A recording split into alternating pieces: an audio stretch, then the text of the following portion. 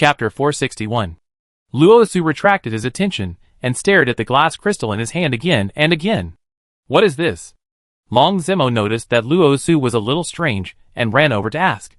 This is a locator, which can also be reversed. It should be related to the mastermind behind the ice disaster, Luo Su said, handing him the locator.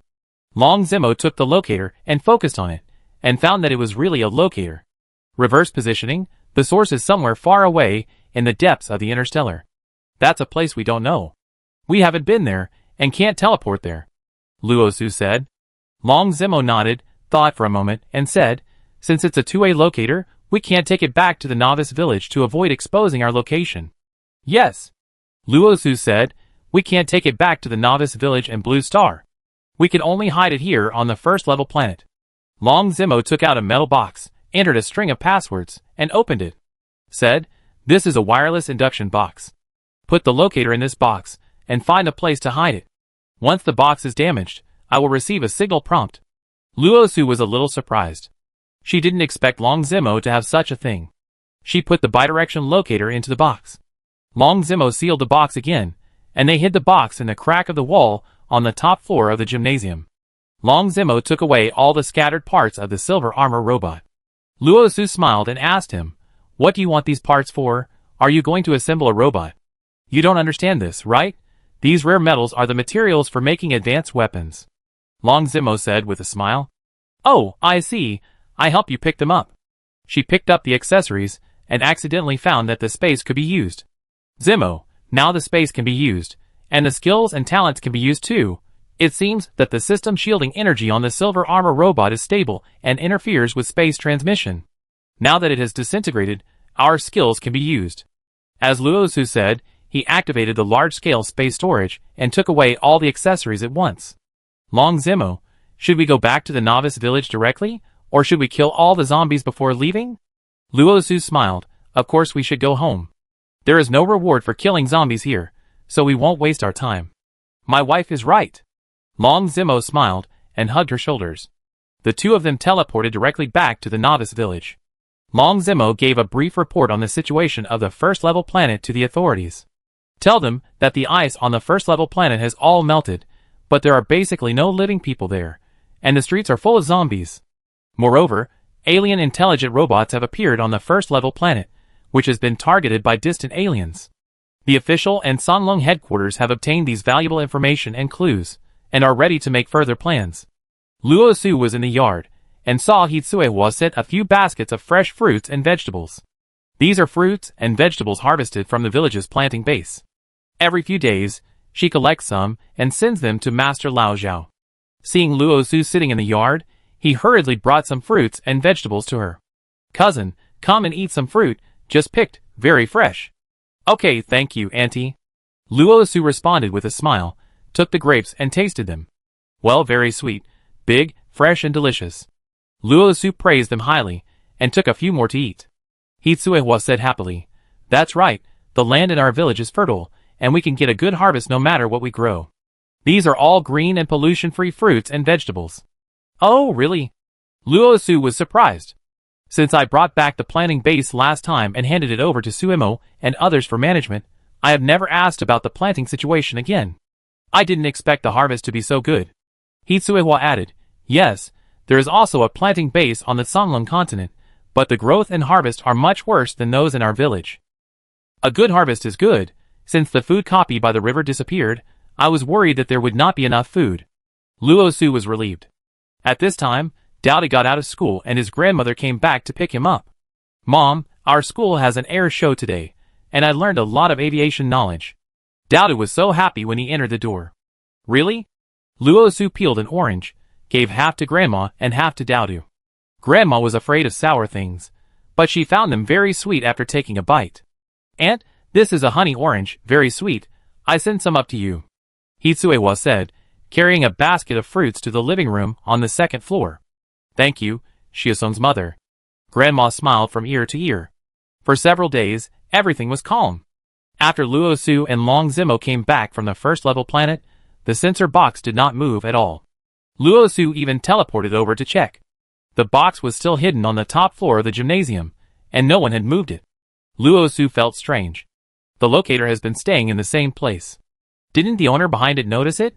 Or is he planning some big move? Chapter 462. Luo Su looked disappointed. Since I can't do whatever I want, what's the point of being a game manager? The game manager said, of course, it has an important meaning. It's a great honor to be a game manager. Luo Su sneered. Since it's a great honor, why don't you continue to be a game manager? The game manager, I want to continue, but it seems that I don't have the qualifications at the moment. During my time as a game manager, a big bug appeared, and I failed to discover it in time, causing the game to get out of control again and again. Luo Su's heart trembled when he heard the word bug. He secretly complained. Then you chose me, the biggest bug, to take over the game, which is really funny. First, ask it to understand more about the situation. Then tell me, what are the specific rights of a game manager? Can you decide when the game starts and ends? Can I use the resources in the game to strengthen myself? Game manager, you can decide the start and end of the game, but the premise of everything is to serve the advanced civilization. Luo Su understood and decided to be a high-level worker. However, if I take over the game, I will have the highest authority. It should be easier to find the core boss and destroy it. Even if I can't find the core boss, with the authority of the game manager, I can find an opportunity to take the survival game to the ditch. Luo Su thought about this and felt that he could take a gamble. So he asked, what is the procedure for taking over? Why can't I see any staff? The game manager said, our high-level civilization has been passed down for tens of thousands of years, and has long been free from the constraints of the flesh. It is passed down in the form of spirit. So if you want to become a game manager, you must accept the most rigorous test. The spirit must exist without the body, become an independent spiritual brain, and then accept 9 days of spiritual training. Only after passing the final assessment can one become a permanent game steward. After listening to this, Luo Su felt it was ridiculous. In order to protect their advanced civilization, others have to willingly give up their lives and contribute their brains to undergo 49 days of brainwashing training. In the end, only those who have been successfully brainwashed can become their game stewards and serve them. Luo Su naturally did not want to be this game steward in his heart. But if he refused directly, it might be difficult to leave here alive. She verbally agreed to be a game manager. Then she was taken to a fully enclosed small room. In the middle of this small room, there was a device similar to a treatment cabin. What is this? Luo Su asked the game manager. Game manager, this is a mind separator. Mind separator? Is it starting now? I'm not mentally prepared yet. Luo Su began to panic. Game manager, don't worry, mind separation is not painful at all. Lying down is just like sleeping. When you have tried the state of separate spirit, you will know how good it is to be free from the constraints of the body. Luo Su nodded. She tried the space skill quietly. It works. She felt a little relieved. Please lie down in the game separator and prepare for separation. Luo Su quietly locked the spirit separator. Super storage. There is an extra spirit separator in her space. Cannot sense the spirit separator. Please wait. After a few seconds, a new spirit separator appeared in front of her. Please lie down in the game separator and prepare for separation. A few seconds later. Cannot sense the mental separator. Please wait. Please lie down in the game separator and prepare for separation. Cannot sense the mental separator. Please wait. There are already 5 mental separators in Luo Su's space. Sorry, an unknown bug has appeared in the system and is being urgently repaired. Please wait. Luo Su smiled secretly, then his figure flashed and disappeared on the spot. Chapter 463. Sure enough, after the supreme level people stopped going out, no one disappeared for no reason in the next 2 months. This proved that Luo Su and his team's inference was correct. Although this method temporarily saved the supreme level people, the people below the supreme level still suffered great mental torture every day. As a result, the people living in the Songlong continent were frantically brushing the level-breaking dungeon every day. This level-breaking dungeon is the only dungeon that can be brushed so far, and the clearance reward of this dungeon can offset the daily mental torture time. In addition to leading the team to clear the dungeon every day, Luo Su waited for the research results of the mind separator. A few days ago, she gave a mind separator to the Songlong base and the official base respectively. As a high-tech product, it fascinated the official scientists, and they have been trying to figure out the principle. Fang Ji saw Luo Su and hurried over to find her. Luo Su, we have produced a batch of primary new energy weapons. Let me show you the finished product. Luo Su was surprised and sighed in her heart that the official development speed was quite fast. She took the gun and tried it. Although it can only use a single type of energy crystal at present, it is much more advanced than traditional weapons. Placing an energy crystal can provide energy bombs equivalent to 5,000 bullets. It is very convenient to carry, and solves the problem of insufficient ammunition in continuous combat. Luo Su praised, "Very good, I didn't expect it to be made so quickly. Although it is only a single trajectory, it is much stronger than traditional weapons." Fang Ji said, "Thanks to you for providing the sample principle, we can make it so quickly." To express gratitude, the government decided to provide 50,000 new energy weapons to the Sunlong organization. Sunlong has always been one of the powerful combat forces, and its equipment should keep up with the first-line level. Novice Village Villa, top floor. Long Zimo held a steel crossbow with a red glow in his hand. "I can finally make a red weapon." Luo Su was happy. "Show me." After taking it and carefully examining it, she couldn't help but sigh. "Wow, you can also make new energy weapons." Long Zimo smiled and said, "Yes, but the production cost is also very high. In addition to 10 silver armor materials, a high-level energy crystal is required to make a weapon." Luo Su looked happy and said, "That's worth it. This new energy crossbow does not require a quiver, and it can also fire energy arrows when equipped with energy stones. Although it is a single arrow crossbow, it has strong penetrating power." She looked at it again and said, "After strengthening and improving, it should be able to improve the hit rate and power." Long Zimo used up all the silver armor materials, and only made 30 new energy weapons. 10 single arrow crossbows, 10 pistols, and 10 rifles. He gave Dao 2 weapons. The rest were given to grandma and mother-in-law's family, 1 for each. The base only gave Du Yifan, Su Jin and Jiang Hao, and he kept the rest for himself. The weapons he made with his skills have higher damage values than the official ones. Unfortunately, the materials are too hard to find. With the new weapons, everyone can pass the dungeon faster. These days, Luo Su led a team of 200 people and has passed the 27th level. There are still 3 levels to get the ultimate reward. Luo Su is a little curious. What exactly is this reward? Except for Long Zimo, who is strong and has to lead a separate team, Luo Su and his family are in the same group. The next 3 levels are more difficult than the previous one. Fortunately, everyone worked together and made it to the last level. Welcome Luo Su's team to the 30th level. This level of the game is Chapter 464. Long Zimo asked, "You've been busy all day today, you must be exhausted." Luo Su, "Yeah, there's nothing I can do. Starting tonight, many people will be able to sleep well, so it's worth being a little tired." Long Zimo put his arm around her shoulders and let her lean on him. "If you're tired, just lean here and rest." Luo Su leaned in the familiar arms, closed her eyes and relaxed. Such a quiet night, with a bright moon and sparse stars, a lover by her side, and a breeze blowing on her face, it makes people feel like the years are peaceful. Luo Su fell asleep without realizing it. In her dream, she saw herself standing on the stars. A voice came from her ear. "You are the master. You are the master of this world. You must complete your mission.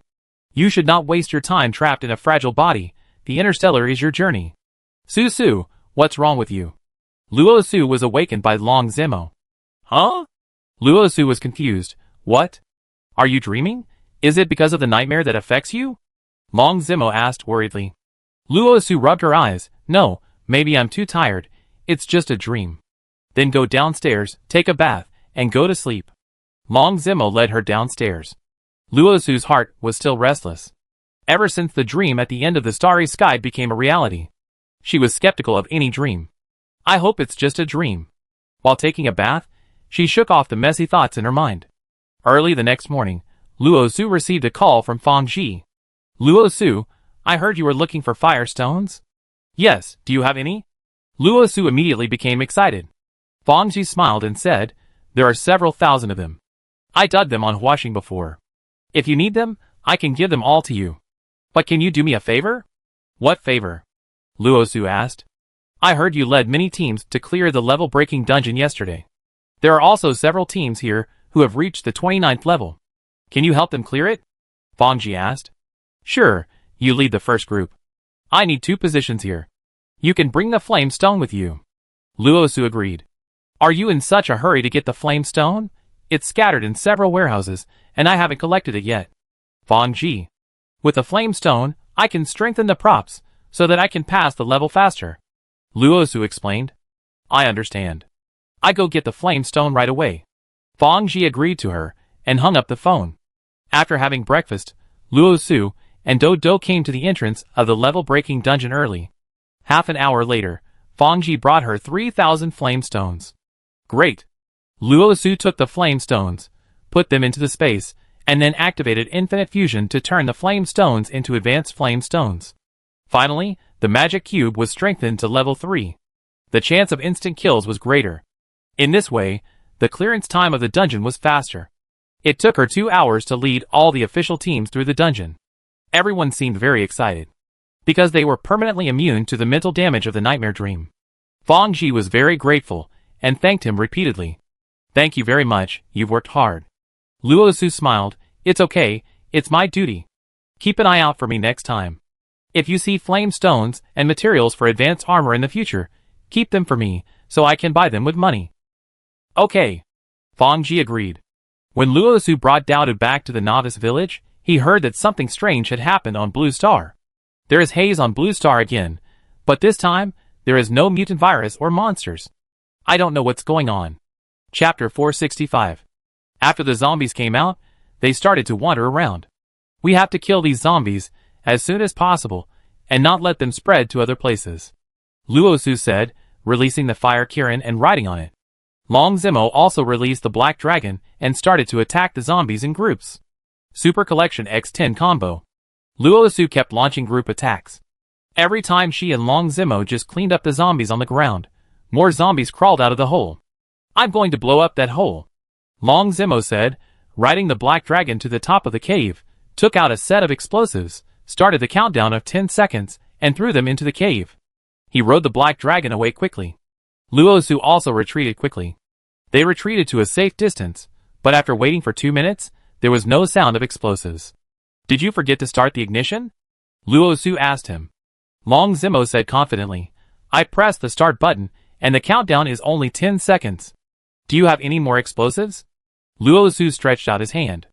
Yes. Long Zimo took out a new set of explosives for her. Luo Su took the explosives, set the electronic trigger, counted down 15 seconds, pressed the start button, and used the power of space to remotely launch them into the big hole. Then 15 seconds later, there was still no explosion, and after waiting for another 2 minutes, there was still no explosion. Luo Su was puzzled, strange. Long Zimo said another possibility, the hole is just a portal, it may be another space world. Luo Su nodded, yes, it's very possible. Forget it, let's kill the zombies first. She locked the surrounding area of 2 kilometers, and continued the group attack. Super Storage X10 Combo. 2 hours later, Luo Su and Long Zimo were exhausted, but the hole was like a gusher, with zombies coming out continuously. It's safe for us to attack from a distance. Why don't we let Jiang Hao and his team come to kill the zombies?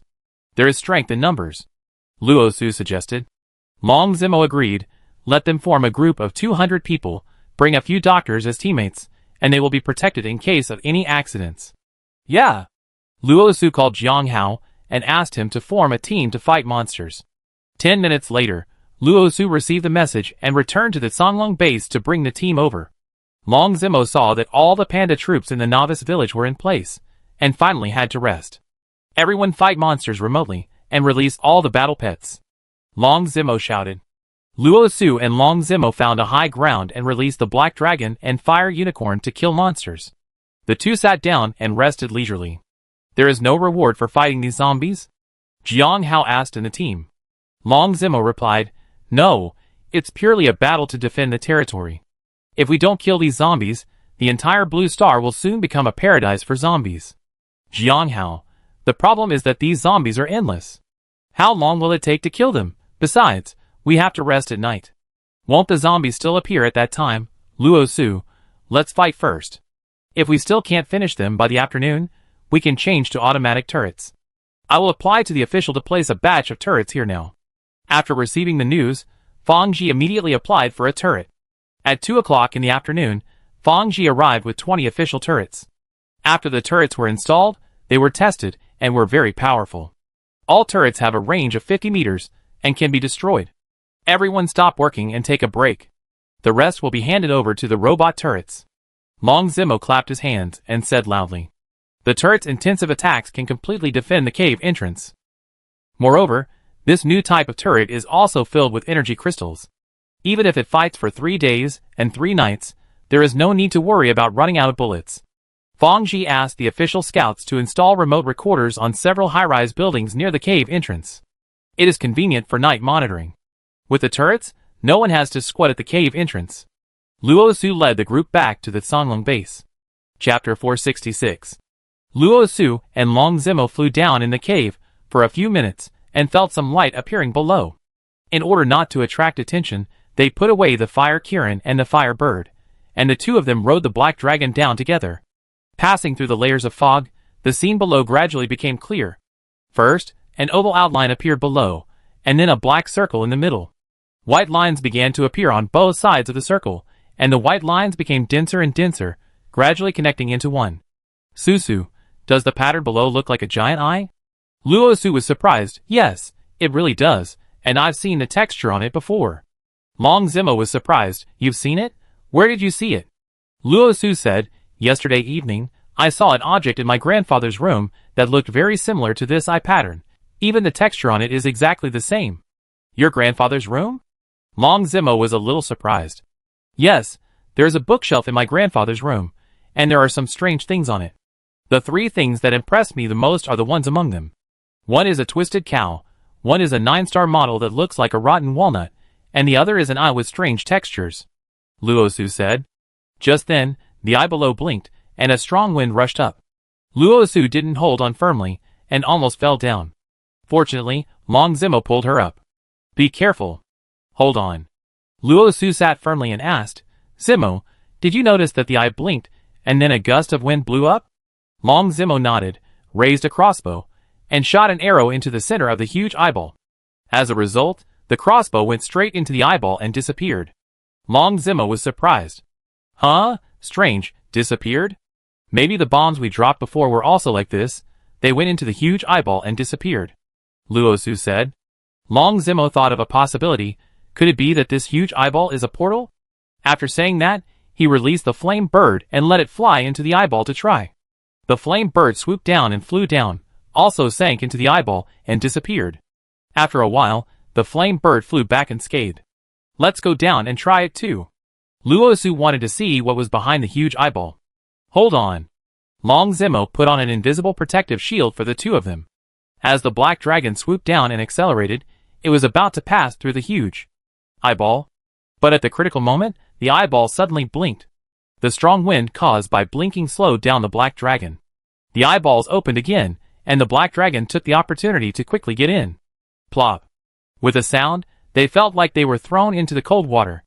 With no protective measures at all, they held their breath and waited for the black dragon to fly into the sky and leave the water. Cough, cough, cough. Luo Su choked on the water and coughed non-stop. When she came to her senses, she found that they were on a gray sea. They flew to the nearby coast. The closer they got to the beach, the more horrified they felt.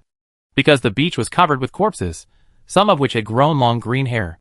There were also some zombies that had woken up, staggering towards a portal on the beach. The portal stood on the beach, and the most terrifying thing was that it was in the shape of an eyeball, black and white, and it would blink. Luo Su was horrified. Could it be that we just came in through that portal? That's not right. When we came in from under the water, but this portal is on the beach. Long Zimo thought for a moment and said, "Maybe there is a bigger portal under the water." As soon as they finished speaking, all the zombies rushed towards them, and even the zombies that had already stepped into the portal were attracted back. Luo Su felt his scalp tingling. "Quick, let the black dragon fly higher." Chapter 467. While Luo Su and Long Zimo were sighing, suddenly, an alarm sounded around them. Beep, beep, alarm, the blue star scene has failed, the boundary wall is damaged, and people are overflowing. It needs to be repaired immediately. Luo Su and Long Zimo hurriedly hid. But they still couldn't escape the advanced monitoring equipment. Beep, illegal intruder detected. Luo Su wanted to teleport back to the novice village with Long Zimo, but found that he couldn't teleport back to the novice village directly this time. It should be that the space was restricted. She was about to say something to Long Zimo, but suddenly her whole body went limp, and she lost consciousness. When she regained consciousness, she found herself lying on a laboratory bed, with multiple instruments scanning her body back and forth, and a hood covering her head. Her whole head was hot, but her whole body could not move. She could see on the big screen in the room an analysis of her identity and the origin of her energy. About how she came to this world, how she obtained energy, and how she grew step by step. Her space prop originally belonged to her mother, Lu Qingyun. When Lu Qingyun was pregnant with Luo Su, she carried the space prop. So when Luo Su was still in the embryo, the energy of the space had some special effects on her body. The energy of the space prop has been transferred to her along with the nutrients and energy in her mother's body. Therefore, when this space prop was originally in her mother's hands, it only had the functions of moving warehouses and preserving freshness. When it came to Luo Su's hands, the energy in her body resonated with the energy source of the space, and then stimulated further upgrades. That's why the special space function appeared. Luo Su was confused. Didn't the black-robed man from the Dream Maker say that the special space was opened up by them? The leader of the Dream Maker is her grandfather Luo Situ, so he shouldn't lie to her.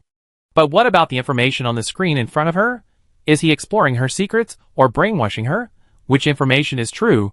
If she is currently being used as a guinea pig for research, Long Zimo is probably going through the same thing as her.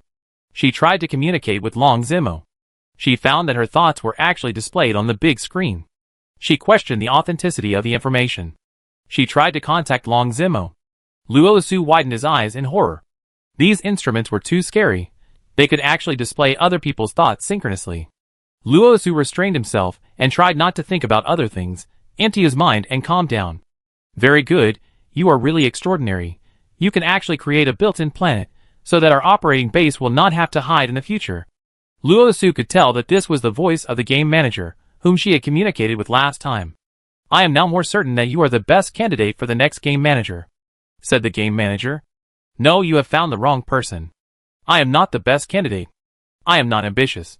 I am just an ordinary mother. Living an ordinary life is my lifelong wish.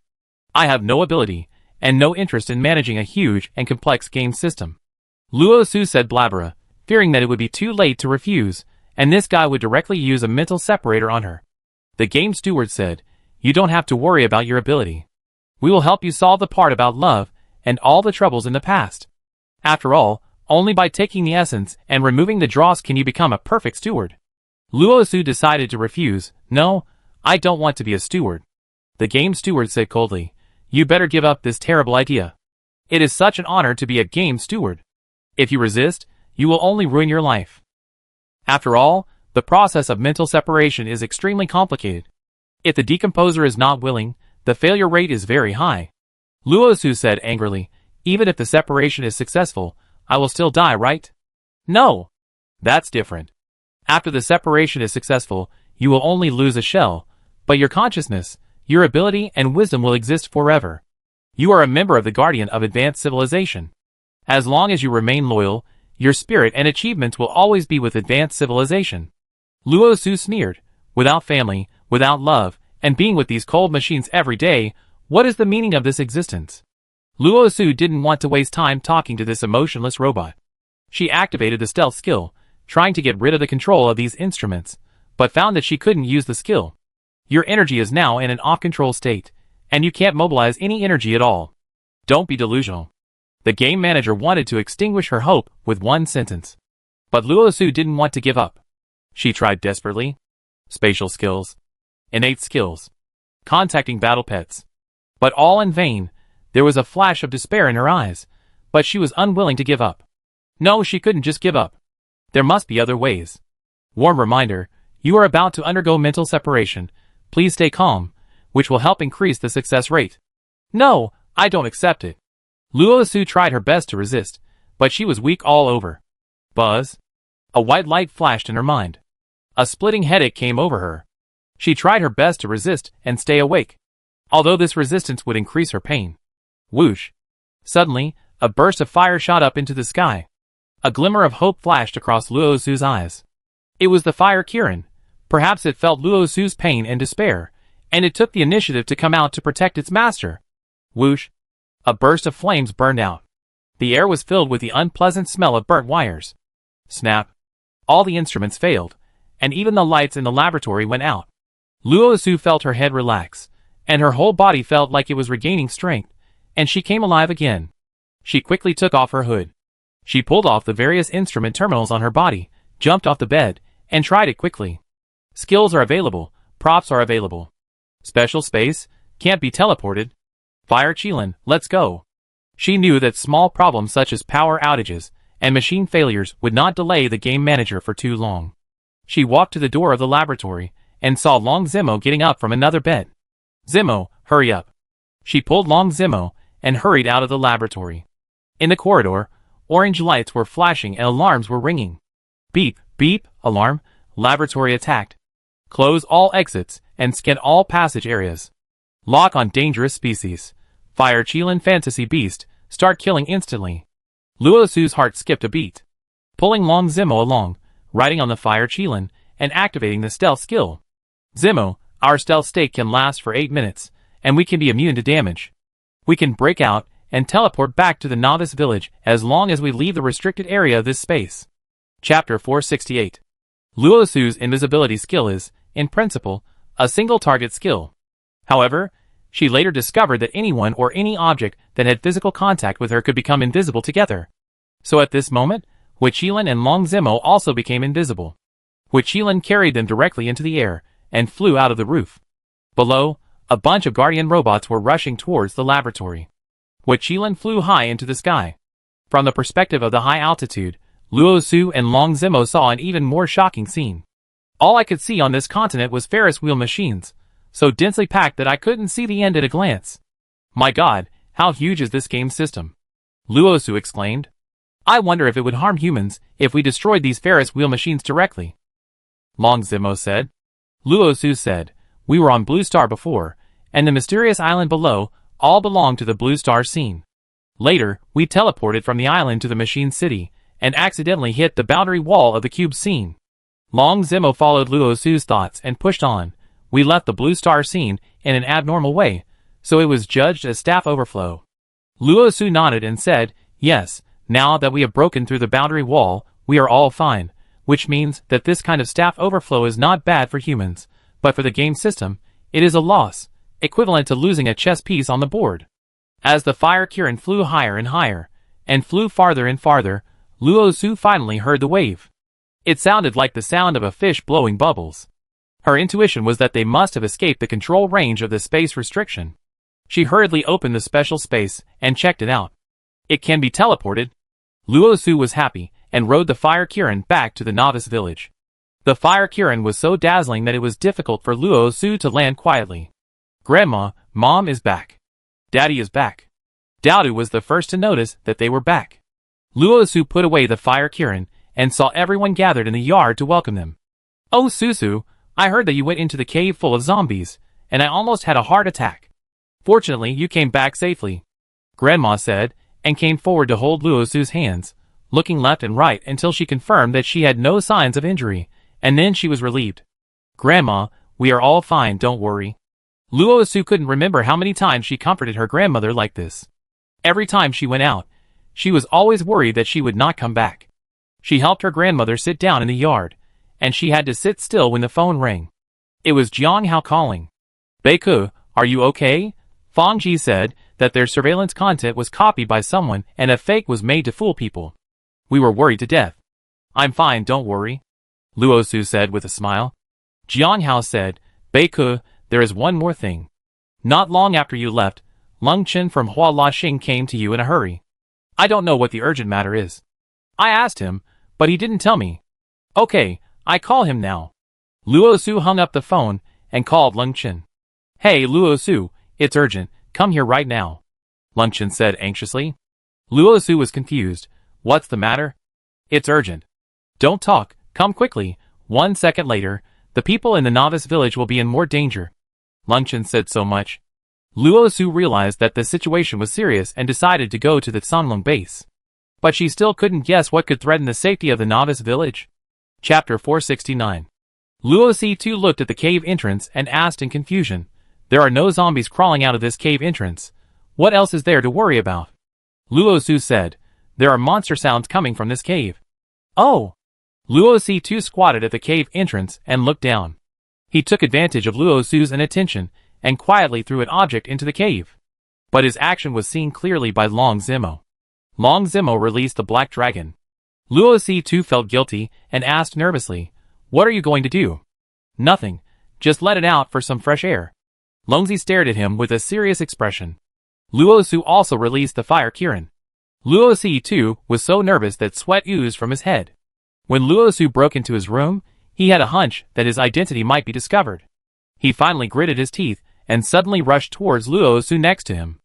Ah! The two fell into the cave. The fire Kirin quickly chased after him and narrowly caught Luosu. He rode the black dragon to catch up. Shwa shwa shwa shwa. A few times. His firewall blocked Luositu's way. "You are fake indeed," Luosu said. "What does it matter if you know? I can complete my mission by dragging you down with me." Luosu's anger surged. He had gone through so much trouble to rescue him from the end of the starry sky. Now it seems to be a real version of the farmer and the snake. "You are repaying kindness with hatred. I went through so much trouble to rescue you, but you actually want to kill me." Luosu turned the anger in his heart into fighting power. "I will avenge my grandfather today." A series of attacks were launched. Ice Storm. Super Collection X10 Combo. Luosu and Long Zimo's ultimate moves were launched at the same time. Luosu flashed and disappeared on the spot.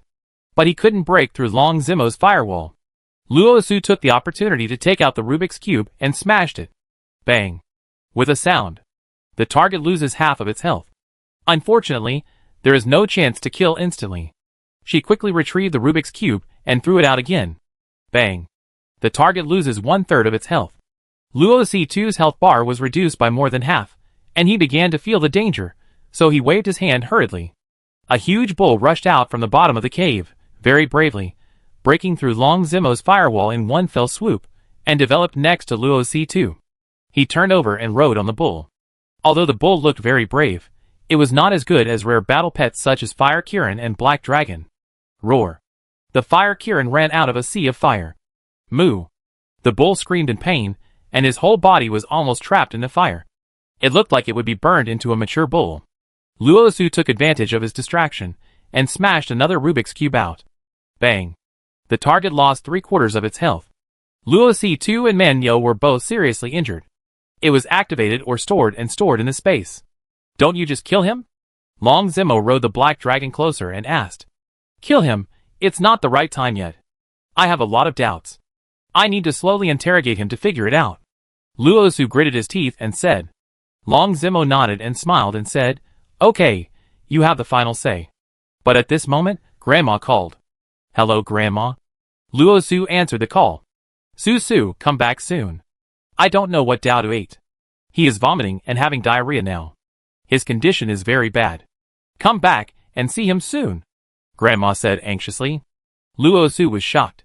Without saying anything, he pulled Long Zimo back to the novice village. "What's wrong? What did Daodu eat today?" "Nothing special." "Oh, by the way, your grandpa gave him a candy this morning," Grandma remembered and said. "What?" Luosu and Long Zimo were shocked. Chapter 470. Luosu and Yuli returned to the Hidden Dragon base. "Yuli, I will prepare well in the next 2 days, and then we will set off to send you home." Yuli was excited. He didn't expect to leave so soon. Okay, I wait for your news." Novice Village. Grandma chased Dodo downstairs. "Hey, little ancestor, you just got better. Don't run around. Lie down and rest." "I don't want to lie down, ancestor. I'm all well again." After Dodo finished speaking, he ran to the villa next door like a gust of wind. "Where are you going, Daodu?" Grandma was chasing the little guy. "I want to find Grandpa and ask him why he gave me poison candy," Daodu said as he rushed into the room where Lazato used to live. Grandma was scared when she heard what Long Zimo said about Lazato. "Daodu, come back, don't go in." Daodu entered Lazato's room and was stunned by the scene in front of him. "Wow, how come everything on Grandpa's bookshelf is floating in the air?" Daodu looked at the objects hanging in the air in the room in amazement. There were books, stones, ceramic vases, and a black wooden crocodile. The object closest to him was an object with 9 bad walnuts connected together. Daodu walked over curiously and accidentally stepped on a hard object on the ground, which hurt his feet. He looked down. "Huh? Isn't this Dad's mobile phone?" Before he could pick up the phone, his arm accidentally touched the bad walnut hanging next to him. Object. "Daodu, you can't come here to play. Go back with Grandpa." Grandma rushed in and pulled Dowdu, and was about to turn around and go out. Suddenly, there was a buzz. A mysterious force sucked her and Dowdu away. The two disappeared on the spot. With a pop, her fan fell on the floor. With them, the 9 connected bad walnuts objects also disappeared. Luosu returned to the novice village, and went to Dowdu's room as soon as possible. She found that the little guy was not resting in the room. Grandma and Long Zimo were nowhere to be seen. She called Long Zimo, but no one answered. Lu Qingyun, who had just led someone through the dungeon, came back. "Mom, where are Dowdu and Grandma?" Luosu asked anxiously. "Aren't they resting in the room? When I went out before, Dowdu was still sleeping soundly," Lu Qingyun said, and hurried to the children's room to check. Luosu called Grandma. Grandma's cell phone rang on the sofa in the living room. Grandma didn't bring her cell phone. Luosu was depressed. If they didn't bring their cell phones, it means they were playing in the village and didn't go out. "You can find out if you go downstairs and take a look," Lu Qingyun said. Luosu felt that something was strange. It was understandable that Grandma didn't bring her cell phone, but Long Zimo didn't answer her call. "This is very abnormal. I go downstairs to look for them," Luosu said, and went downstairs. "I met Master Zhao on the first floor." "Master Zhao, have you seen my grandma and Dowdu?" Luosu asked Lao Zhao. "Just now I saw Dowdu go to play next door, and your grandma followed him." Lao Zhao pointed to the villa next door, and said. Luosu's heart skipped a beat, and she hurried to the next door. When she took Yoli to watch the black box video, she also received a star message from Long Zimo saying that he was going to clean up things in Grandpa's room. "It should be all cleaned up now, right?" She came to the door of Luosu's room and found that the door was wide open. After entering the room, she was immediately surprised. "What's going on? Why are all the objects on the bookshelf floating up?" She felt something was wrong and took a step back and retreated to the door. There must be some kind of magnetic field energy in this room, otherwise those objects would not be suspended in the air. Luosu looked carefully and found that Grandma's fan and Long Zimo's mobile phone had fallen to the ground. She was very anxious. Long Zimo never left his mobile phone. Grandma's hand crank fan was also held in her hand all day long, especially when Dowdu came out to play. Grandma was used to using the fan to drive away mosquitoes and the like. But now both of these objects have fallen to the ground, but their figures are nowhere to be seen. Something must have happened to them. Luosu was certain in her heart. She opened her eyes and carefully observed the situation in the room. She found that the objects hanging in the air were all strange. There was a light vortex similar to a portal next to each object. Portal? Were they teleported away by these objects? I don't know if the 3 of them are together or separated.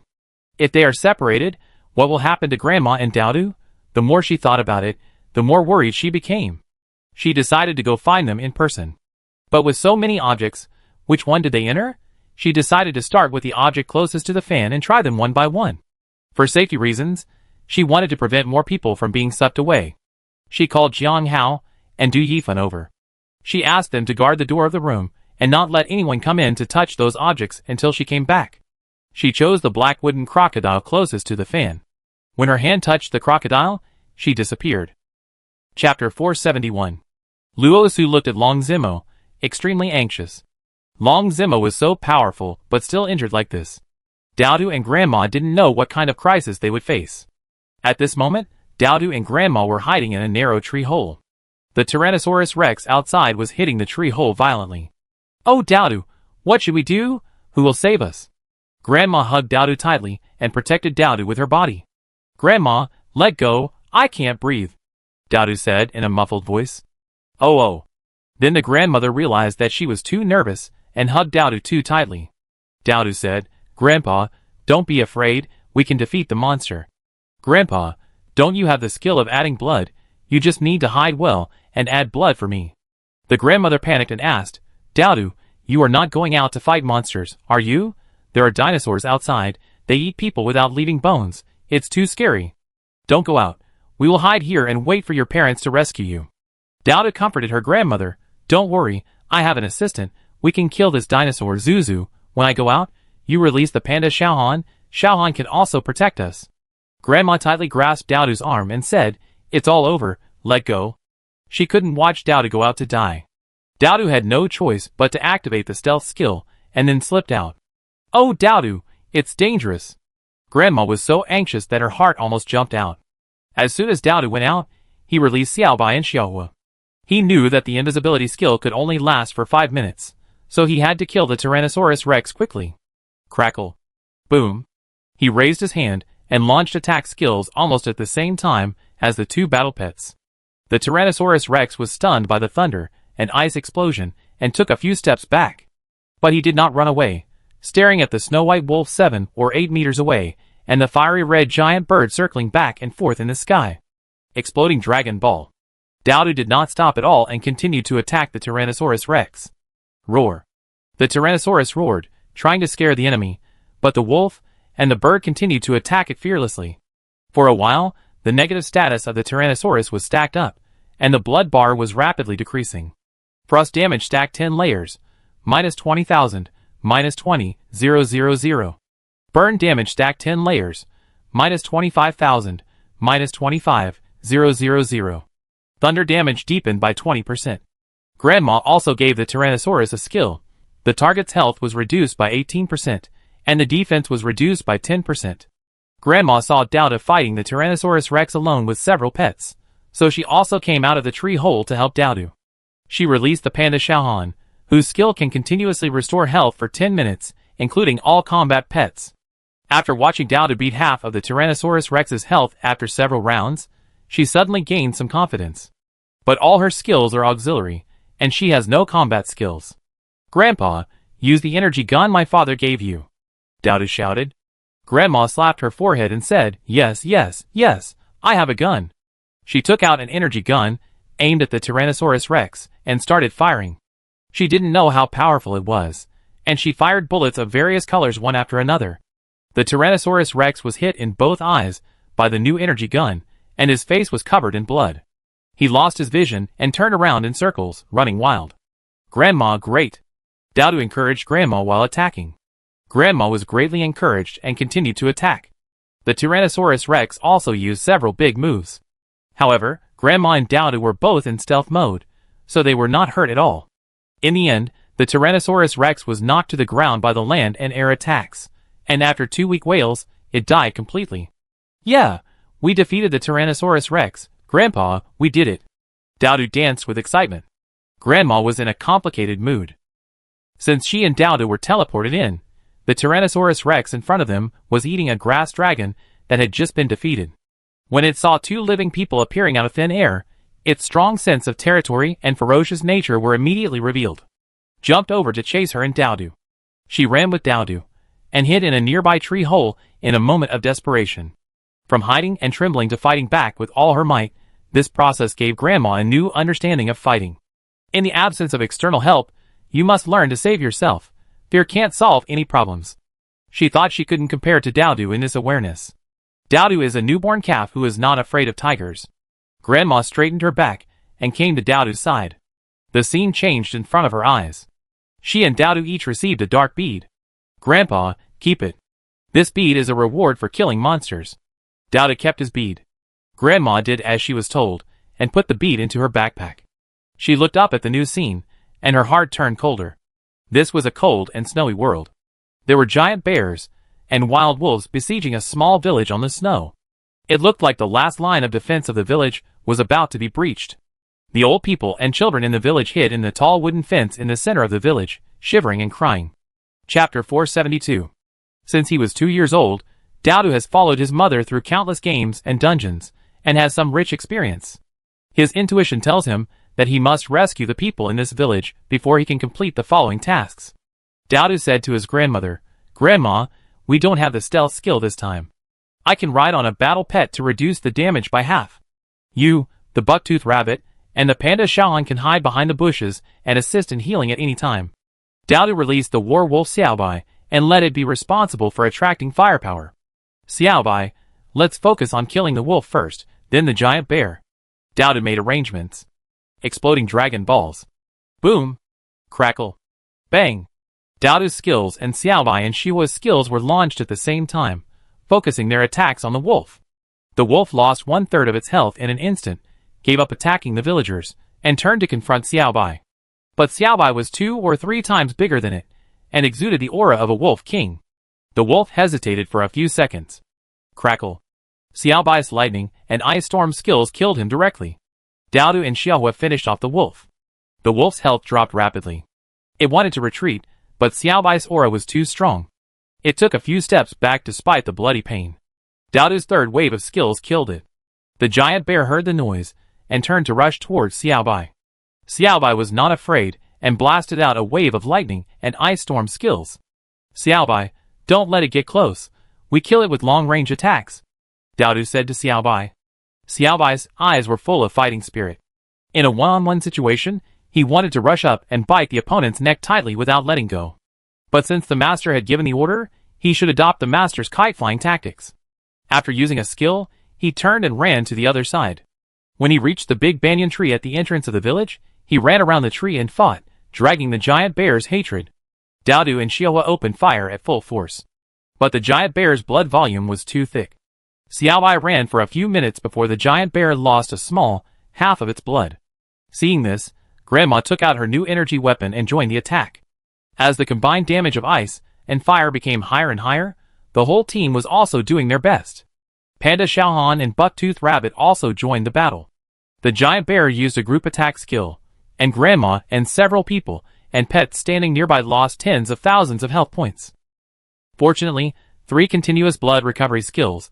With the superimposed effect, the blood points were restored to full in an instant. Grandma gradually became bolder. She actually held guns in both hands and shot left and right, just like an old special forces team. Boom! The attack did not stop until the seriously injured giant bear fell down and did not move. Okay, the giant bear is dead. Daodu landed on the ground. At this time, an old man who looked like the village chief came over excitedly. Thank you for your help and helping us solve a crisis, the village chief said to Grandma Luo Su. It was the first time for Grandma to meet a game NPC, and she was still a little confused. You're welcome. The village chief and all the surviving villagers knelt down and asked for help. There are wild beasts everywhere here. It's really unsafe. We can take refuge in the main city 50 miles away. Please escort us. Grandma was a little embarrassed. Daodu agreed immediately. Daodu, 50 miles is 25 kilometers away. We don't know what dangers we will encounter on the way. Should we reconsider it? Grandma was really worried about Daodu's safety. Grandma, don't worry, we have the battle pets to help us. We should be fine if we are careful along the way. Grandma looked at the 7 or 8 people who survived in the village, all of whom were old, weak, women and children, and felt sorry for them, so she softened her heart. Okay, then we have to be careful. The village chief found a bullock cart and asked all the old, weak, women and children in the village to get on the cart. Grandma and Daodu rode on Xiaobai together, leading the way in front of Nobi. Xiaohuamia flew in front to explore the way, and the panda followed the bamboo and followed the bullock cart. The bucktooth rabbit lazily hid back in the battle pet warehouse to sleep. The group followed the direction indicated by the village chief and walked all the way to the main city. They encountered more than a dozen beast attacks along the way, but with the help of the 2 pets, Xiaobai and Xiaohua, Grandma and Daodu could easily deal with them. It took 5 hours for Daodu and Grandma to finally send the surviving villagers to the main city. After completing the task, Daodu and Grandma got the 2nd bead and were teleported to the 3rd scene. Daodu began to feel depressed. Why is it endless? Isn't it clearing the level if the task is completed? Why haven't we been teleported back yet? Grandma was also a little worried. I don't know where we are. Have we entered the game? Daodu shook her head. It shouldn't be a game. I didn't hear the prompt to start the game, and there was no survival point reward for killing monsters. We won't be trapped here and never be able to go back, right? Grandma was worried when she thought of this possibility. Daodu was more optimistic and said, No, Grandpa, don't worry, we must find a way to get out. Grandma nodded. Looking up at the new scene in front of her, she felt a little familiar. Suddenly, she slapped her forehead and said, isn't this the residential area of the county food factory? Chapter 473. Daodu looked at the dilapidated residential area and felt very unfamiliar. Grandma, what is the county food factory? Why haven't I heard of it? Oh, of course you don't know, that's where your mother lived when she was a child. But the county food factory has been demolished a long time ago. How come it's here? Grandma Luo Su looked at the familiar factory area in front of her and felt very cordial. She hurriedly pulled Daodu towards the home in her memory. When she arrived at the gate of her own yard, Su Guilian's heart was surging. Through the iron gate, she saw Luo Su's childhood clothes hanging in the yard, and dried radishes drying all over the yard. That's the smell. Oh, am I dreaming? Grandma smelled the familiar smell of dried radishes, and her eyes were red. Grandma, shout ow, and I went to fly a kite. A little girl ran out of the house with a kite. Su Guilian looked at Luo Su's ponytail when she was a child, and the memories of the past were vivid. Oh, are we back to the past? Grandma looked at Susu when she was little, with mixed feelings. Susu, don't run around, just play on the factory playground, okay? Su Guilian, when she was young, came out of the kitchen with half-picked lamb's porcelain in her hand. Got it, Grandma. Little Luosu responded. Grandma couldn't imagine what little Luosu's reaction would be when he saw her old look now. Maybe she would be scared? Grandma instinctively pulled Dowdu to hide aside. But Dowdu, who was very curious, wanted to say hello to his mother when she was a child. Grandma pulled the dragon a few times, but it didn't move. Little Luosu had already jumped out of the door with the kite. Who are you? What are you doing standing at my door? Little Luosu saw Dowdu staring at him with a smile and felt a little strange. Hello, my name is Dowdu. Can we be friends? Dowdu suddenly had the thought that it must be cool to be friends with my mother when I was a child. Are you new here? Where do you live? Do your parents know that you came here to play alone? Little Luosu asked a bunch of questions. I. Dowdu was about to talk about her grandparents, but when she saw little Luosu's reaction, she felt as if she couldn't see her grandparents, but only saw him. What? Why are you talking halfway? Little Luosu opened her big eyes and tilted her head to ask him. She felt that the little boy looked familiar, but couldn't remember where she had seen him. My family and I came to play at a relative's house, and then we got separated. Sister, can I stay at your house for a few days? Dowdu made up an excuse on the spot. Oh, so? Then I have to ask my grandma. Little Luosu turned around and saw that Grandma was drying quilts in the yard. Grandma, can you come over for a moment? Little Luosu called into the yard. Hey, what's wrong, Susu? Grandma came out. Little Luosu pointed at Dowdu and said, there is a little boy here who wants to stay at our house for a few days. Grandma looked at Dowdu standing outside the door, with his chubby little face, and liked him just by looking at him. Young Su Guilian squatted down and asked, Little boy, what's your name? Why did you come here alone? Dowdu looked back at Zuzu behind her. They seemed to be unable to see Zuzu. Why? It's okay. Don't be afraid. Where do you live? Do you remember your phone number? Young Su Guilian asked. Dowdu, Young Su Guilian said, it doesn't matter if you don't remember. I take you to the police and ask them to send you home. Dowdu was anxious and said, I came to visit relatives with my grandmother. She said that my relative's child is called Luo Su and lives in the food factory. Young Su Guilian was very surprised. What's your father's name? Dowdu said, my father's name is Wang Dajiang, and my name is Wang Xiaosong, and my nickname is Dowdu. The ancestor behind him pinched his arm and sweated for him. It's over, he's going to be exposed. Young Su Guilian was even more surprised. When did Dajiang get married? There is a son as old as you. The young Su Guilian looked Dowdu up and down, muttering, looking at his features, this child does look familiar. Could he really be Dajiang's child? Alas, Sanmei's family is still in the countryside, and they haven't installed a telephone yet. Otherwise we could just call and ask and we'd know. At this time, Dowdu's stomach started to growl. Oh, this child, you must be hungry. Come in and eat something first.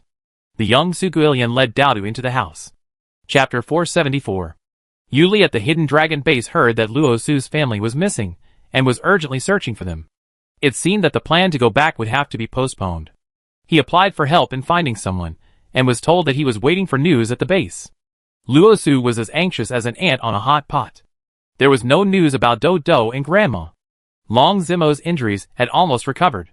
When he woke up from the treatment device, he learned that Do and Grandma were missing. Do and Grandma must have touched the objects in this room and were transported away. Grandma's fan was still on the floor. Luo Su said, pointing to the fan on the ground. Long Zimo looked at the room and asked, why are all the objects that were originally hidden in the room gone? I teleported in and searched for the remaining objects, but I couldn't find Dowdu and Grandma. What object did you touch? How did you get so badly injured? What was the object closest to you at that time? Luo Su asked. Long Zimo thought for a while, and said, I touched a Tai Chi diagram. It was full of traps, and it was very difficult to get in. Before I went in, the objects closest to me were the Tai Chi diagram, and the necklace made of 9 walnuts. Luo Su then remembered, yes, there is also the rotten walnut with the 9 stars in a row. We are just one step away from entering. so Daodu and Grandma are likely to have gone in there. Luo Su added, they have been in there for too long. I have cleared all the other object spaces, but Daodu and the others have not come out yet.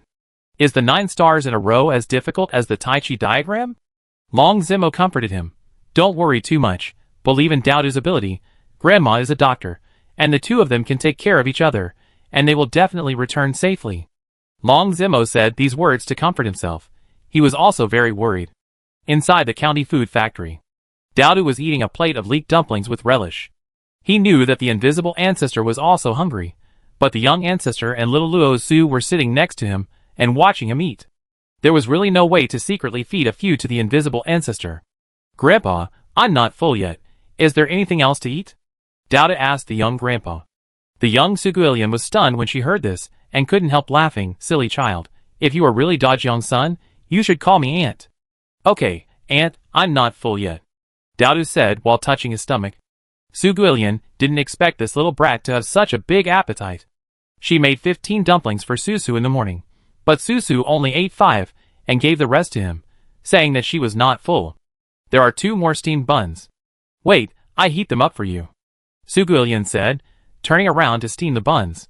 Sister Susu, Sister Susu. At this time, a child was shouting outside the yard. Hey, Sister Xiao Ao. Little Luosu ran out quickly. Daodu was drinking water, and when he heard the word Sister Xiao Ao, he choked. He ran out while coughing. He wanted to see what the legendary Uncle Jiang Hao looked like when he was a child with braids. Daodu arrived at the door, and found a white and clean little girl with single eyelids standing outside. She had a unique braid on her head, and several pink butterfly hairpins. This little girl was shorter than her mother, and looked gentle and refined. She was a 100% girl. In his opinion, the little girl in pink in front of him could not be the same person as Uncle Jiang Hao with a beard. Are you Xiao Ao's sister? Daodu pointed at the little girl in the pink dress and asked. Yes, I am. Who are you? Xiao Ao asked with her head tilted up. Although Daodu is the same age, he has been eating energy-rich food since he was a child, and is a head taller than Xiao Ao. Xiao Yuosu said, he is a guest at my house. My grandmother said he might be my cousin. Cousin? Xiao Ao asked with her eyes wide open. Daodu was very happy to play different roles. This was a secret that only he knew. Neither of them knew it. Are you going to fly a kite? Can you take me with you to play? Daodu pointed at the kites in their hands and asked. Yes, we are going to the stadium to fly kites, little Luosu said. Grandma came out with a plastic bag with 2 hot buns in it. Daodu, come, take the buns, and eat them when you get hungry after playing later. Daodu took the buns and said, thank you, Auntie. After saying that, he ran away with Xiao Ao and the others. Daodu remembered that the invisible grandpa was still following behind, so he slowed down. Turning a corner, he looked left and right. No one noticed him, so he secretly stuffed the buns to Grandpa. When Zuzu took the steamed bun, it faded, just like Zuzu, invisible, so others could not see it. Zuzu, eat the bun quickly. Grandma nodded. She was really hungry. She hadn't eaten since she came in. Hey, cousin, what are you mumbling about there? Hurry up! Little Luosu shouted in front. Daodu hurriedly responded, hey, I'm coming. Daodu jogged to catch up. Grandma followed slowly behind. She knew the way to the factory stadium, so she didn't have to run to follow. Chapter 475. Daodu followed Xiao Ao and Xiao Yuosu to fly kites on the court. The 3 of them had a lot of fun together. Xiao Ao accidentally fell and scraped his knee. He cried loudly in pain. Daodu and Xiao Yuosu helped Xiao Ao sit down next to the court. Seeing Xiao Ao's tearful face, Daodu couldn't help but encourage him. Xiao Ao, little man, be brave. This injury is okay. I apply medicine for you. Daodu took out a bottle of wound powder from his backpack and applied it to Xiao Ao. The powder was sprinkled on the broken wound, which made the pain even worse. Xiao Ao gritted her teeth and endured it, but tears still fell. Seeing Xiao Ao crying in pain, Xiao Luosu said, Daodu, apply the medicine gently. Xiao Ao is a girl, not a little man. He is not a girl. Daodu stopped talking halfway when he realized something was wrong. He looked up and saw Xiao Ao staring at him in surprise. Daodu quickly changed his words and said, he is not a timid girl. I think Xiao Ao is very brave. Xiao Ao wiped her tears and tried to look brave. After applying the medicine, they prepared to help Xiao Ao go home. At this time, a series of police sirens came from far away, and several police cars whizzed past the factory gate. The gatekeeper stretched his neck to look outside, but he didn't understand what happened. A fat auntie carrying a basket of vegetables ran in panic. Was I's mother? What happened outside? So many police cars. The gatekeeper asked the auntie, who had just returned from buying vegetables. The aunt who was buying vegetables hurriedly ran into the gate and shouted, "Hurry up and close the iron gate. Something big happened in the vegetable market in front. There are 2 crazy people who bite people. Several people had their throats bitten and were covered in blood. My God. It's so scary." The gatekeeper was about to close the iron gate when a group of panicked people rushed in from outside. The gatekeeper yelled, "You are not from our factory, right? You can't just come in." Those people didn't care at all. They looked like they were running for their lives and ran desperately into the factory area. A few kind people reminded the gatekeeper, "Uncle, run quickly, those monsters are coming, many people died over there. Even several well inspectors fell, it's too scary." "Ah, what monsters?" The gatekeeper was confused. Didn't they say they were just 2 crazy people? Just then, a scream came from outside the door. A zombie-like person surrounded a bald man and gnawed him desperately. In the blink of an eye, only bones were left. "Ah!" The people at the door fled frantically to the factory stadium. The gatekeeper closed the door professionally and locked the iron door before the zombies caught up. Bang! Bang! Bang! Bang! The zombies were slamming the iron gate. The iron gate of the factory was not strong to begin with, and it was about to collapse. "Go! Everyone run! The iron gate is about to collapse!" The gatekeeper yelled and stumbled inside. Dowdu looked back and found that Xiaoluosu and Xiao were both frightened, their bodies stiff in place. "Run! Go home!" Dowdu urged them to run, and he pushed them with his hand. He found that his hands had passed through Xiaoluosu's body. Ah! Dowdu was shocked. How come his hands also became transparent? He looked back at Zuzu behind him. Zuzu was in a worse state than him. His whole body was ethereal and completely transparent. How could this happen? Dowdu looked at his hands in horror. "You little kids, what are you still doing? Run, go home quickly, close the doors and windows, and don't come out." The security guard came over and grabbed Xiaoluosu and Xiao Ao and ran away. "Dowdu, come with me." Little Luosu turned and called him. "You go ahead, I saw my grandma, I'm going to find her." Dowdu waved to them and shouted. Dowdu knew that his body was becoming transparent, so in order not to scare them, he had to separate from them. Dowdu turned and said to the grandmother behind him, "Grandma, come with me." Dowdu came to an empty corner and stopped. "Dowdu, what's wrong? Why don't you run home with Xiaoluosu and the others to hide? Those outside the door are zombies." Dowdu stretched out his hands and said, "Grandpa, look, my hands are also becoming transparent." Grandma Luosu looked down and said, "Ah, it's true. How could this happen?" Dowdu said, "It's not just me, you become more transparent than when you first came, I can hardly see you." "Ah, what should I do? Will I just disappear? What will you do alone?" Grandma was anxious. Dowdu said calmly, "I have encountered this situation in the game with my mother before. My mother said that this is an overlapping space. We don't belong to this space, so we can stay for too long. Ah! Help!" At this time, a heart-wrenching cry came from the court. Dowdu said decisively, "Grandma, let's save people first." He summoned Molters and rode on it, then activated the invisibility skill. He and Molters were both invisible. Dowdu didn't dare to use skills to attack in groups, for fear of hurting others. He took out the new energy weapon and fired at the zombie's head. The weapon's silencer was very effective, and it shot the zombie's head almost silently. Those who were lucky enough to escape from the zombies fled without looking back. Dowdu quickly killed all the zombies. He was having a headache about how to deal with the zombie corpses.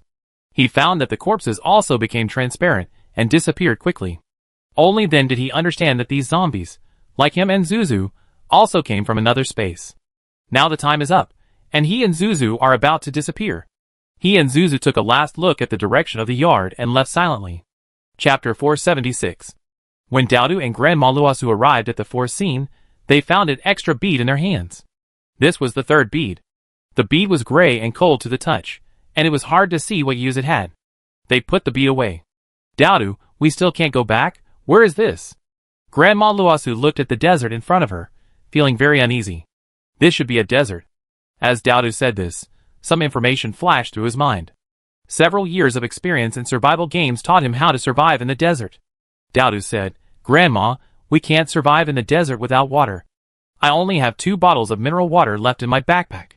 Let's find a water source. Grandma Luozu nodded. Although she had participated in novice training and understood the theoretical knowledge of outdoor survival, she was inevitably a little nervous when she was really in the situation. Dowda tried it, and was able to summon a battle pet. He summoned Xiaohua and Xiaobai.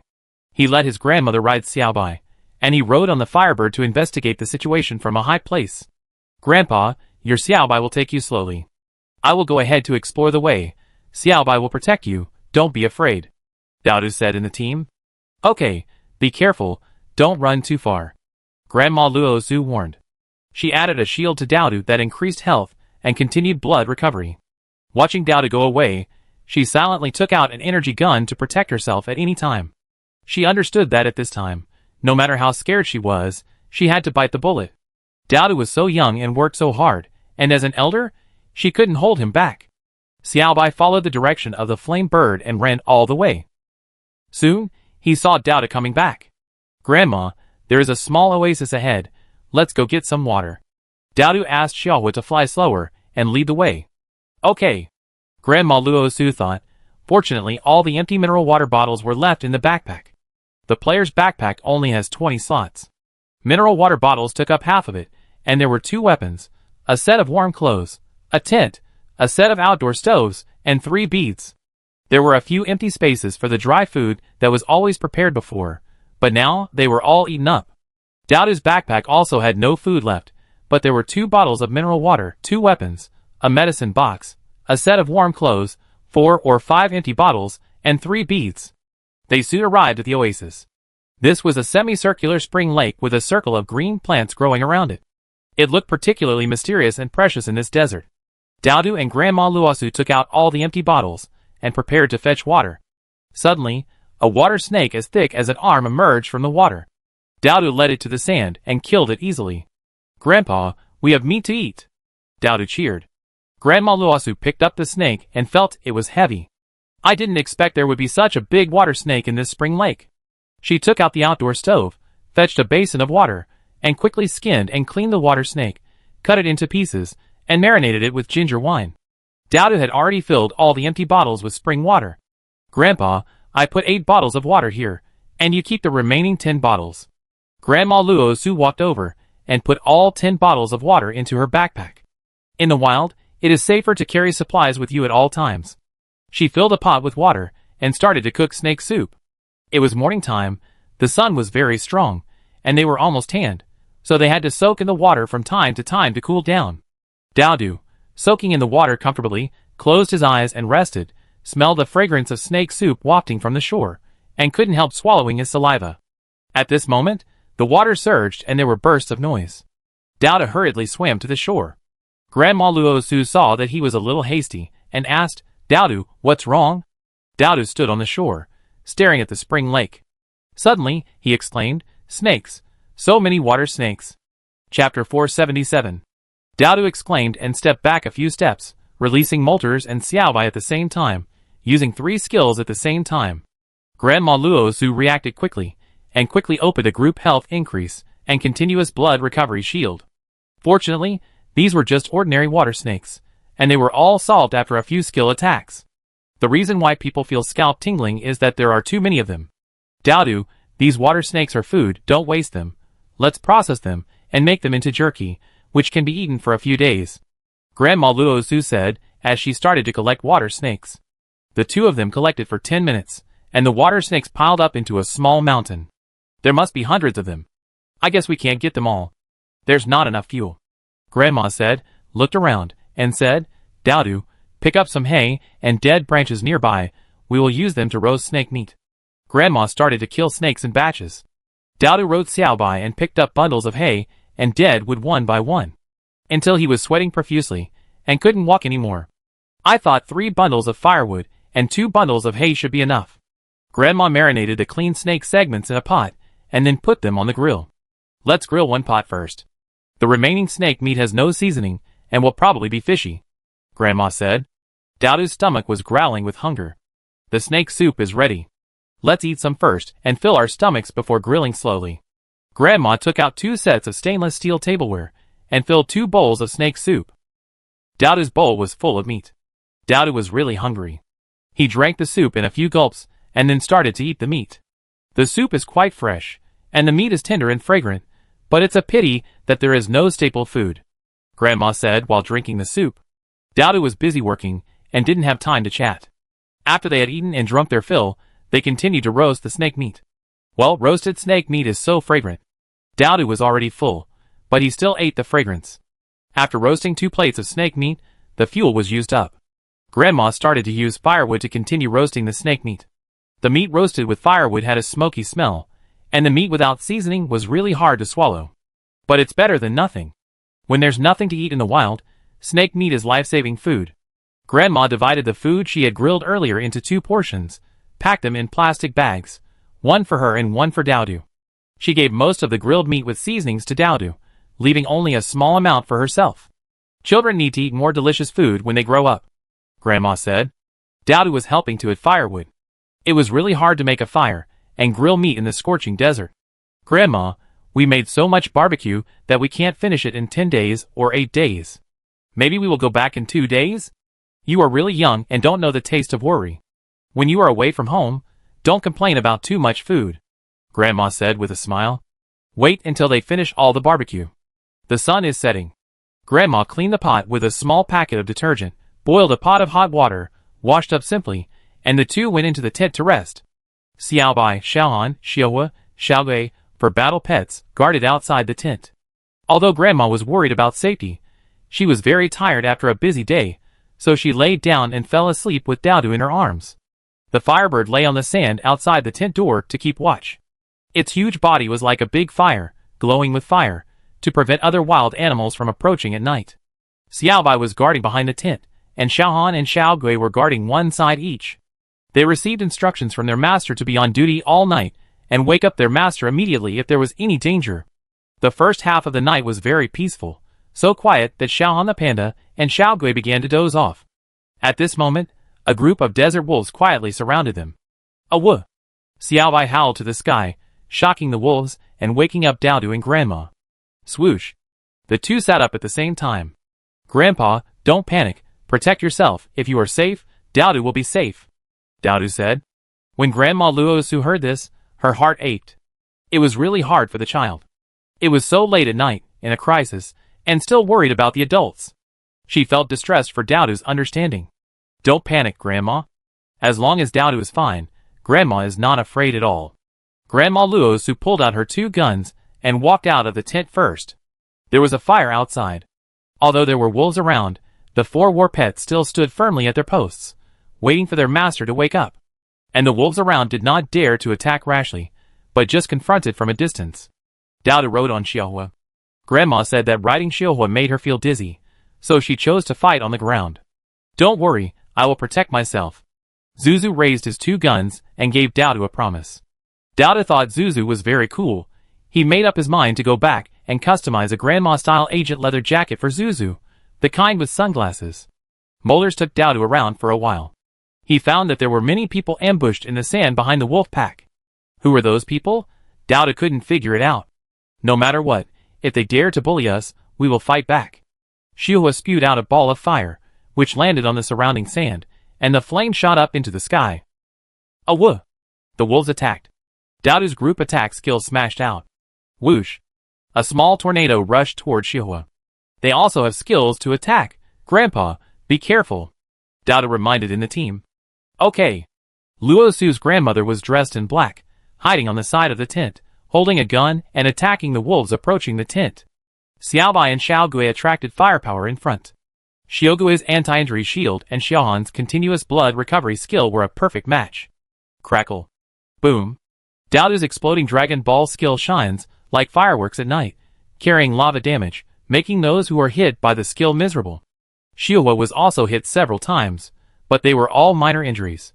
Grandma and Xiaohan took advantage of the darkness and stayed around the tent. Xiaohan's attack skill could launch a terrible physical attack within 10 meters, and he slapped 2 wild wolves away with a virtual palm. Grandma's gun skills were not very accurate, but fortunately the energy gun could shoot continuously, and the technique of continuous finishing was also able to kill the wild wolf with a burst of shooting. The battle lasted for more than half an hour and has died down.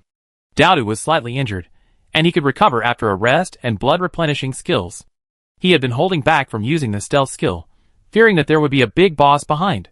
He rode on the flaming bird to check and found that there were 18 people in total, and there were about 40 to 50 wolves. Judging from their attire, they looked like people from a savage tribe. How could there be a primitive tribe in the desert? Dowda really couldn't figure it out. Chapter 478. Dowda returned to the tent camp. Grandma Luosu and the other 3 battle pets were waiting for him. Dowda, did you find anything? Who are those people? Dowda took out a bottle of mineral water, drank 2 sips to moisten his throat, and said, I don't know where they are from.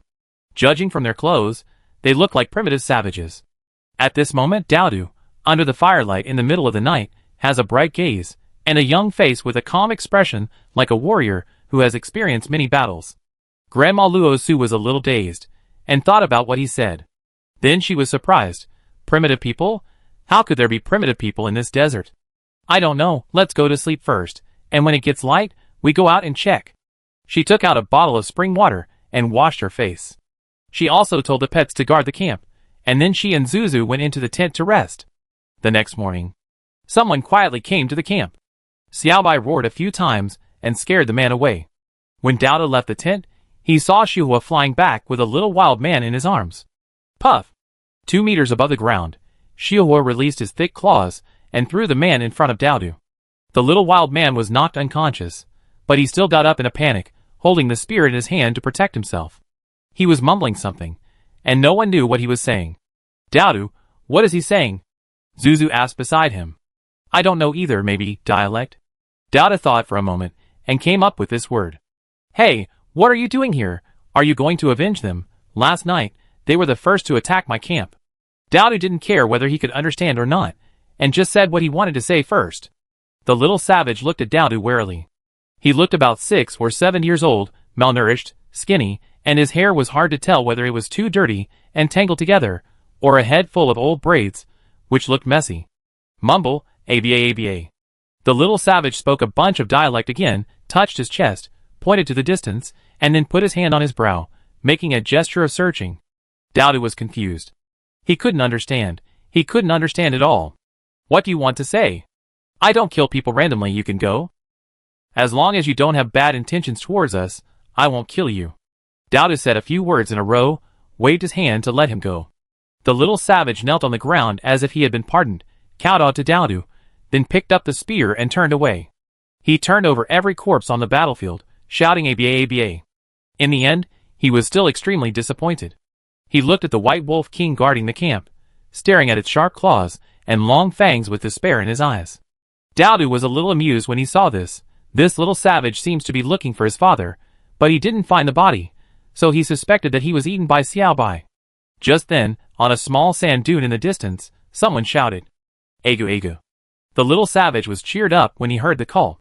He looked up and saw the people on the sand dune, and hurriedly responded, aba. The two ran towards each other, and hugged each other tightly. Dowda felt that what they said was a bit like bird calls, but it did not affect the joy of their reunion. Watching the father and son walk away, Grandma Luosu took out breakfast and handed it to Dowda. These father and son don't seem to have any bad intentions. I miss my parents. We find a way home after we're full. Dowda took the breakfast and ate it in big mouthfuls. After breakfast, they packed up their tents and bags and prepared to set off. Just then, a group of people came on horseback. The leader was riding a big bearded man with a black hat, and the little wild man was lying on his horse. The little wild man's hands were tied, and his ABA's hands were tied with a rope, and he was dragged behind the horse team.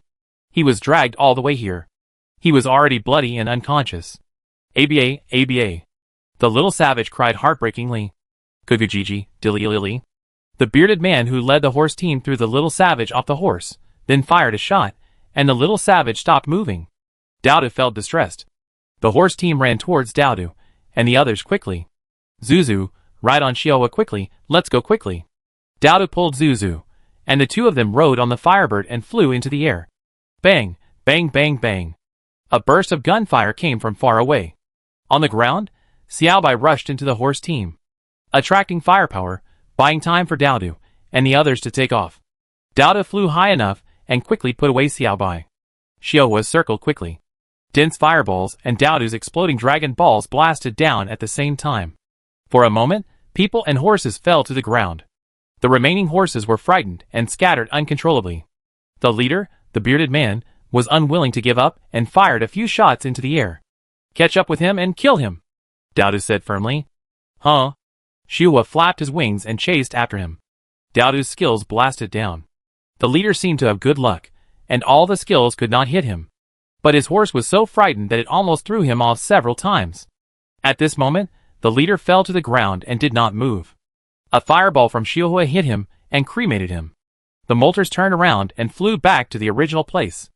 "Ouch, no, I feel dizzy, no, I feel dizzy, Daodu, hurry up, let me go." The crisis was resolved, and as soon as Grandma relaxed, she began to feel uncomfortable again. "Haha, flying dizziness, Grandpa, you must be mentally ill, you could still fly and fight just now." After Daodu finished speaking, Xiahua had already reached the ground, and it lowered one of its wings, allowing Daodu and Grandma to slide down. Aga. The savage who was dragged was not dead, holding his injured child, kneeling to the sky and the ground. Daodu really couldn't bear it. Let Grandma heal him, and the two of them. The adult savage had only skin injuries, and he was fainted by the high temperature and turbulence just now. Now he was healed, and he immediately recovered to full condition. The little savage was shot through the shoulder. The injury was very serious. Grandma gave him blood and treatment, but he recovered very slowly. Daodu took out the medicine box. He disinfected the wound with alcohol, sprinkled it with gold powder, and finally bandaged him with a layer of clean gauze. He slowly woke up. Daodu handed him a bottle of spring water. His father fed him a few sips.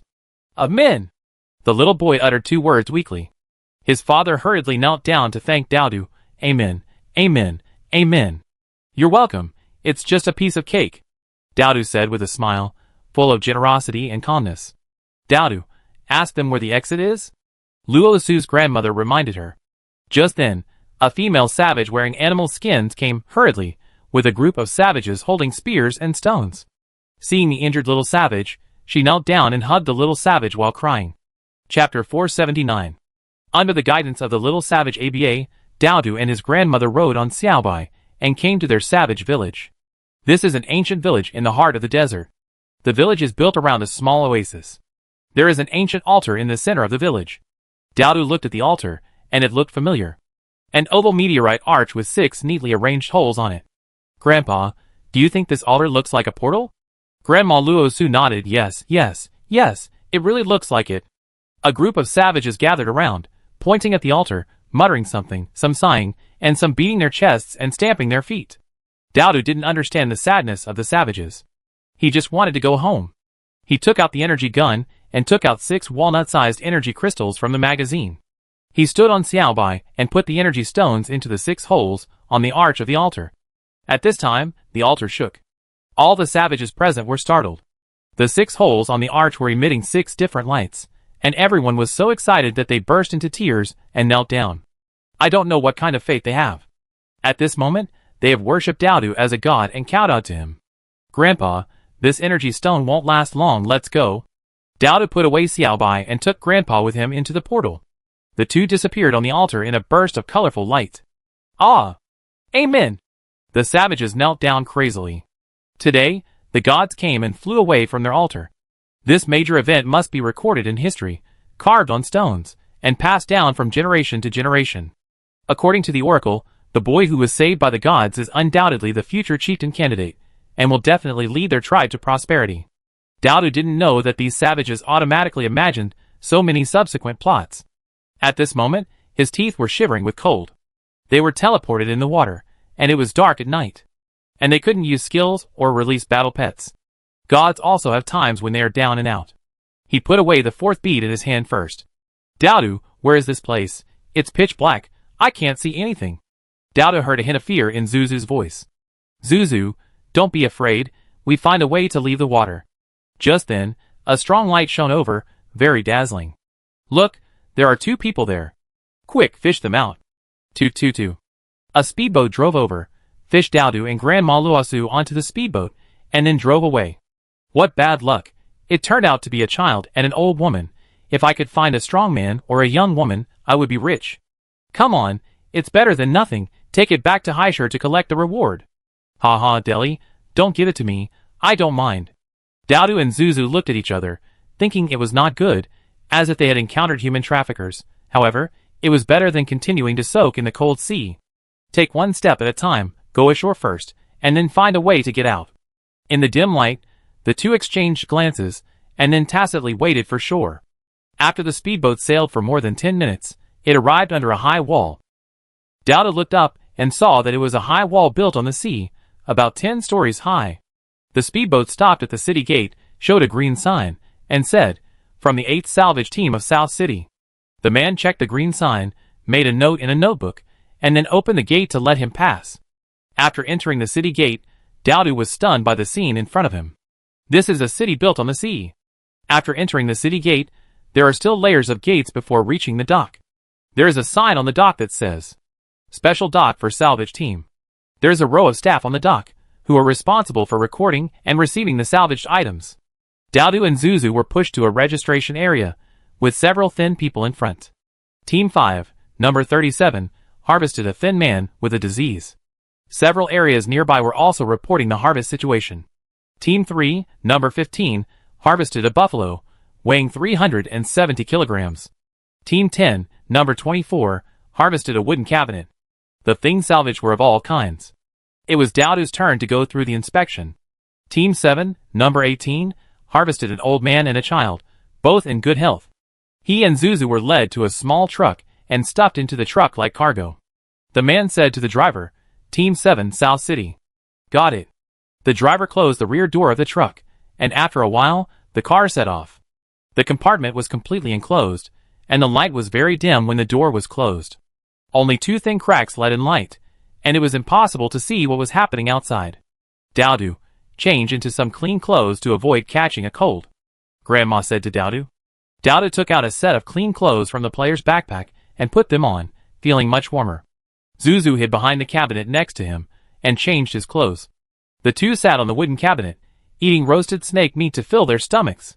I was thinking in my mind how to escape. Chapter 480. The car drove slowly for about 10 minutes and then stopped.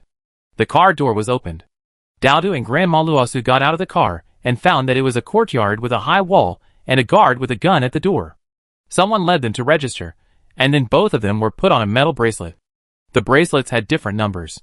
Dowdu's number was 7D1660-1. Grandma Luosu's number was 7D1660. The two were taken to a large dormitory with guards. There were many people living in it, men and women mixed, and all had iron bunk beds. Dowdu and Grandma Luosu were assigned to a corner. Because Dowdu was young, he didn't get a separate bed, so he had to share a 1-meter wide lower bunk with Grandma. The quilt on the bed smelled musty, and the whole room smelled damp and musty. There were probably hundreds of people living in the room. Most of them looked pale and thin, and some of them coughed from time to time. It seemed that all the people living here were old, weak, sick, and disabled. Grandma Luosu looked at the people next to them. The thin middle-aged woman lived on the upper bunk next to them, and the old woman with a blind left eye lived on the lower bunk. On the upper bunk on the right was a skinny boy of about 12 or 13 years old, and on the lower bunk was a middle-aged woman with a scar on her face. "Are you new here?" The scarred woman Dumei's voice was hoarse, making people feel uncomfortable. "Yes," Grandma responded. "How come your clothes are dry?" Dumei asked suspiciously. I didn't expect her to ask this.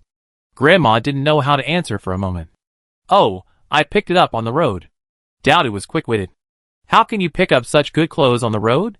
The material is so good, not torn at all. Take it off and let me wear it." The scarred woman ran over and pulled at Grandma Luosu's clothes. "What are you doing? Get out of here!" Grandma Luosu pushed her away forcefully. Dumei staggered and hit his back against the bed frame, and immediately became angry. "Ah, the newcomer is so ignorant. If you don't teach him a lesson, you don't know your own weight." Grandma Luosu stood up and said, "Are you bullying us newcomers? I see that people like you are used to being arrogant. Today I will teach you how to be a man." Grandma picked up a stool next to her, looking like someone who is not to be trifled with. "What are you doing? Dare to bully my mother? Looking for death." At this time, the boy on the upper bunk jumped down. "Ashyong, look at their clothes. They must be very warm. Take them, and they will be ours. Come and help. Knock down the little one, and leave the old one to me." Scarred woman Dumei pointed at Dowdu and said, Dowdu stood up, looking harmless, and said, "Fight? He's so thin, he can't stand a beating." "Hey, this little bastard is pretty arrogant. Ah Xiong, beat him to a pulp," Du Mei said as she rushed over. The grandmother swung a stool over, but was stopped by the scarred woman Du Mei. Other people in the dormitory looked at her sideways, but no one dared to come up to stop the fight. Those people were either indifferent, afraid of causing trouble, or waiting to watch the fun, but no one dared to come over to watch, just watching from a distance. The thin boy came forward to help, and the mother and son chopped off the stool of Luo Su's grandmother. Du Mei grabbed the stool and smashed it directly at Grandma Luo Su's head. "Ah!" the crowd watching from afar exclaimed. Grandma Luo Su hurriedly stepped back a few steps and barely dodged it. Bang! The stool hit the iron bed, causing the scarred woman to feel a sharp pain in her palm. But she still didn't give up, picked up the stool and chased after her. She felt that Grandma was dodging repeatedly, and was hesitating whether to take out her weapon and kill the scarred woman. But in the public eye, she was a little undecided. At this moment, there was a pop sound, followed by a heart-wrenching scream from the mouth of the scarred woman Du Mei. Grandma Luo Su turned her head, and found that the scarred woman was covering her bloody eyes and screaming, "Mom! Mom!" The boy came up to check his mother's injuries. "If you dare to bully my grandpa again, I will make you blind," Dowdu said, holding a steel slingshot. Everyone was shocked and rushed out the door. "Ah! He has a weapon. Run! There's a murder inside." The dormitory was in chaos for a while. The guards in the yard heard the noise and rushed over to stop the crowd. The head of the guard led people in and shouted angrily, his voice like a bell. "Who is making trouble? Are you tired of living?" The young villain complained first. "Report to the head of the guard. These two newcomers secretly hid weapons and hurt people for no reason. Catch them and throw them into the sea to feed the sharks." The head of the guard took a look at the miserable appearance of the scarred woman, turned his head, and looked at the little boy holding a steel slingshot and the old woman standing upright beside him. He said angrily in a cold voice, "The newcomers are quite arrogant." Chapter 481. The captain of the guard pointed a gun at Dowdu's head. "Hand over your weapons." Dowdu didn't want to hand over his weapons, but the other side had more people and more power, so he had to give them the slingshot. "Just now, this lady bullied my grandfather, so we fought back," Dowdu explained. The captain of the guard took the slingshot and tried it. It was quite handy. In this chaotic world, one more weapon means one more point of safety. He silently put the slingshot into his pocket. He said to his men, "Take number 128 to the treatment room. The fee will be charged to these two newcomers, and will be deducted from their work points in the future. Guard captain, they violated the weapons ban. Kill them." Du Mei covered her injured eye and said, "What weapons? I have never seen weapons. If I hear someone spread rumors in my camp, you know the consequences," the guard captain said coldly. The scarred woman and the young man had to shut up. Their little favors were useless in front of a weapon. The scarred woman was taken to heal her wounds, and the boy followed her. The head nurse announced loudly, "The two newcomers have violated the accommodation regulations. They will be locked up for 3 days, and not allowed to eat." Then she turned and left. Dowdu and Zuzu were taken to the confinement room. It was a dark, empty room with no windows around it. There was only a small hole on the door, through which a dim light came. The room was very narrow, only enough for 2 people to lie down, and there was no extra space. They sat down, and the door was opened. The chief guard appeared at the door with 2 of his men. Without saying anything, they searched me directly, but found nothing. The head nurse said sarcastically, "Listen, I don't care how you managed to avoid the layers of inspection and bring in a weapon, but I hope this won't happen again, otherwise it won't just be solitary confinement next time." The old man and the child in the solitary confinement room nodded. The chief guard and his men turned around and left. I have to say that solitary confinement is really a very painful punishment. Dowdu and Zuzu were locked up for 3 days, and were about to collapse. They had not been given a single meal during these 3 days, and only a glass of water was given every day. If they had not had roasted snake meat and mineral water in their hidden backpacks, they would have starved to death long ago. When they were taken out of the confinement room, they pretended to be very weak, and were carried out by others. It happened that everyone came back from work to have lunch. "Look, the 2 newcomers who were locked up are exhausted. Wow, wow, wow, so pitiful. It's what they deserve." The boy gloated. Du Mei stared at the 2 people who were carried into the dormitory with a fierce look. "It's too easy for them to just be put in solitary confinement. I find a chance to dig out their eyes to relieve my hatred." Dowdu and the others were carried back to the dormitory and thrown on the bed. That was it. After the guards left, Dowdu and his grandmother sat up. The one-eyed old woman on the left came over and secretly gave Dowdu a hot steamed bun. She whispered, "Eat quickly. Eat quickly. Only when you are full can you have the strength to protect yourself." "Thank you, Grandma." Dowdu thanked sincerely. "No need to thank me, I should thank you. My eye was blinded by that scarred woman. She relied on the small favor she gave to the guards and acted arrogantly. No one in the camp dared to mess with her." Another ant came over and stuffed a small pot of water into Dowdu's hand, saying, "Thank you for helping us vent our anger. The scarred woman took my granddaughter away and sold her. She is still missing. I wish I could cut her into pieces. Many people in this camp are bullied, but she has a backer, so everyone dares to be angry but not speak out." "Then why don't you unite and deal with her?" Grandma Luozu asked. "We did this once before, but we failed to kill her. We only left a scar on her face. Since then, she has become more and more bullying. If she doesn't like someone, she will beat them up. And those who beat her were beaten up, and in the end they were sent to be shark bait, and their bodies were not intact." After listening to everyone's complaints, Dowdu and Grandma felt that this place was too dangerous, and they had to find a way to escape. But before leaving, they had to kill the scarred woman, which was also considered to be ridding the people of harm. "Everyone, hurry up, the woman is back." The old man who was guarding the door rushed in and said. The people who were originally surrounding Dowdu's bed scattered. Dowdu put away the food in his hand and looked around vigilantly. "Dowdu, be patient and don't make a sound. Wait until dark before you do it," Grandpa said in a low voice in Dowdu's ear. Dowdu nodded. Chapter 482. The tree wants to be quiet, but the wind does not stop. Dowdu and Grandma Luozu wanted to wait for the night to get quiet, but the scarred mother and son just came back from dinner and started to trouble them. A basin of seawater was poured on Dowdu's bed. The quilt was soaked. "Humph, let's see how you will sleep tonight." The scarred woman threw the basin under the bed and said gloatingly. Grandma Luozu picked up the wet quilt and threw it directly on the scarred woman's bed. "Here, all for you." "Huh, you still have the energy to fight me. It seems that 3 days of confinement is not enough."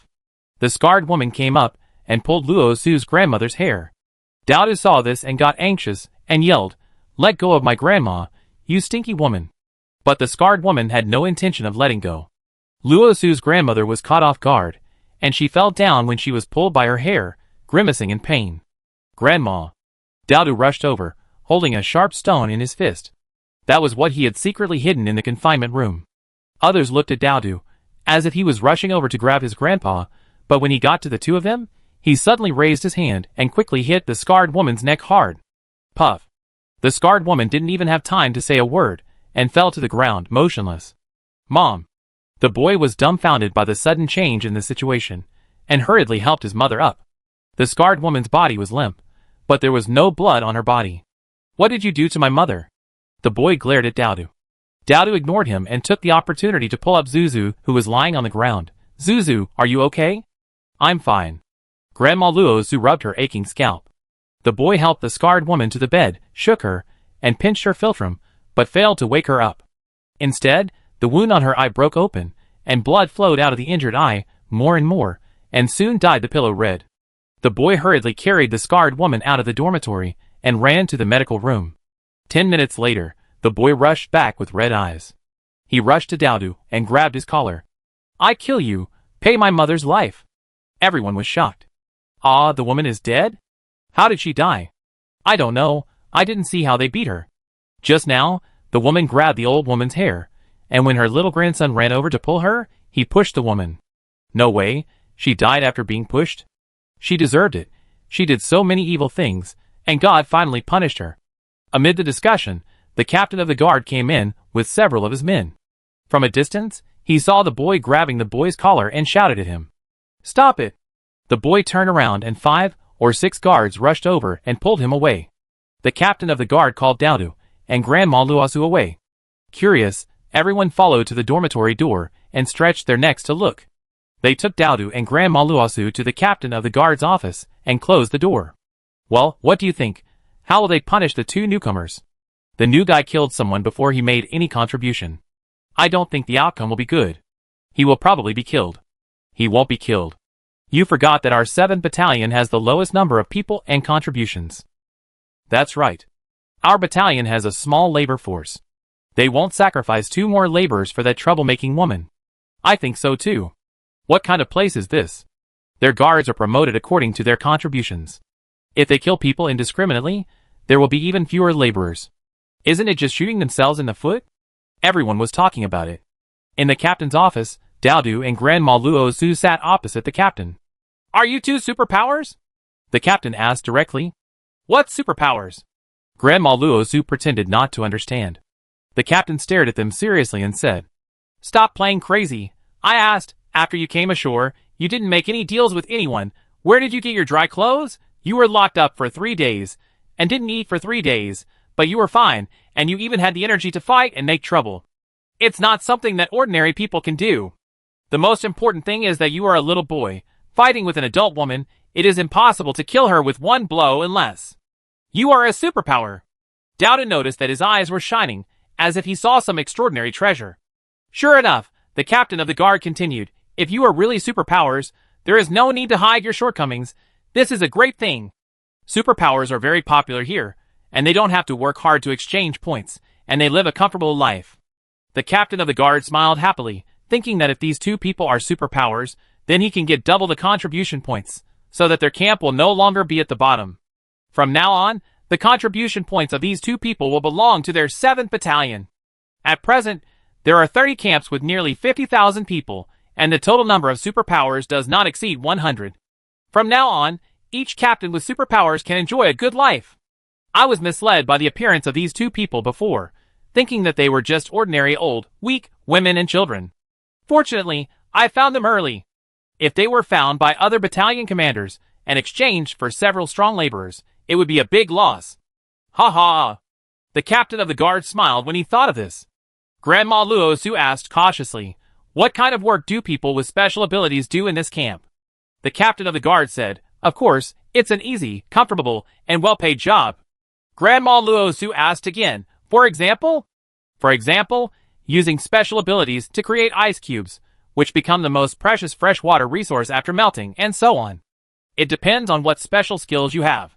Daodu and Grandma Luo Su listened to the captain of the guard talking a lot, which was all very exaggerated.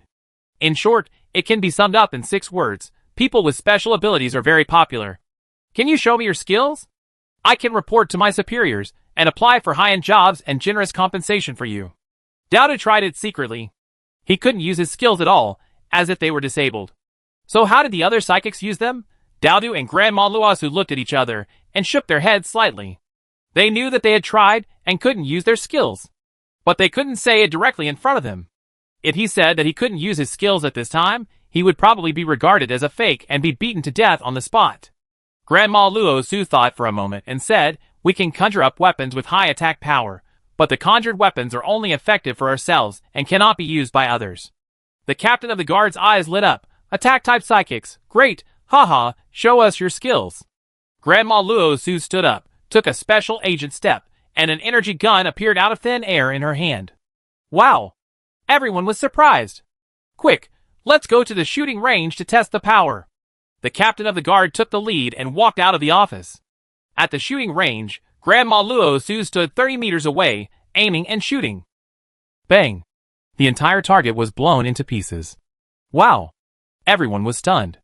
This effect surprised even Daodu and Grandma. Because this was the first time the weapon was used after it was upgraded. During the period of being punished for confinement, Daodu accidentally discovered that the beads he had been rewarded with could actually be used to upgrade weapons. He and Zuzu each had 4 beads, and they upgraded the new energy weapons they were equipped with to level 4. Chapter 483. Novice Village. Everyone gathered in the yard of the villa next door. It was completely silent.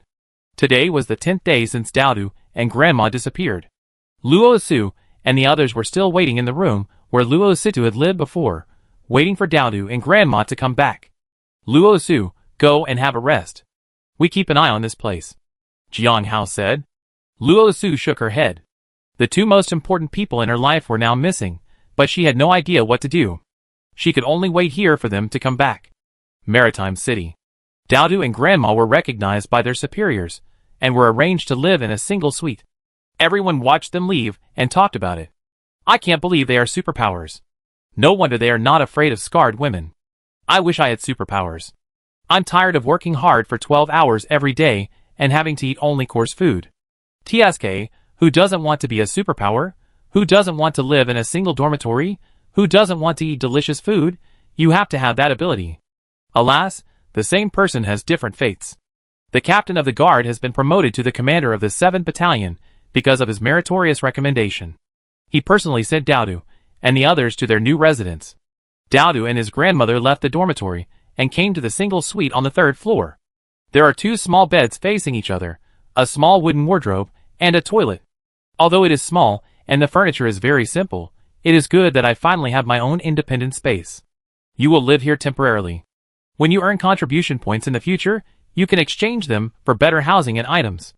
The housing problem was settled. At work, Dowdu and Grandma were assigned to the 10th Beast Hunting Team. You can take a day off today and start work tomorrow, Captain 7 said. After Captain 7 left, someone brought 2 breakfasts to Dowdu and his friends. After Dowdu and Grandma Luosu had breakfast, they walked around to visit the Sea City. With their special ability identity cards, they visited many places without any obstacles and roughly understood the general layout of the city. South City mainly salvages supplies and produces various daily necessities, providing various supplies for the dignitaries and the army in North City. In addition to the high-rise residential area, the rest of North City is the battle team base. Drills and hunting are daily work in the base. Now Dowdu and Grandma Luosu are listed as reserve members of the battle team. When they have made meritorious contributions and earned enough contribution points, they can move into the North City base. Dowdu, let's stay in the battle team for a few days and see if there is a way to leave here, Grandma said. Okay, Grandpa. Dowdu knew that the outside was all sea, and unless there was a portal, it would be difficult to leave here even if there was a ship. The next morning, after Dowdu and Grandpa had breakfast, they took a special car to the North City base, the 10th Squadron base. As soon as Dowdu and Grandma got off the car, they heard very unfriendly sneers. Look, this old lady is with a little kid, and she is the newcomer to our team? How embarrassing. Yes, this old lady is old and the young one is young, so don't let us fall behind. Once we are out of the city, who cares if they live or die? If they drag us down, we will just throw them off the boat to feed the sea beasts. That's right. Our team's record is already at the bottom, and we squeezed in 2 such weak people. It's speechless. Dowdu and Grandma heard those unpleasant words. Grandma pulled Dowdu's sleeve, signaling him to bear it first and ignore what they said. Dowdu and Grandma joined the team, and with the 2 of them, there were exactly 12 people in the 10th team. Except for the 2 of them, the other teammates were all young people in their 20s, all of them were sturdy. The captain briefly explained the precautions to the 2 newcomers, equipped them with weapons, and immediately boarded the ship to set off. When they came out of the North City, they found that the warships of other teams were far ahead. This was the deep blue sea in front of them, with rolling waves and not calm. The 10 specially made warships were sailing towards the depths of the sea against the wind and waves. Woo! The warship in the front made a long sound. The warship of the 10th team, which was far behind, caused a commotion. Captain Lee was stood at the highest point, using a telescope to observe the front. Other teammates were talking. What's going on? We haven't even left the safe sea yet. How come we encountered sea beasts so soon? Have all those lines of defense been broken? Let's hurry up and catch up. Otherwise, all the sea beasts will be snatched away by others. TSK, are you still afraid that there will be no sea beasts? There are so many outside. You can't kill them all. Dowdu and Zuzu listened to their teammates talking, but they couldn't see what the sea beasts looked like. Speed up. Captain Lee Wu gave the captain an order.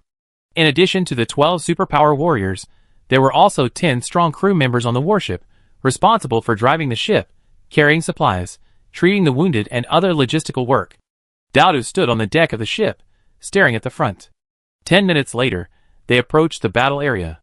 The battle ahead was very fierce. Everyone get ready. Captain Lee Wu issued a battle preparation. At this moment, a huge sea beast rushed out of the water and slammed into their number 10 warship. Bang! The whole ship shook violently. Dowdu and Grandma Luosu were not used to fighting at sea, and they were knocked unconscious. The other teammates had already started to fight monsters. The 2 newcomers were still squatting in the corner, dizzy and vomiting. This made the ordinary logistics crew look down on them. Such a weak person can also get on the warship. The captain really misjudged him. But he is not as good as me, Li Mu. As Li Mu said, he came out of the cabin holding a submachine gun and fired at the water. Damn it! Who is shooting randomly? Listen to the command. Captain Li Wu turned around and saw that it was his brother standing by the fence with a gun. Li Wu was furious and shouted, Li Mu, don't mess around, go back to the cabin. Brother, I want to fight monsters with you. We have weapons and can help. Li Mu didn't want to hide in the cabin and watch them take risks. Li Wu had no choice but to shout, anyone who disobeys orders will be expelled from the team when he returns tonight. Li Mu reluctantly followed the other logistics crew members to hide in the cabin. Li Wu came back to his senses and carefully observed the water's surface. This sea beast is very cunning, and it can also make a feint to the east and attack in the west, and launch a sneak attack. Suddenly, bang! A crash sound came from the stern. Towards the stern, Li Wu shouted, and the skills of others have flooded the sea area near the stern. Dowdo looked and found that some of them can use ice attacks, and some can use earth attacks, but they are all single attacks, and there are only 1 or 2 piece attacks. Grandma Luo Su was puzzled. Why can they use skills, but we can't? Chapter 484. Dowdo didn't know why. However, in the face of the crisis, even if he had no skills, he had to go all out. If he didn't fight, he might die in the sea. He took out 2 new energy weapons, shot left and right, and shot at the sea beast that surfaced. The double-gun grandmother also started to attack. The 6 shots formed a 6-color light, like a rainbow, drawing a beautiful scenery from the 10th battleship. More exciting scenes are coming later. After the rainbow bullets had been fired for a few seconds, there was a loud bang. The sea monster was blown to pieces. Team 10 killed the sea monster, won the first kill of the day, and received the first kill reward of 500 contribution points. The other crew members were stunned. How come the 2 newcomers, who had just been vomiting in the corner because of seasickness, suddenly became so powerful? Oh my god, it's those 2 newcomers. This old lady with 2 guns is so cool. For some reason, this young boy gives me a feeling of being a veteran. I feel the same way. Great, our 10th team got the daily first kill reward for the first time. I suddenly have confidence in our team again. The sea beasts are coming again, 2 this time. Let's go, brothers. This time there are 2 sea beasts, appearing on the left and right sides of the warship. Dowdo and Grandma are now in the middle of the warship, back to back, one shooting on the left and the other on the right, shooting at the same time. Swish, swish, swish. Swish, swish, swish. Bang! Team 10 killed 2 sea beasts, and was awarded 200 contribution points. In just 1 minute, they killed 2 sea beasts. Everyone was stunned. People from other teams also noticed the movement here and looked sideways. Why is Team 10 so strong today? It seems that their team has an extra player who can kill monsters with rainbow skills, which is very powerful. I have to work harder, otherwise we may be the last today. Captain Li Wu of Team 10 watched his team kill 5 sea beasts in a row, and he immediately became more confident. Forward, attack! The other players were still a little scared. After all, their team had always been behind other teams to assist, and had never been in the front row. In the past, they earned contribution points from others, which was pitifully small, and they were at the bottom every day. After all, their strength was there. But today, with 2 new players joining, the situation seemed to have improved a little, and they were able to grab the first kill. The captain came to order to rush to the front row, which made everyone happy and worried. Happy because they finally got to hold their heads high. The worry was that there was not enough stamina. The front row was surrounded by sea beasts. After killing 8 sea beasts in a row, Dowdo's contribution points finally reached 1,200 points. He felt something flashing in front of his eyes. He clicked on the flashing place. A prompt popped up: 1,000 contribution points. You can activate your special ability. Do you want to activate it? Dowdo was ecstatic. Activate. Buzz. He felt his body full of strength. Energy was faintly mixed in it, and that familiar feeling came back. Dowdo hurriedly reminded Grandma Luo Su, Grandma, click on that flashing place to activate the skill. Grandma was immediately excited when she heard it. Really? Can I use the skill? She tried to click it, and activated the skill. Ah, it's true. It turns out that it takes 1,000 contribution points to unlock the skill. You should have said it earlier, hee. Grandma, with your blood-adding skill, I am no longer afraid of danger. Dowdo said with a smile. Hey, you 2 are new here. What the hell are you still chatting about? If we delay any longer, our whole team will be finished. Captain Li Wu roared. He had already driven the boat to the front row. But these 2 people stopped working again. Aren't they sending everyone to their deaths? Dowdo and Grandma came back to their senses from the excitement of recovering their skills. After they found that their boat had arrived at the front row, there were sea beasts everywhere, and the intensive attacks caused serious injuries to the crew members of their team. The logistics personnel came out to treat the wounded and were also injured. Grandma Luosu didn't expect that the situation would be so bad after just 2 minutes of distraction. Fortunately, her skills were restored. She activated the skill of restoring health for everyone, and also added a shield to increase health and continuously restore health for everyone. The teammates were all shocked. This old woman actually has the skill of adding blood. Isn't she a combat team member?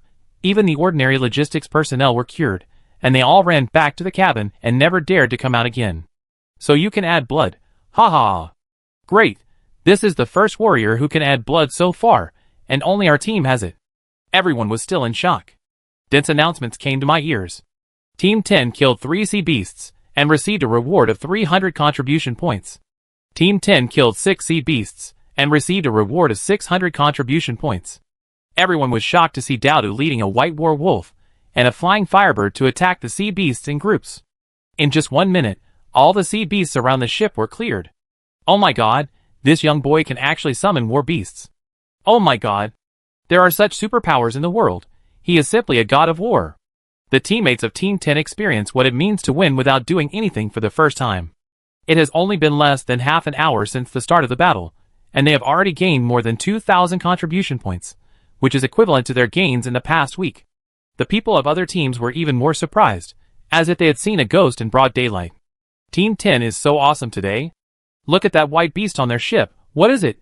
Oh my god, isn't it a war wolf? And what about the firebird flying on their ship? It helps them kill monsters? Could it be summoned by them? They can actually attack in groups. Not only people can attack in groups, but also summoned war beasts can attack in groups. The individual combat power of that young boy is better than that of our entire team. From now on, the 10th team will be the existence of Nanboan, cannot pass through. On the 10th team's warship, everyone gathered around and wanted to touch Xiaobai's snow-white fur, but was scared away by Xiaobai's cold attitude. Awoo! Captain Li Wu came over happily. Dowdu, good job. You are simply the god of war of our team. Dowdu shook his head and said, these sea beasts are too low level. Are there any higher level ones? Captain Li Wu paused after hearing this, and then said happily, yes, of course there are. This is still within the safe sea area. Of course these are low-level sea beasts. Outside the safe sea area, there are many higher-level sea beasts. Dowdu was excited. Then let's go outside. Li Wu hesitated. Captain, go out and try. Play slowly all the way out, and come back if it doesn't work. Yes, I agreed to go out and try. We have a main attacker and a doctor on the scene, so we can take a risk. Other teammates expressed their opinions. Li Wu looked at the Black Sea outside the safety line in the distance. He shouted with great pride, set sail. Chapter 485. The ship was moving forward slowly. This puzzled the people in other fleets. What are Team 10 going to do? It seems that they are going to go outside the safety line. They really don't know how they are. They just killed a few sea beasts, and they are floating? They don't even know how they died. Yes, the fleets are together, and can take care of each other. If they go out alone, they are simply looking for death. The people in other fleets were talking about it. But the people in Team 10 had no idea. They held their breath, and stared nervously at the foggy sea ahead. I can't see clearly ahead. The captain used a telescope to check and said. Dowdu said, Zuzu, Xiaohua, and I will go to take a look. You wait for me on the boat. Oh, be careful. Zuzu looked worried. Dowdu rode on molters, and flew high into the sky in the eyes of envy and surprise of everyone. After a few minutes, bursts of fire came from the foggy sea ahead, and the rumbling sound of skills was endless. Captain Dowdu is in front, and it seems that a fight has started. Ah, why doesn't he lead everyone back to kill together? It's dangerous to be alone. Dowdu was fighting heartily, and the monster disappeared again after he pressed the skill. Team 10 killed the second-level sea monster, and obtained 200 contribution points. Captain, you can drive the boat up. There are no monsters near this sea area, Dowdu said, and continued to fly forward. Suddenly, Dowdu felt a huge black shadow flash in front of him, and then sank into the sea again. What is that? Dowdu was curious and flew up faster. Paw! A huge fishtail slapped the water surface, and soon disappeared into the sea. Puff! A huge water column sprayed out of the water, and attacked molters. Molters flew upward, and easily avoided this sneak attack. Whoosh! Bang! Bang! Bang! Moltres used its first skill to counterattack and blasted out at the same time as Dowdu's skill. Crackle. Lightning flooded the sea below. The sea monster felt pain and rushed out of the water angrily, leaped into the air, and fell back into the sea with a splash. Dowdu and Moltres took the opportunity to attack with all their strength. When the 10th team of warships arrived, the huge sea beast was only left with a little blood. Dowdu and Moltres were attacking in stealth. Other teammates on the warship also joined the battle, with Xiaobai and Grandma bearing the brunt. With the concerted efforts of the 10 teams, the sea beast was finally killed. The 10th team killed the 3rd level sea beast and obtained 500 contribution points. Everyone was excited. But at this moment, a thick, low black cloud with lightning floated over, covering the sky. The sky, which was originally a little dark, suddenly became dark. Ah! Why is the sky dark? Look, there is lightning on the black cloud. Not just lightning, there is something else in the cloud. Ah, what is that? The people in Team 10 looked up at the thick cloud. Dowdu also looked up at the sky. There were lightning and thunder in the thick cloud, and occasionally there were pieces of black shadows floating. Dowdu rubbed his eyes, and saw more clearly this time. That black shadow was actually. Suddenly, a black shadow emerged from the thick clouds. Dowdu was stunned. He had never seen such a monster before. It was a strange sea beast, without a single scale on its body, with yellow spots all over its body, and circles of lightning rings around its body. It looked like a giant yellow eel, and also like a giant snake. The eel-snake sea beast glared at the firebird that was swinging back and forth under its eyes. Roar. It spit out circles of lightning balls, hitting Dowdu. The Moltres decisively flew high, and narrowly avoided the attack of the lightning ball. Dowdu and Moltres were temporarily safe, but the people on the 10th battleship suffered. The lightning ball fell on the boat, rumbling, and accidentally injured 2 teammates, and several basketball-sized holes were blown on the deck of the boat. Grandma Luo Su hid in a corner, holding a pistol and aiming at the half-exposed monster above, and fired with all her strength. Swish, swish, swish. Bang! The energy bomb injured the monster. The skills of other teammates also hit it vigorously. In the cabin, the logistics personnel were treating the 2 wounded, who had just been carried back. The continuous blood recovery of Panda Xiaohan and Grandma Luosu made their mental state gradually improve. Dowdu's double guns and attack skills bombarded in turns, and with the powerful assistance of the whole team and the battle pets, it took about 10 minutes to solve the sea monster on the cloud. The 10th team killed the King of Sea Beasts and obtained 5,000 contribution points. Just after the King of Sea Beasts disappeared, the dark cloud in the sky slowly sank and kept changing. Slowly, a huge oval portal was formed on the sea. Dowdu and Grandma Luosu were ecstatic. Portal! Great, we can finally go back. Dowdu went back to the boat to pick up Zuzu and prepared to leave. Zuzu, come on up, we're leaving. Dowdu let Xiaohua land on the boat and pulled Zuzu on board. Everyone was surprised. Li Wu, the captain of the 10th team, asked loudly, Dowdu, where are you going? We're going home. Dowdu said happily. Go home? Just enter this light gate and go home? Li Wu asked puzzledly. Yes. Dowdu said proudly. Captain, can we leave with them? Yes. Living in this sea city, I am forced to kill sea monsters every day. I am going crazy. The captain was a little entangled. All the other members wanted to leave here. He thought about it, and decided to leave this damn place with Dowdu and the others. Then let's go together. Before you leave, remember to exchange all your contribution points for items, don't waste them. Grandma Luo Su said, and she also started to check the exchange interface. Do found that his contribution points were flashing. He opened it to check, and there were 10,000 points. He opened the exchange interface. There were too many things that could be exchanged, including housing, servants, food, and weapons. Dodo didn't want any of them. He turned to the bottom, and found a golden bead that was flashing a dazzling light. He spent all his points to exchange for such a shining golden bead. Holding it in his hand, he could feel the huge energy contained in it surging. Dowdu used it to upgrade his weapon. His main weapon has been upgraded to level 5, and the appearance has become a golden smart model. Dowdu gave it to his grandmother to exchange for this bead, which is more practical. Others also exchanged the same thing with him, and upgraded their weapons. 10 minutes later, everyone was ready. Then the captain gave an order, and the warship slowly entered the portal and disappeared. Unfortunately, they did not return to the novice village, but came to a new scene. The comrades of Team 10 followed Dowdu and Grandma, and passed the level all the way. After changing 3 scenes in a row, they finally returned to the novice village. A group of 12 people suddenly appeared in Lazada's room, scaring all the people guarding here. They thought it was another enemy that broke in. Later, Dowdu and Grandma were found in the crowd, so they did not fight. Chapter 486. Luo Su was very excited. Dowdu, Grandma, are you okay? Dowdu replied happily, Mom, we are fine. Luo Su hugged Dowdu and Grandma, and after letting go, asked, Did they come back with you? Dowdu answered quickly, Mom, they are my teammates. The leading captain came out and said, Hello, we are Dowdu's teammates. My name is Li Wu. I am honored to follow Captain Dowdu back. Captain Dowdu? Luo Su was a little surprised. Li Wu said, Yes, Captain Dowdu led us to kill people everywhere, and we broke through one level after another, and finally escaped from the sea of suffering. From now on, we will follow him and obey his orders. Luo Su smiled and said, Thank you all for taking care of Dowdu along the way. You have worked hard. There is food in the yard. Everyone come out to eat something, and then I will take you to your residence. Jiang Hao took everyone to the yard for dinner. These few days, everyone stayed here to wait for Dowdu.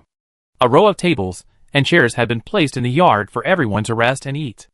Luo Su took out a bunch of food from the space and placed it on the dining table.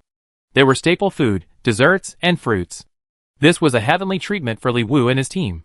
They had lived in the sea city with scarce supplies for a long time, and their contribution points were tight. The things they exchanged were just better than those of ordinary people. Dowdu sat at the seat and called his teammates. Come on, everyone, eat as much as you can.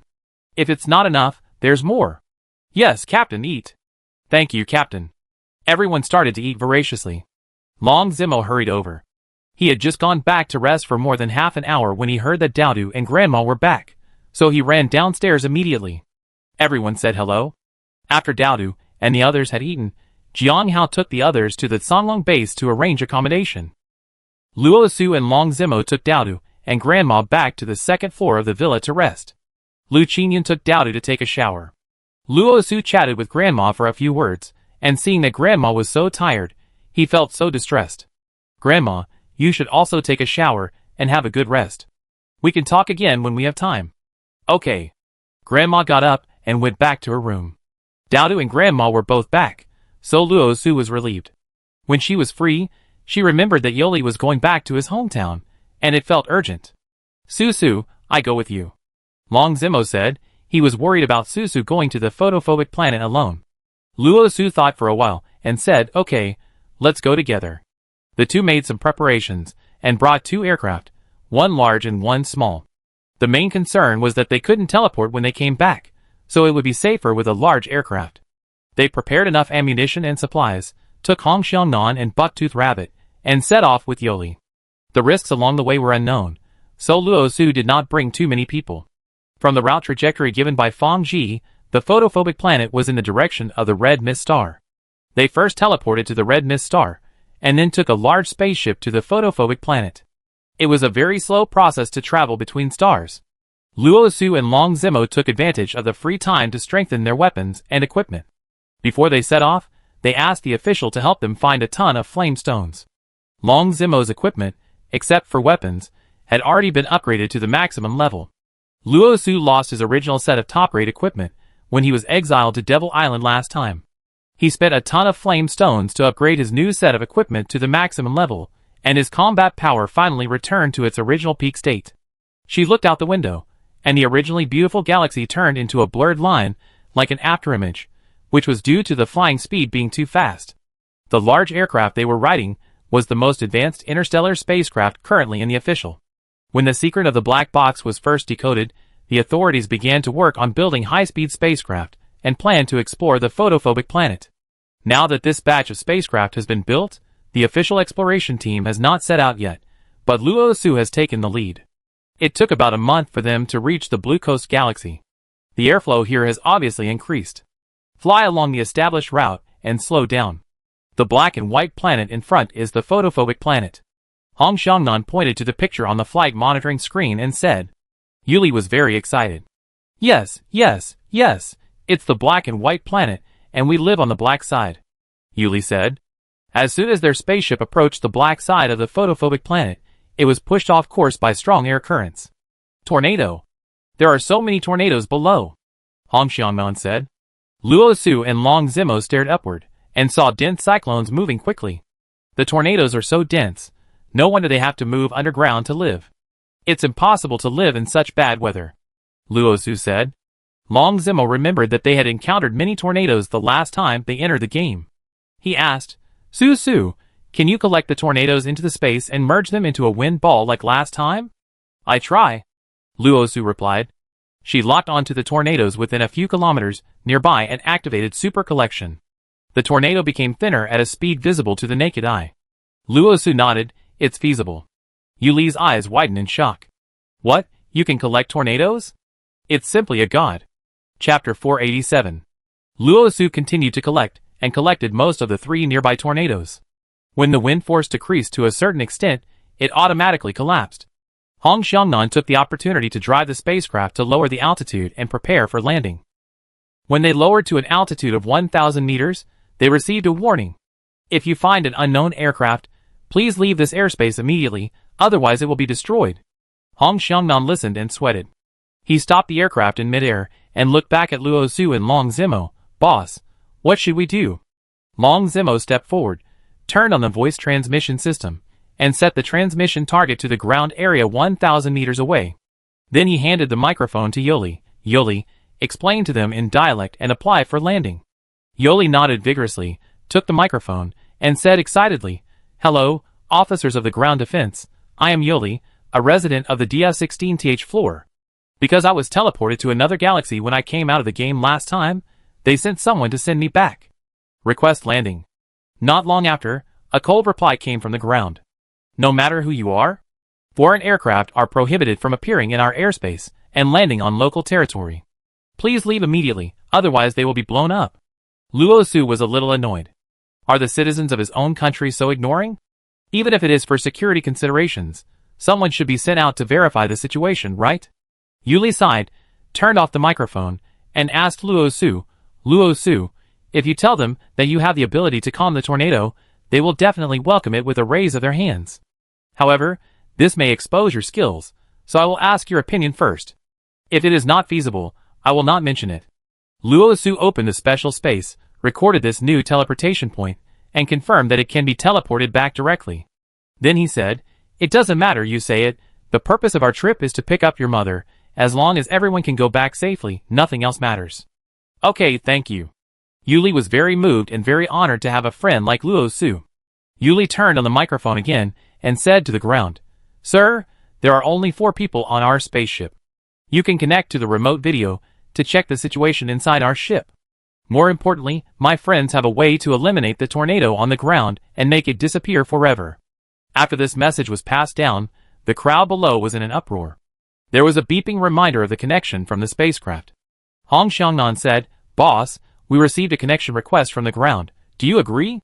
Agree, Long Zimo said. Hong Xiangnan accepted the connection request. A ground command room appeared on the screen, and a pale-faced officer was in the center of the command room, waiting to check the situation inside the Yuli spacecraft. When he saw that there were really only 4 people on the huge spacecraft, he was immediately overjoyed.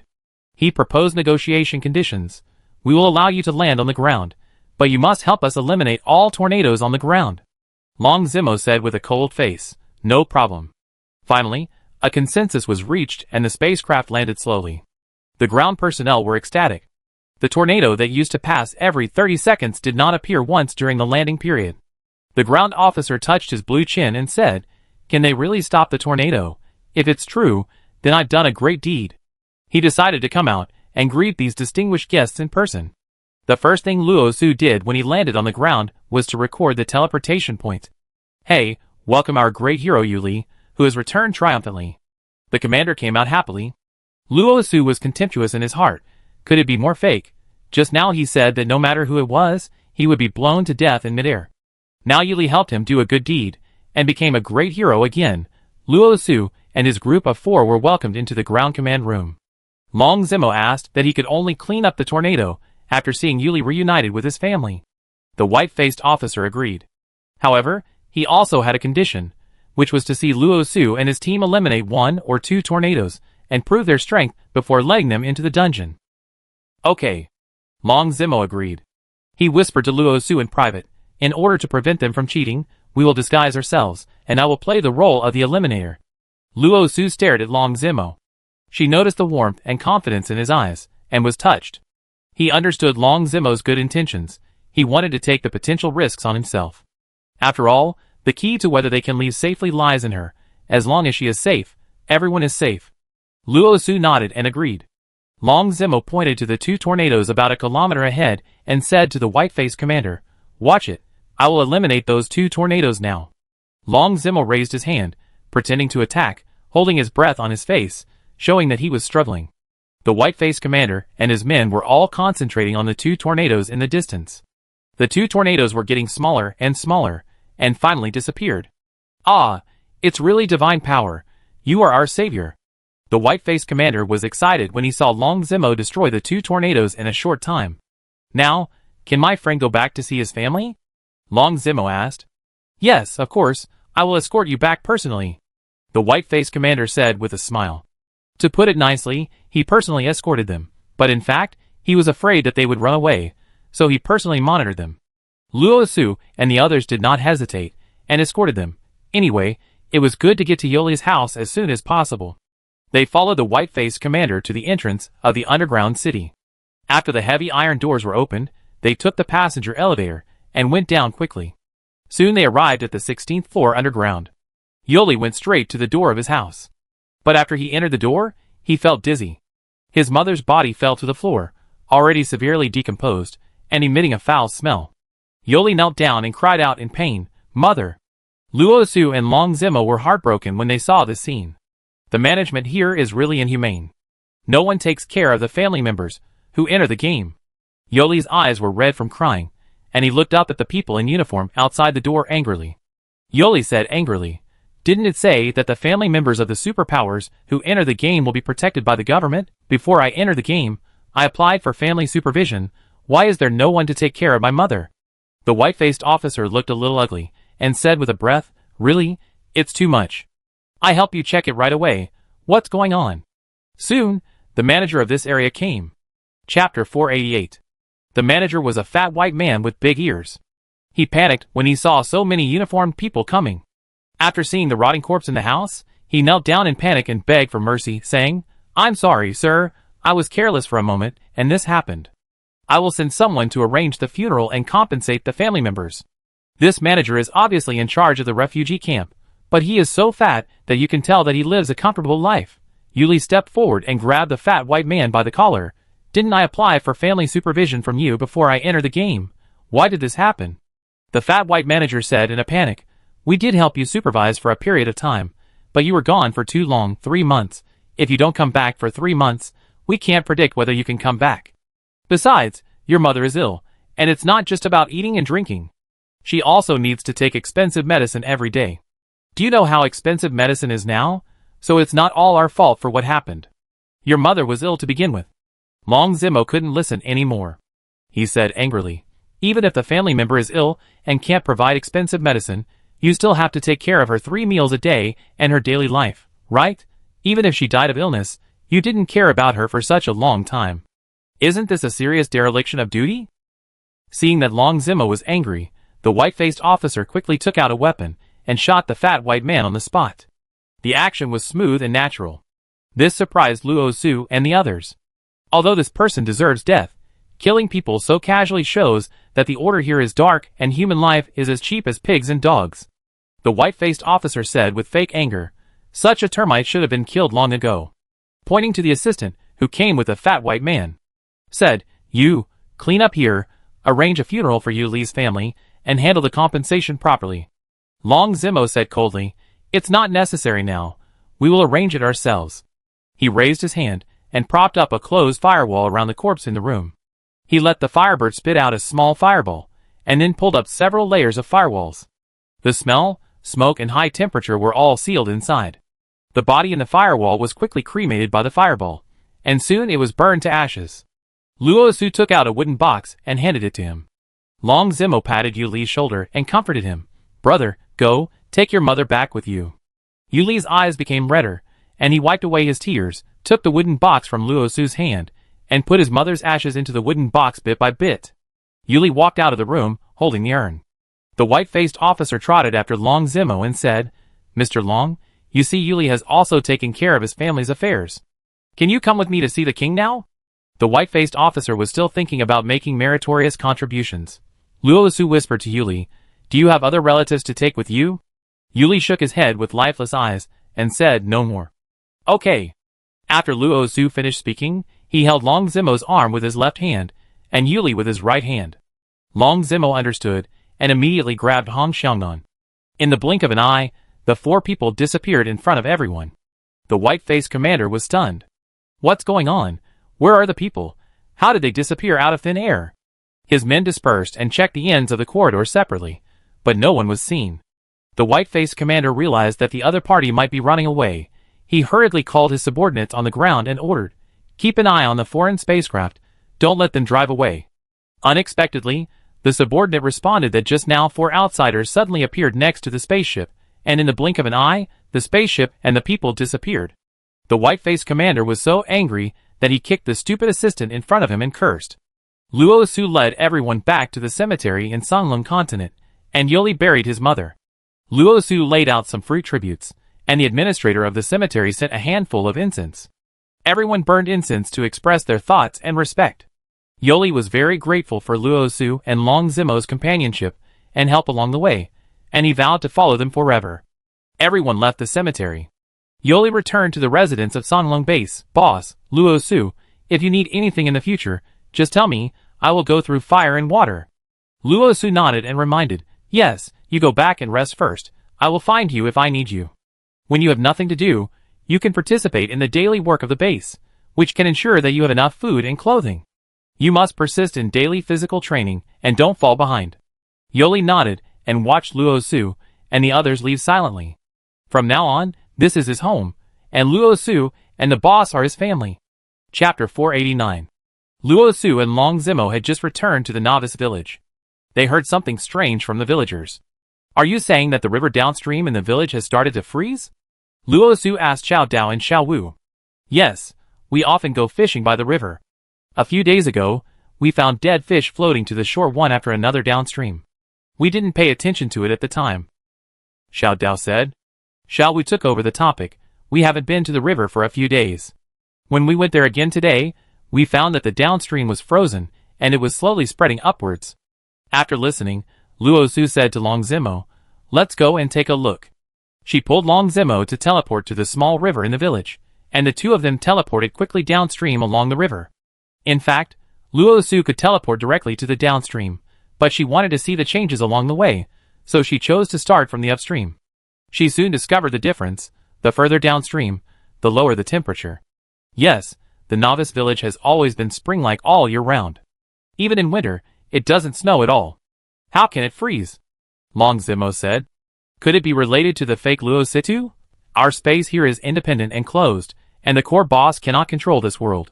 So he sent a fake grandfather to sneak in here to cause trouble? Luo Su said his guess.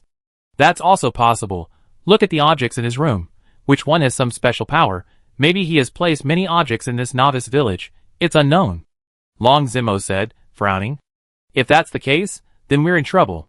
This is where we live. We must not disturb its roots. Luo Su said slowly.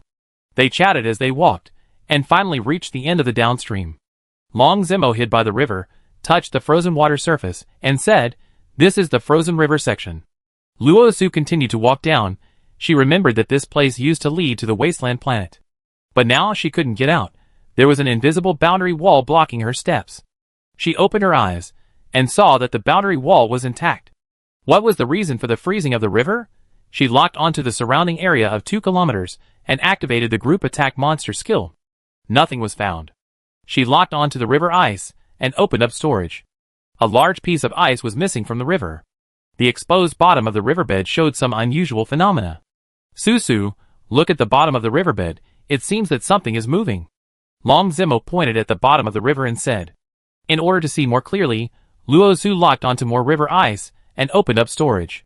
Cut out a 50-meter long river section. There seems to be a thin film under the riverbed, and you can vaguely see something moving underneath. Luo Su looked more carefully and said. Luo Su locked onto the things under the film, turned on the super storage, and collected several zombie corpses. Zombies? Long Zimo was a little surprised. How could there be zombies under this river? This handwriting is very similar to Luo Situ's. Wasn't the corpse cave on Blue Star made by him? Luo Su was depressed, but isn't he dead? Perhaps these were all arranged when he was alive, and they just broke out now. Long Zimo said. Luo Su frowned. Never mind, I try to collect all the zombies below. She locked 2 kilometers deep and opened a large area for collection 2 kilometers away. This time, she killed thousands of zombies in a group. But the zombies below did not decrease, and they became more ferocious. They slammed their bodies against the transparent membrane and tried to rush over. Chapter 490. Luo Su gritted her teeth and increased her strength until she could bear the maximum limit. The collection speed was faster, 2%, 3%, 4%. It increased by 1 percentage point per second, but this feeling of weight was very uncomfortable. She felt as if 1,000 pounds of weight was pressing on her. She could only grit her teeth and persist, and kept saying in her heart, faster, faster. Long Zimo was worried that his skills would affect Luo Su, so he turned to the other end of the Ferris wheel and continued to fight back. In order not to destroy other cubes, he decided to attack physically at close range.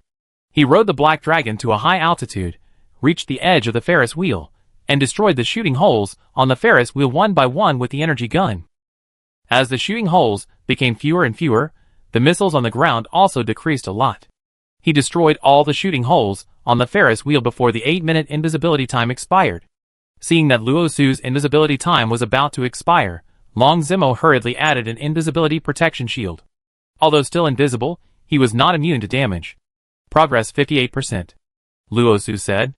The two felt that it was an extremely long time, but in fact only 10 minutes had passed.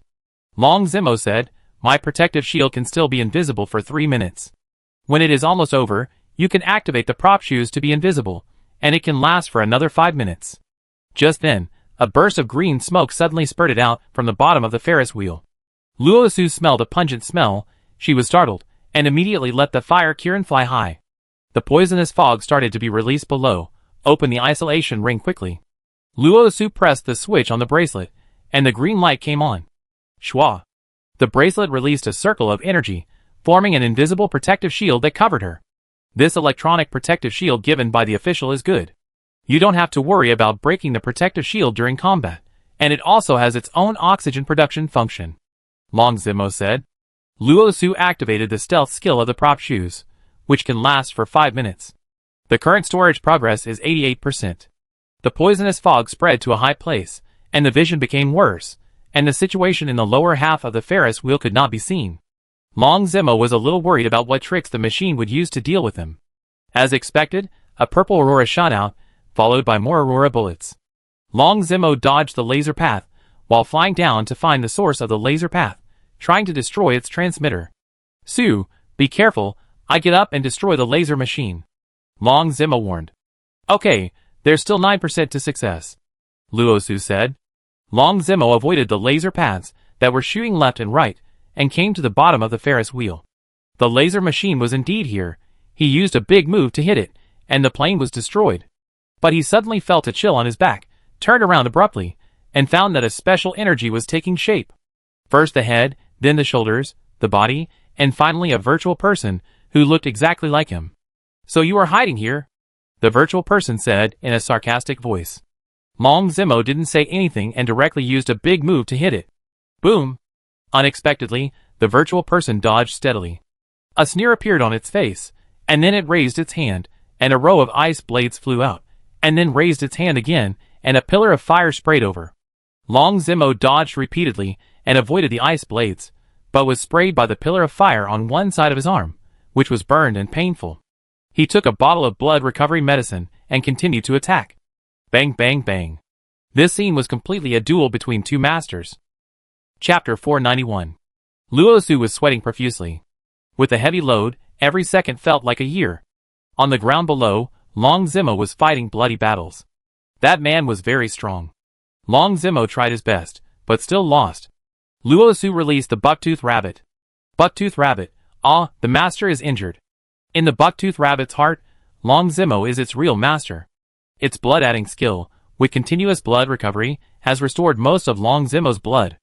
Long Zimo's 3 pets, fighting side by side with him, were also injured to varying degrees. Don't think that having more helpers will. Luo Su looked at the progress bar at 95.03%. She felt that she was reaching her limit, and her vision was a little blurry. When she was about to give up, the little beast popped out, still in the form of a little girl, so cute. Master, come on! For Brother Daodu, you must persevere. Luo Su thought of Daodu. Her eyes gradually came back to her, and her heart was full of strength. Yes! For me to persevere. At this moment, below, boom. There was an explosion. After a dazzling flash of fire, Long Zimo's 3 pets were instantly killed, and Long Zimo was also seriously injured, spitting out blood from his mouth. The buck-toothed rabbit was also killed. The opponent was also injured, but it didn't look as serious as Long Zimo. Zimo, hold on. Luo Su ordered the fire Kirin to attack the enemies below.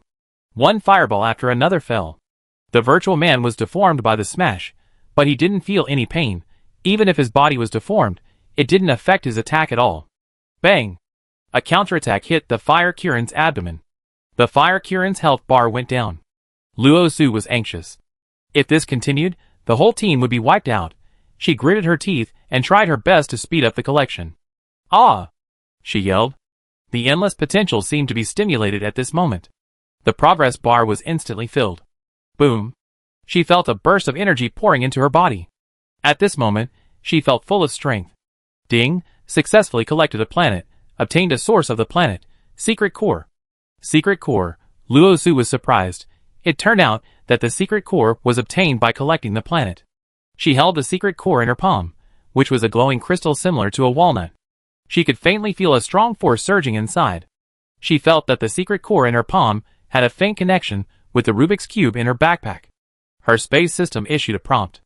Detected that there is a secret core that can be fused. Do you want to merge and upgrade? Yes. Luo Su did not hesitate. The secret core and the Rubik's Cube in his hand merged into one, turning into a new energy body. Luo Su reached out to touch it. The space system gave a prompt. Special energy body that can be upgraded to space is detected. Do you want to upgrade? Yes. Luo Su chose. After the space was upgraded, a Rubik's Cube skill was added. Space Rubik's Cube, a virtual prop that can smash out a virtual Rubik's Cube with a certain probability of killing the enemy instantly. Now her space has 2 attack skills. One is Super Storage, and the other is Space Rubik's Cube. Although Luo Su's brain went through a series of choices and decisions, they were all very fast, and she had completed all of them in just 30 seconds. She raised her hand, and a translucent virtual Rubik's Cube appeared in her palm. This virtual Rubik's Cube was only visible to her, and no one else could see it. It was very suitable for sneak attacks. Long Zimo below had turned black, with black mist lingering around him, and black pupils appearing, which made the virtual person confused. You, who are you? How do you have the royal black pupil skill? He was about to ask more, but suddenly, there was a boom. A burst of fireworks exploded, and he was hit by Luo Su's Rubik's Cube. Instant kill. She locked the largest range around her, trying to collect the poisonous fog. Suddenly she found that her collection range was larger. It became a 5-kilometer range. Could it be that I upgraded the space? The combat power increased, so the attack range became larger? Luo Su was surprised. She locked the surrounding 5 kilometers and activated the super collection of the space, the target, poisonous fog. Voila! Suddenly, the collection speed became faster, and in the blink of an eye, the surroundings were clear. Wow, it really is worthy of being an energy body that has absorbed the energy of 2 secret cores, making the power of space stronger by many times. Luo Su was secretly surprised. After she cleared the poisonous fog, she quickly landed beside Long Zimo. Zimo, are you okay? She called softly. Long Zimo was slightly startled, his black pupils quickly disappeared, and the whole person quickly returned to normal. Susu, have you finished collecting the blue star? Long Zimo asked. I have collected it. Luo Su nodded. I discovered a secret. Every time you collect a planet, you get a secret core. Long Zimo felt familiar with it. Secret core? The secret core that can absorb the power of the star? Luo Su continued. Yes, the secret core is the source of the planet. My space has absorbed 2 secret cores, and the power of the space has become stronger. I see, that's great. This way, even if we face the biggest core boss, we will have a better chance of winning. Long Zimo breathed a sigh of relief. Chapter 492.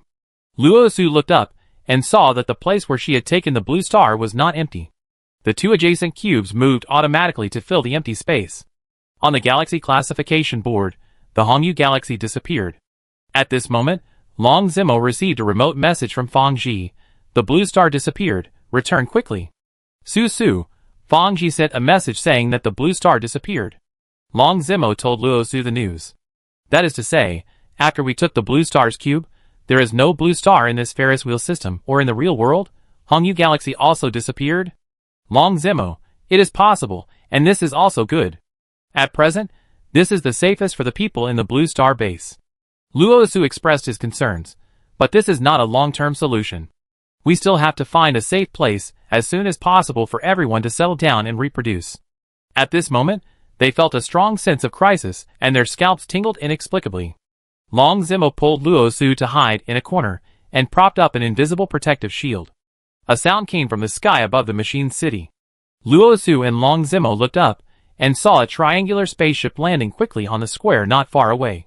5 outstanding young men walked down from the spaceship.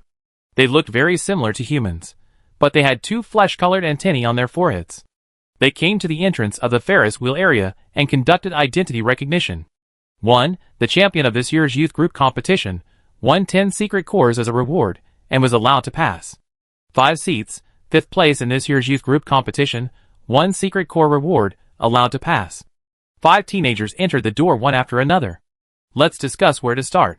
The information I got said that there is a mature blue star on the number 2 Ferris wheel. Mine is on number 8. I go to number 12. Bye. After harvesting the secret cores, everyone will return to the square and gather immediately. You can't stay in the pastoral area. Got it. The 5 teenagers separated, and one of them was walking towards Luo Su and the others. Luo Su and Long Zimo were still hiding in the corner, and the boy didn't notice them. The boy came to the bottom of Ferris wheel number 2, pressed a flying device on his waist, and the man flew up. He looked around, but couldn't find the cube he wanted.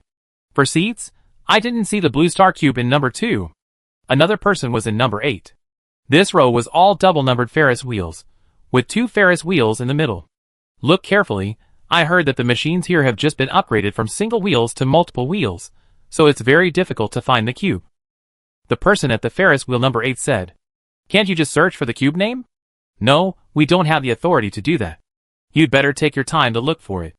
Anyway, you only have 1 reward, and you have plenty of time, so take your time to look for it. I didn't find the blue planet, but I saw a half-wasted planet in the red mist galaxy. Why don't I take it? Anyway, I only need 1, so anyone is the same. The boy at number 2 took the initiative and changed to another cube. He didn't know what means he used, but the cube was taken away by him in an instant, and a red secret core appeared in the air in his palm. Haha, from now on. I am also one of the geniuses with the secret core ability. The boy number 2 said proudly.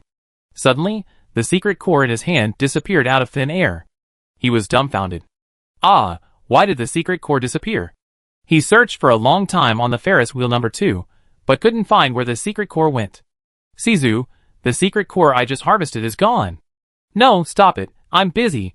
I have a total of 3 secret cores to harvest. The one in front of number 8 said unhappily.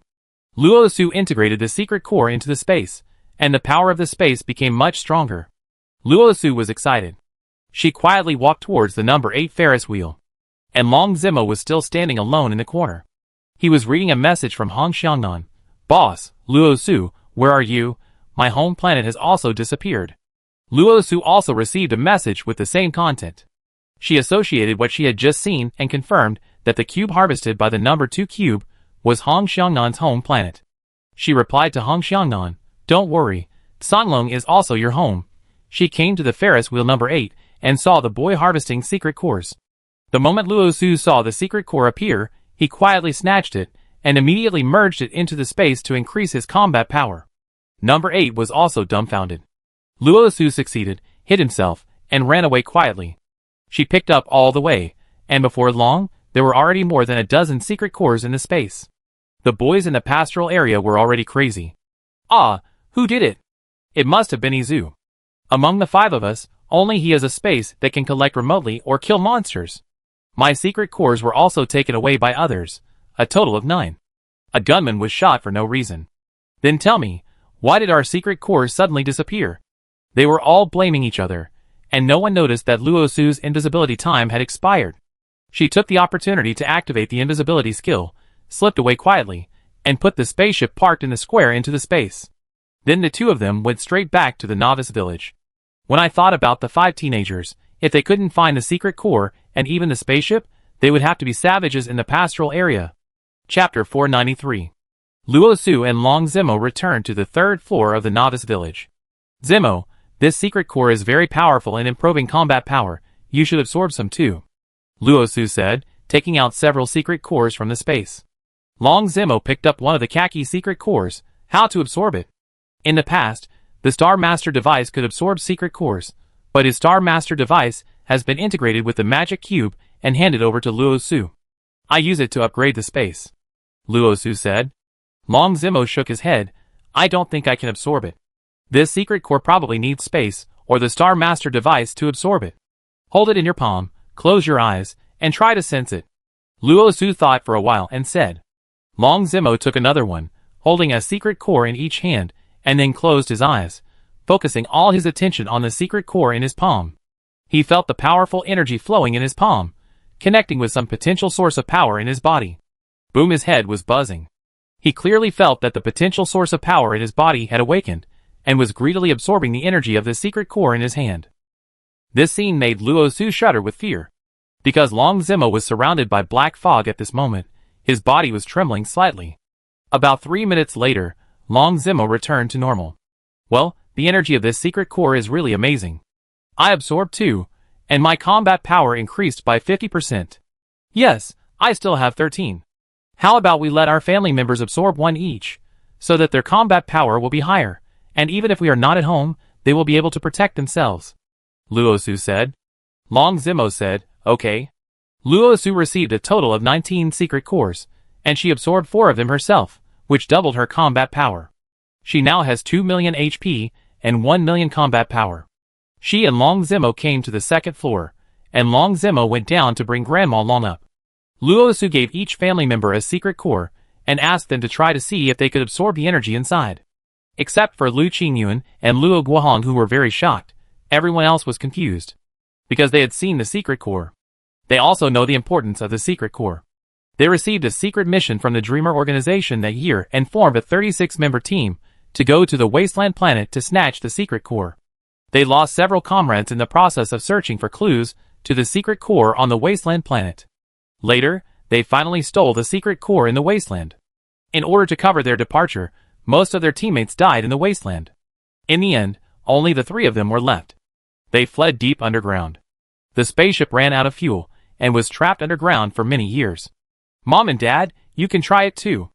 Luo Su's voice brought their thoughts back to reality. Lu Qingyun reached out and snatched the secret core from her husband's hand and handed both to Luo Su. Susu, we can't take these 2 secret cores, you should use them. Only you with space can use them to the greatest extent, Lu Qingyun said. In fact, this was not Lu Qingyun's polite statement. But the last time they came back, they tried to contact their superiors secretly, and the superiors replied, the secret core is for a seed player from China. Her player number is HG80666. This seed player is Luo Su. They were ecstatic, but the organization asked them to keep silent and keep the secret, so they never dared to tell their daughter about the seed player. They only knew that the final mission of the seed player was to save all mankind. Therefore, they could not accept these 2 secret cores no matter what. Mom and Dad, you absorb them. I have already absorbed 4, and I still have a lot. Luo Su took out the remaining 8, placed in front of her parents. This shocked Lu Qingyun and Luo Guohong. So many secret cores? How did you get them? Luo Su smiled and said, we found a pasture where secret cores are planted. I will go to pick more in the future, so these 2 are our way of honoring our parents. Under the insistence of Luo Su and Long Zimo, Lu Qingyun and Luo Guohong reluctantly agreed. The result was that Lu Qingyun absorbed it successfully, but Luo Guohong could not absorb it. Others also tried it, but only doubted could absorb it. Grandma and Long Nanny could not absorb the secret core energy. It's strange, why can Mom and Dad absorb it, but Grandma, Dad, and Grandma can't absorb it? Luo Su was puzzled. Grandma suddenly said, maybe it's blood relationship. If you can absorb it, your mom and Dad can absorb it naturally. You 3 are related by blood. Luo Su was amused by Grandma's words. Grandma, your logic is wrong. I am related by blood to Mom and Dowdu, and I am also related by blood to you and Dad, right? Grandma shook her head and told the truth. In fact, I picked up your mother and raised her. Back then, your grandfather and my biological daughter had an accident and passed away. I was in pain for half a year and couldn't recover until one day, I picked up your mother on the road. She was only a few months old at the time and looked a bit like my daughter who left. I thought God must have pitied me and returned my daughter to me. I took your mother home and raised her as my own daughter. When Lu Qingyan heard this, she burst into tears. She only realized now that she was being kept. Mom. Lu Qingyan went forward and hugged Luo Su's grandmother, choking and saying, Mom, thank you. Luo Su's grandmother wiped her tears. In my heart, you are my biological daughter.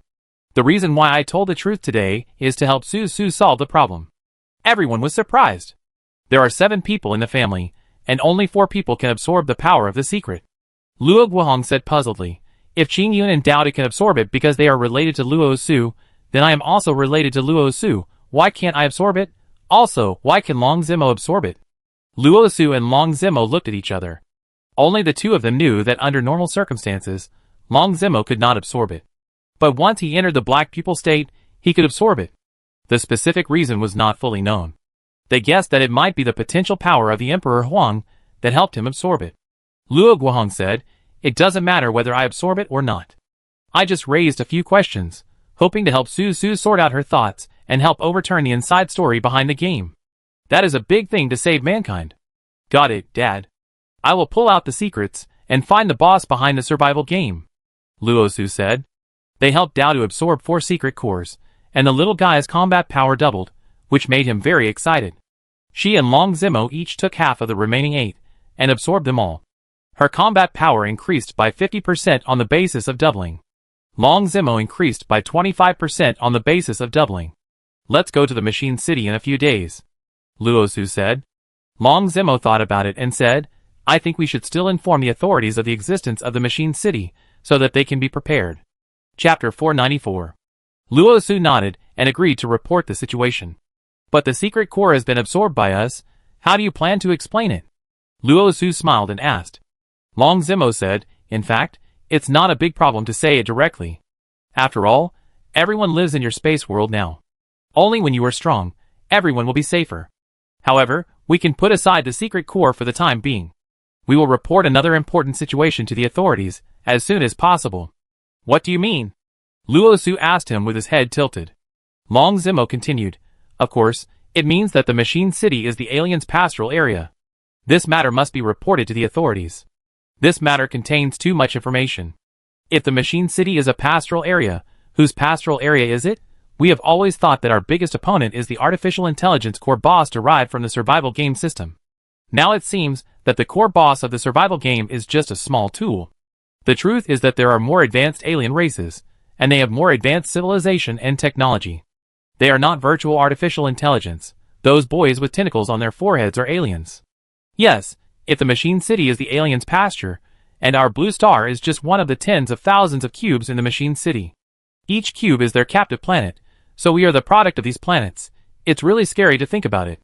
Luo Su frowned and said. She went to the official base with Long Zimo. At the secret meeting of the top leaders, they reported on the situation of the Machine City. This surprised the officials.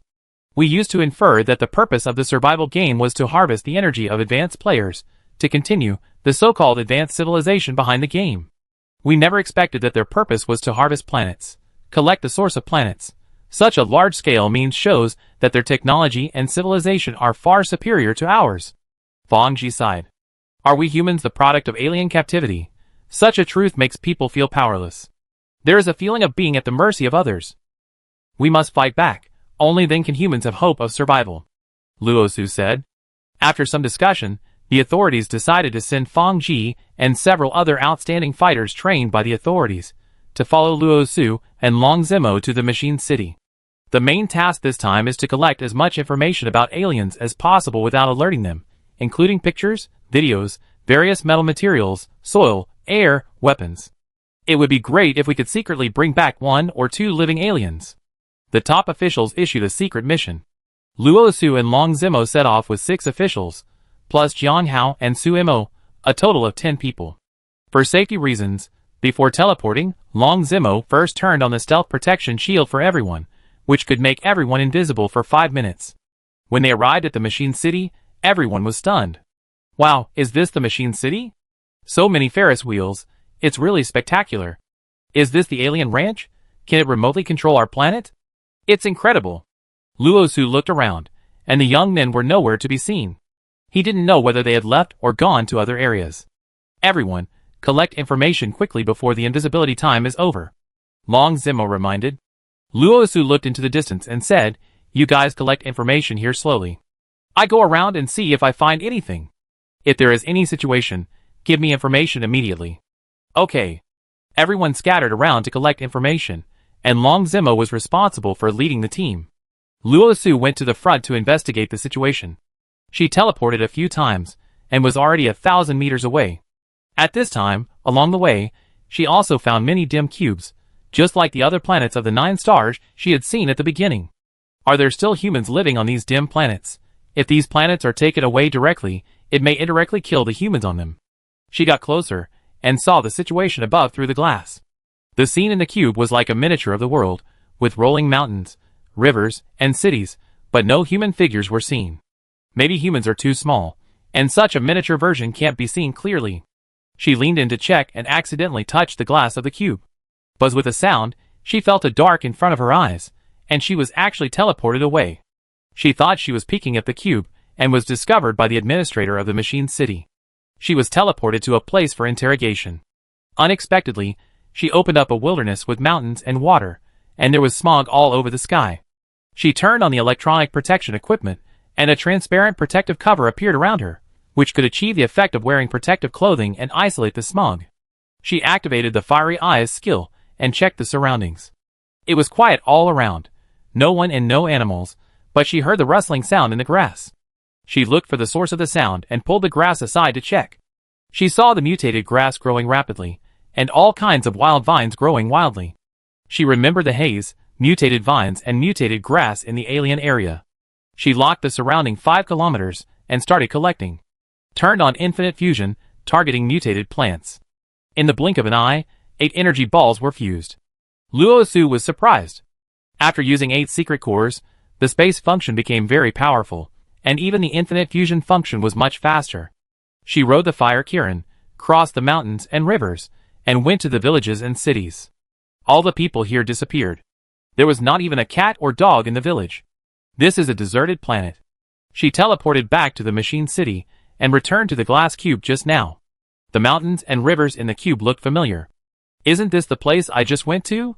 That desolate planet without haze and human beings.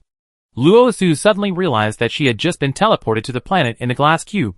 She locked the glass cube of the desolate planet, and opened the space storage. This time, her space system popped up a prompt. You can extract the secret core separately. Do you want to extract it? Luosu was delighted. Extract. Congratulations on obtaining the source of the planet, the secret core. Luosu looked at the secret core emitting purple light in her hand and exclaimed, it turns out that you can extract the secret core separately like this. Chapter 495. Luosu flew all the way. Whenever she found a dim cube, she would stop and extract the secret core. She fused dozens of secret cores one after another, and found that she had reached the fusion limit. In other words, her space could only fuse 50 secret cores at most. Now her combat power has reached 3 million and her health is 5 million. She continued to collect secret cores, and save them for Daodu and Long Zemo. Luosu flew over the pastoral area, and soon found a figure. This person is the guy who couldn't find the blue star in Ferris wheel number 2. She locked onto the alien and started to store living things. There was an alien with tentacles on his forehead in her space. She continued to fly forward, collecting secret cores and catching aliens. Soon, the 5 alien teenagers were reunited. 1, you came in too? So this is not your prank? No, there is a senior from our tribe here, and his space skills are hundreds and thousands of times stronger than mine. Izu said. Senior? Have you seen him?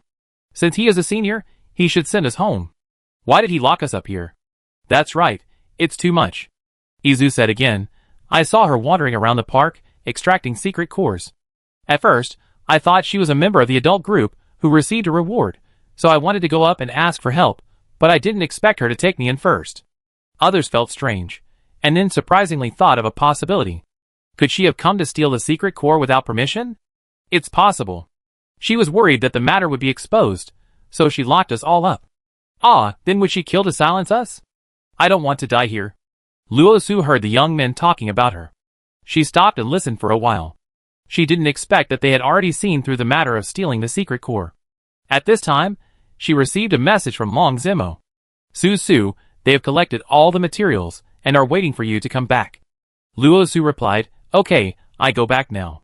When she returned to the square, she saw the 9 of them, waiting in a neat line. As soon as Luo Su returned to join everyone, she heard a series of roars from the sky. It's a big spaceship. Aliens are coming. Could it be? Have we been discovered? What should we do? Not good. Maybe they couldn't contact the 5 teenagers, so they came to check the situation. Let's go! Everyone was sweating. Luo Su waved her hand and took everyone back to the official base. The information they brought back was treated as top secret and sent to a heavily guarded institution for research. Luo Su gave them a secret core for their research and handed over the 4 young men they brought back to the official. She left the young genius alone in the space, and she planned to study him when she had time in the future. Luo Su and Long Zimo, you have worked hard. We have received a large amount of flame stones, and we give them all to you. Fang Ji said. Luo Su and Long Zimo went to the resource library. She put all the flame stones in the resource library into the space. This is a necessary material for strengthening equipment, and is very difficult to find. Let's go back to the novice village. Luo Su and Long Zimo finished talking, and turned back to the novice village. Everyone was in the living room on the 2nd floor. Daodu also came over. Mom and Dad. She wanted Long Zimo and Daodu to become stronger, so she took them back to the 3rd floor and laid out 30 secret cores for them to absorb and fuse the energy in them. Chapter 496. Tell me, what tribe are you from? Which planet do you live on? Long Zimo repeated the question. Luo Su released the ice domain and locked onto a planet, activating the skill of mental depression. Instantly draining his mental power, Long Zimo took the opportunity to use a domain skill, and he quickly entered the illusion. Soon, he interrogated and found some clues. Their home planet is the Black Candle Dragon Star, located in a distant super galaxy. The original inhabitants of the Wasteland planet were originally a subordinate, they said many years ago, but later rebelled and killed an important member of their royal family. In a rage, they blew up the Wasteland planet, but they didn't expect that the people on the Wasteland planet had been prepared. They deployed many high-tech artificial intelligence systems in nearby galaxies. They also copied a copycat survival game and, according to their operating mode, plundered energy resources in inferior galaxies in an attempt to make a comeback. Later, they discovered this situation and built a machine city in the center of this galaxy, specifically to forcibly take over the copycat resources and then generate an extragalactic pasture. Because it is located in a barren galaxy zone, the energy collected is limited and can only be used by miners in their growing period. Therefore, the north of the machine city was named Ferris Wheel Ranch. They installed a super galaxy transmission system in the ranch. This super galaxy transmission system cannot directly transmit people due to excessive pressure, otherwise they will be shredded. Only spacecraft can also transmit units, and spacecraft can directly transmit them remotely. Suddenly, Long Zimo caught an allergic fever alarm message in his mind. Ding ding, detected as a suspected information leaker. Please give a response command within 10 seconds, otherwise you will be judged as incapable of autonomy and executed remotely. Luo Su and Long Zimo were surprised. They actually installed information trackers on these teenagers. Once they fell into the hands of the enemy, they would be remotely wiped out, which was very cruel. Long Zimo put away the domain, but Izu would not wake up for a while. Luo Su locked him and directly teleported him to the blue planet alone. Boom! With a sound, a huge hole was blown open on the blue planet. Luo Su secretly sweated. It was really dangerous. She remembered that she brought back 5 teenagers in total, 4 of whom were still in the official base. She immediately called Fang Ji to remind him of this. Unexpectedly, Fang Ji said that the 4 people had exploded a few minutes ago. Fortunately, they were prepared and arranged to interrogate them in a remote secret base instead of in the base interrogation room. But these teenagers were too stubborn. They exploded one after another as soon as they used the lie detector. Fang Ji said speechlessly. Luo Su said, no, they didn't blow themselves up. They were forced to execute them remotely by their home planet to prevent information leakage. Fang Ji was surprised. That's too cruel. We were just interrogating them, and didn't intend to kill them. We didn't expect that they would be abandoned by their own people. Luo Su shared the information they got from the interrogation with the authorities on the phone. Although the clues were limited, at least the location of the sea in the machine city was determined. Luo Su hung up the phone and walked out of the interrogation room with Long Zimo. Luo Su said, "The survival game we played was actually a copycat version, which means there is another genuine survival game that is 100 times stronger." Thinking of this possibility, she suddenly felt creepy. Chapter 497. Luo Su teleported Daodu and Long Zimo back to the novice village. It was evening. Everyone was chatting in the yard, and they were a little surprised to see Luo Su and his family suddenly appear. "Boss! Sister Luo Su, are you back?" "Oh, Daodu is joining in the fun this time." Daodu shook the weapon in his hand and said, "I'm here to help, not to join in the fun." The little guy made everyone laugh. "We just took down a secret alien base, which may have some impact on the game and the real world. Everyone should pay attention recently. If you find anything unusual, tell me immediately, or report it directly to the boss." "Okay." Everyone agreed. "Everyone, come on, it's time to eat." Master Zhao came out of the kitchen and shouted, "Tonight, the whole village will have dinner together. It's not a special day, it's just that we haven't had dinner together for a long time, and it's rare for everyone to get together for dinner. Well, Master Zhao's cooking skills are good. This familiar taste, love it." Everyone was talking and laughing, and the table was full of joy. When the dinner was almost over, there was a sudden power outage, and the whole village was dark.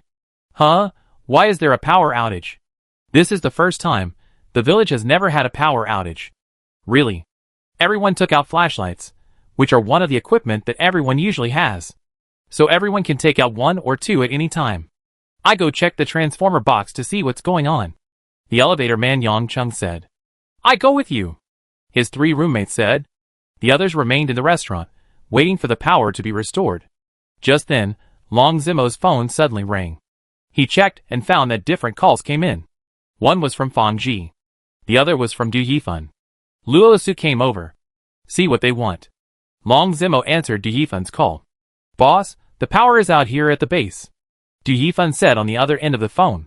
"Is there a power outage over there too?" Long Zimo felt something was wrong and said, "You arrange for people to repair the power supply, and pay attention to safety precautions and patrol. If you find any enemy sneak attacks, notify me immediately. They have been dispatched to repair it." Long Zimo just hung up the phone when she heard Luo Su say Fang Ji called her, and said that the official base also had a power outage. Luo Su and Long Zimo were secretly surprised. 3 places have a power outage at the same time.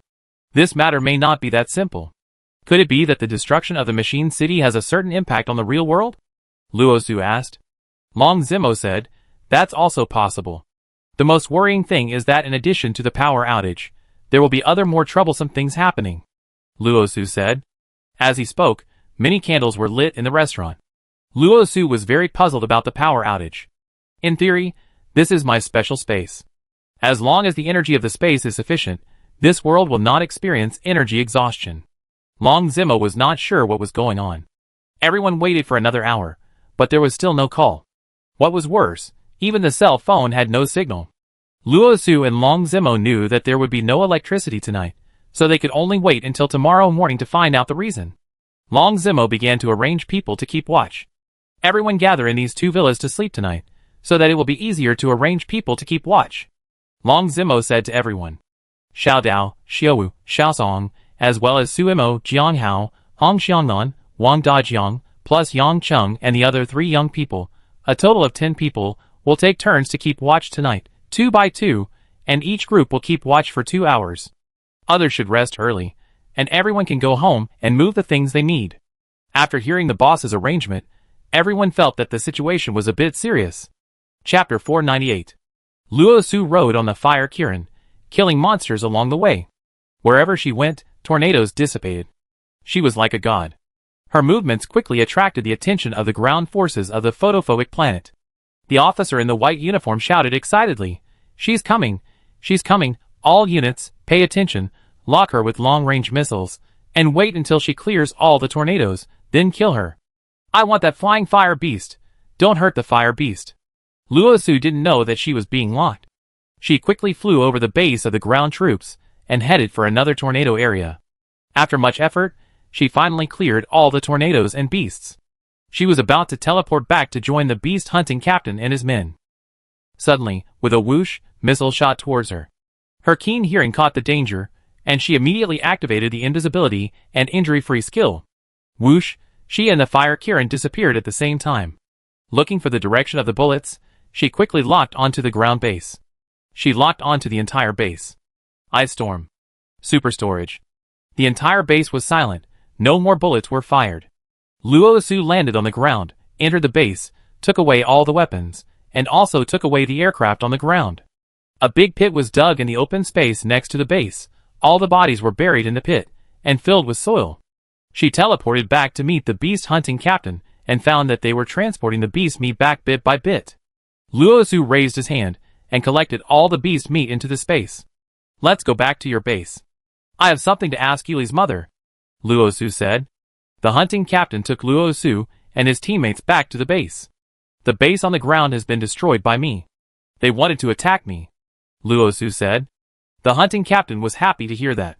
It's good to destroy those dogs who oppress the people. When they arrived at the hunting base, Luo Su threw out all the beast meat and piled it up in the playground, 2 or 3 meters high. Everyone was dumbfounded. How could it be several times more than the previous pile? The hunting team leader found Yuli's mother. Luo Su asked Yuli's mother, "Are you willing to go with me to find Yuli? Or stay here and live with the hunting team?" The hunting team leader persuaded her, "Aunt, go with her to find Yuli. Our hunting team is about to revolt, and there will be a war here." Luo Su first took Yuli's mother back to the hidden dragon base. The moment Yuli saw his mother, he couldn't believe his eyes. Mother? Yuli. The mother and son met again, which was a miracle in the eyes of Lang Duodu and Jimmy. They had all gone to worship at the grave of Yuli's mother, but they didn't expect that this was a misunderstanding. This was probably the most beautiful coincidence in the world. Luo Su went to find Du Yifan and handed over all the weapons collected on the glimmering planet to him for storage. She remembered that when she collected weapons at the photophobic base, there was a painting on the wall that left a deep impression on her. The painting showed a clear spring in the desert. The spring in the sand looked like an eye, so it left a deep impression on her. In order to get the eye of the desert that impressed her, she went to the photophobic planet again. Luo Su teleported directly to the ground base of the photophobic planet and took down the painting. Then he went to the hunting team base and looked for the hunting captain. "Why are you back again? I want to ask you, have you seen this place in the painting?" Luo Su asked the hunting captain. "This is the eye of the desert, on the other side of our planet. At that time, we didn't have the difference between day and night. Recently, after the black and white day and night appeared, I have never been there again," the hunting captain said. "The other side of your planet?" Luo Su was surprised. "Isn't it said that there is high temperature all year round? How come there is still a spring that has not evaporated?" After Luo Su figured out the approximate location, he left the hunting base. Chapter 499. Luo Su secretly looked at the tall leader. He had dark skin, thick eyebrows and big eyes. He looked honest and kind, and he didn't look like a bad person. Thinking of the journey, he had taken good care of everyone, but the food and water in the team were running out, and everyone was tightening their belts. So she said, "Leader, I'm alone. Can I not keep watch? I still have some food and water, and I'm willing to give it to the teammates on duty in return." The leader's eyes lit up after hearing this, and he hurriedly said, "That's fine. Anyway, you can't keep watch. Wait for me." Luo Su turned around and went back to the tent to get a black cloth bag with 4 bottles of mineral water and 5 bags of bread. She left a bag of bread and a bottle of water and gave the rest to the leader. The leader nodded to her and turned back. Luo Su finally felt relieved as she watched everyone busy with their own things and no one noticed her. She rinsed her mouth with mineral water, then shook off the sand on her body, got into the tent, and zipped it up. She took out a set of clean warm clothes from the space, changed quickly, and saw that it was getting dark. She turned on the night light in the tent. She took out a thermos cup and a chicken and potato lunch box from the space and started to eat dinner. After eating and drinking, she felt a little cold, so she took out a thick blanket from the space and covered herself. She lay in the tent and just relaxed. She felt a little drowsy. But she was alone and had to stay alert. Although the leader looked honest, there were 20 or 30 people in the team, most of whom were men, and it was difficult to ensure that everyone followed the rules. She held on for a long time, but she was so sleepy that she couldn't let out her pet. She thought about it and decided not to be kind. "Little beast, come out and help me keep watch," I'm so sleepy. Luo Su took the little beast out of the space. She was really surprised to see its round appearance. She lowered her voice and asked, "Huh? Why did you turn back into the little carrot? Haven't you grown up to be a little girl?" The little beast said with some reproach, "Is it polite to disturb others' sleep? Hey, you still know how to be polite? One day you eat, drink, defecate, urinate and sleep in my space backpack. Are you polite?" The little beast puffed up his cheeks and glared at her. "Oh," the ancient said, "raise an army for 1,000 days, and use it in one moment. How about you help me guard for one night?" The little beast tilted its head and said, "Paid service. Tell me, what do you want?" Luo Su looked at it. "Give me 2 of the secret cores in your pocket. With the secret core, I have enough energy to stabilize my appearance," the little beast said with a smile. Luo Su said, "You are still cute like a white radish, and it is not easy to be discovered." "No, what's the use of being cute? Can it be eaten as a meal, or can it be used for fighting?" The little beast was anxious. "Okay, since you said you can fight, I will give you 2 with great difficulty." Luo Su took out 2 secret cores and handed them to her. She actually swallowed the 2 secret cores in one breath without chewing them, and she began to change all over. Luo Su hurriedly turned off the lights, fearing that others would see 2 figures from outside. At this moment, a figure quietly approached her tent. "Who is it?" Luo Su was surprised. "It's me, Tasia. I have a large family, and the tent can't accommodate them all. Can I sleep with you tonight?" A strange woman's voice came from outside the tent. Luo Su didn't want to let her in and asked, "Sorry, I'm used to sleeping alone." The woman turned away and left. After a long while, Luo Su heard the little beast's voice. "Okay, I've absorbed it. You go to sleep, I keep watch. Well, if anything happens, wake me up," Luo Su repeatedly reminded. "Got it," said the little beast. Chapter 500. Luo Su checked the supplies and equipment and confirmed that they did not need to be replenished. Then she lay on the sofa to rest for a while. Her mind was a little confused. Eye of the desert, mysterious seal, these information floated through her mind. She fell asleep unconsciously. She didn't know how long she slept, but she was awakened by the sound coming from outside the window. Ding ding ding. It was the sound of camel bells. She opened the curtains and looked out. A group of tightly wrapped people rode camels through the street, looking dusty and tired, like a teen that had just entered the city. They walked into the door of the B&B. They should be staying here. But this B&B is full. It's useless to come here. They have to look for another one later. Luo Su lowered the curtains and yawned again. Because of her menstrual period, she didn't want to go out. She hugged the pillow and continued to lie on the sofa. She took out a thermos from the space, which contained red date rose tea. She drank a few sips, warmed her body, and continued to be drowsy. Bang bang bang. Suddenly, the door of the room slammed loudly. Someone was knocking on the door outside. Luo Su didn't want to move. She was wondering who was this? He knocked on the door at this time. It shouldn't be the leader. He wouldn't be so rude to knock on the door. She sat up, and before she could open the door, it was kicked open. Bang! There was a loud noise. Luo Su was not mentally prepared, and was really surprised, whoosh, and stood up. "What are you going to do?" 3 men wrapped tightly came in, holding guns in their hands, pointing at Luo Su and saying, "Robbery. Hand over all the money and supplies quickly." "Robbery?" Luo Su snorted coldly. "If you don't want to die, move faster, move faster," the burly man in the lead said loudly. At this time, there were knocks on the door downstairs. There were also gunshots. Luo Su walked to the cabinet, took out the luggage bag inside, opened it, and found several bottles of water and several bags of bread.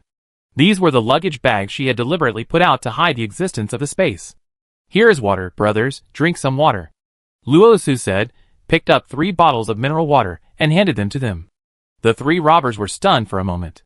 It was the first time they had seen such a calm woman during a robbery, and she was also a beautiful woman. The burly robber in the lead laughed and said, "Alas, it's good to be so obedient like this beauty." He reached out to take the mineral water, but Luo Su didn't mean to let go. "Huh?" The man looked up at her in surprise. But before he could do anything, he had disappeared with another accomplice next to him. "Huh?" The remaining person was stunned, thinking that he was dazzled, and hurriedly shouted, "Big brother, second brother." Luo Su took the opportunity to touch his arm, and put him into the space. Gunshots continued to be heard downstairs. Luo Su dealt with the 3 robbers, walked out of the door, and hurried downstairs. In any case, the people living in this homestay are basically her teammates, and they will go to the inner city together in 2 days. They can't let them die like this. Luo Su walked to the end of the corridor, and saw 2 figures dressed as robbers in the corridor. She fired 2 shots with a silenced energy gun, killing 2 robbers, and snatching 2 heavy bags of supplies from them, mostly food and water. When she put the 2 bags of supplies into the space, she heard footsteps coming this way, more than one person. She hid at the corner of the stairs, aiming the gun at the stairs. Robbers came up, 1, 2, 3. 4 people in total. Swish, swish, swish. Luo Su cut the Gordian knot quickly, fired 4 shots in a row, and sent the 4 of them to the underworld to play mahjong together. Before the last man died, he fired 2 shots with all his strength. This attracted all the robbers downstairs. Luo Su retreated and waited above the corner of the corridor. If anyone dared to show up, she would shoot them in the head. After clearing the threats in the corridor, she continued to the 3rd floor. 2 robbers just came out of a room in the corridor, and there was a pool of blood on the ground at the door. Luo Su said nothing and killed the 2 robbers in seconds. She patrolled the 3rd floor. 2 teammates died on this floor. The others gathered together, some with brooms and some with stools for defense. 7 or 8 people left as soon as possible, but if they encountered a robber with a gun, it would still be very dangerous. You go to the top floor to hide, I go down to take a look. Luo Su raised the gun and turned to go downstairs. You should be careful too, someone told her. Yes. Luo Su quietly went downstairs. The voices of several people came from downstairs. Put down the gun, I spare your life, we only want money. 2 or 3 robbers squatted at this end of the corridor and shouted. I don't believe you. The owner of the B&B didn't have a gun and didn't resist, but you still beat him to death? This is the voice of the leader Deng Tai. One of the robbers said, Brother San, don't waste time talking to him. Let's just kill him. We have 3 guns, so why should we be afraid of their 2 shotguns? That's right, I cover you, you guys go. The shortest robber said. As soon as he finished speaking, he fell to the ground with a puff, and there was a pool of red under his body. Fuck, they fired first, kill them and avenge Lao Wu. The sturdy robber rushed into the corridor with murderous intent. Bang! Bang bang! In the corridor, both sides opened fire. The 2 teammates with the leader were injured. Luo Su rushed down the stairs, and when he reached the corridor, he shot the 2 robbers from behind one by one. The boss is here. Are you alright? Luo Su asked them. She met up with the leader, and in the corridor not far from the door, the owner of the B&B, Lao Gao, was lying on the ground, dead. Team leader Deng Tai had a scratch on his ear, and the other 2 teammates were shot in the shoulder and the leg. I got hurt a little. Their guns have a long range, so we were at a disadvantage with our hunting rifles. Team leader Deng Tai said angrily. He walked over and turned the owner of the B&B over, stroked his eyes, asked him to close his eyes, and said sadly, Lao Gao, I'm sorry, we heard the gunshots and came out too late. Don't worry, we will avenge you. He went back to the room and covered him with a white sheet. He and Luo Su went to check on the other teammates. The teammates on the 2nd floor were basically fine. There were 2 more rooms on the 1st floor, where 4 teammates lived, and 2 of them died. Outside the door, 2 more robbers were moving things out, and in the yard, their 3 accomplices were tying things to camels. They were brazen and fearless, and it seemed that they had done a lot of robbery and murder. Luo Su took out a spare energy gun and handed it to the leader. This was given to her by the authorities before. Although it only has dual trajectory, it is much better than ordinary guns. Wow, this is a really good gun, thank you. Leader Deng Tai said excitedly. Chapter 501. Luo Su looked at her watch, and it was 6 in the morning. Hearing everyone talking outside, she hurriedly got up, put on her clothes, and walked out of the tent. It was foggy outside, and everyone was standing in the middle of the camp talking. What's wrong? Luo Su walked towards the leader and asked.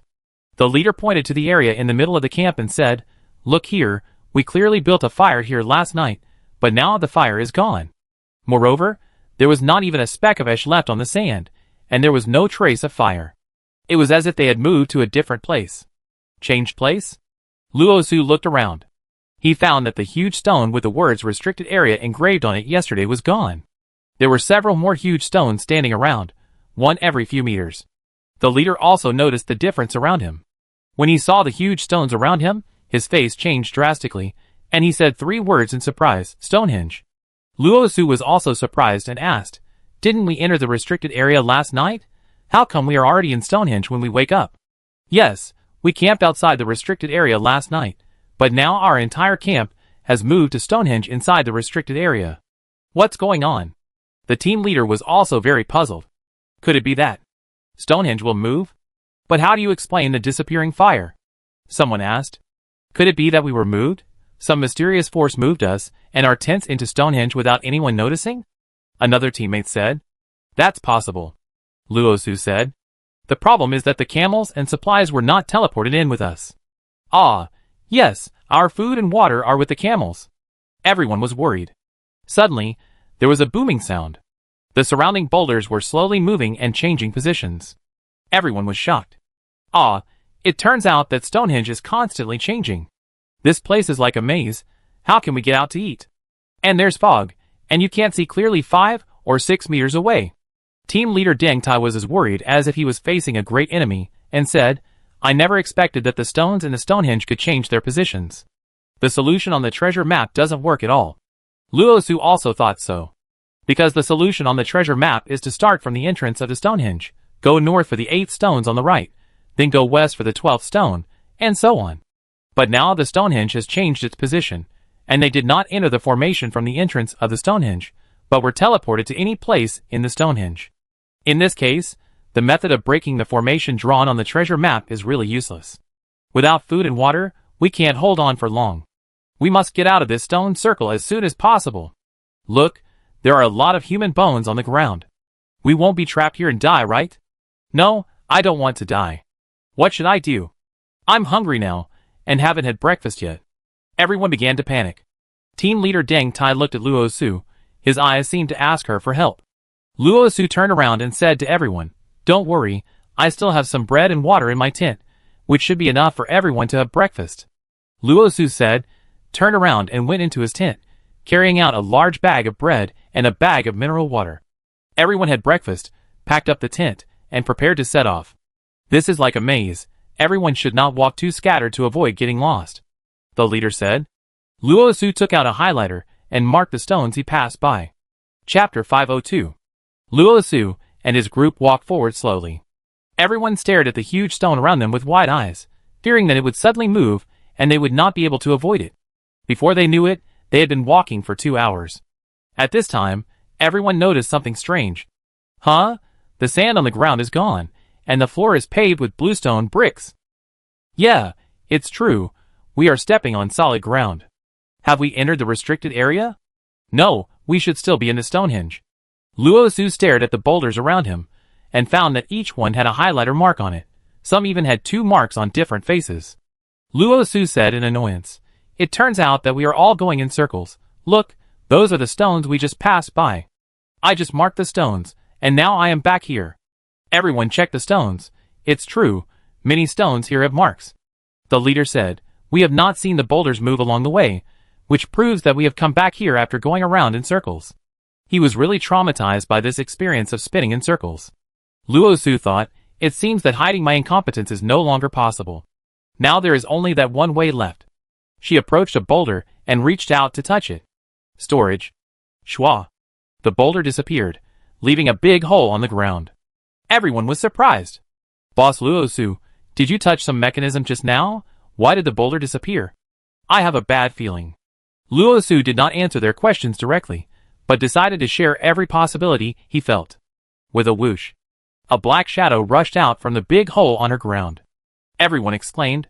Luosu looked carefully and found that it was actually a black cat with green eyes and shiny black fur all over its body. Aim. The black cat screamed, and everyone felt dizzy. Luosu was secretly surprised. This black cat could actually attack mentally. Aim. The black cat glared at the group of foreigners who broke into its territory. The show of power had no effect. Aim. The black cat pounced on Luosu. He dodged quickly by turning sideways. The black cat continued to pounce on him. Luosu reached out and touched it, and it disappeared. Ah, the cat also disappeared. Are you dazzled? I know, our boss can perform magic tricks and make those black cats disappear. Really? I didn't even notice it. Luosu's mobile phone has a black cat seal. She quietly put it into the space, and then continued to store another boulder. Soon, half of the stones in this area of Stonehenge were gone.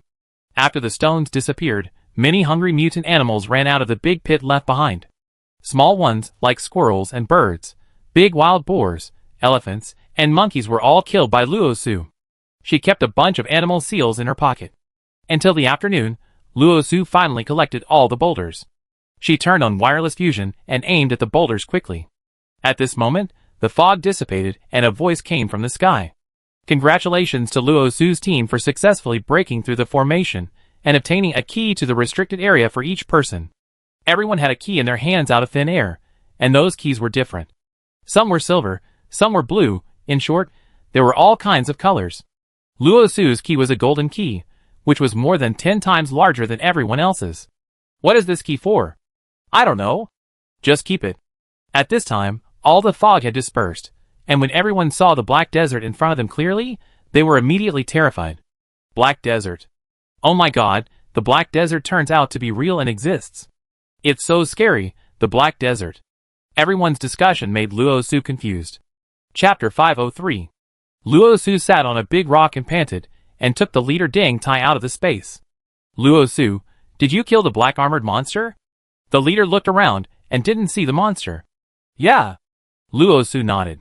Just now I went to a very strange place. There was a little girl and a little wolf. I thought it was a little catfish, but I didn't see it after asking for a long time. Oh. Luosu smiled and didn't intend to explain to him. At this time, many treasure chests appeared in the black desert, including gold, silver, and copper chests. Large and small, randomly placed in the sand. Ah, a treasure chest. So there really is a treasure. The teammates who were watching from a distance ran back. The leader took out a silver key and said, "So this key is useful. Let's open it and see what treasure is inside." Everyone rushed into the black desert and opened the treasure chest with the keys in their hands. Each key can open up to 3 treasure chests. Some of the keys in their hands are silver, some are copper, and can only open keys of corresponding colors.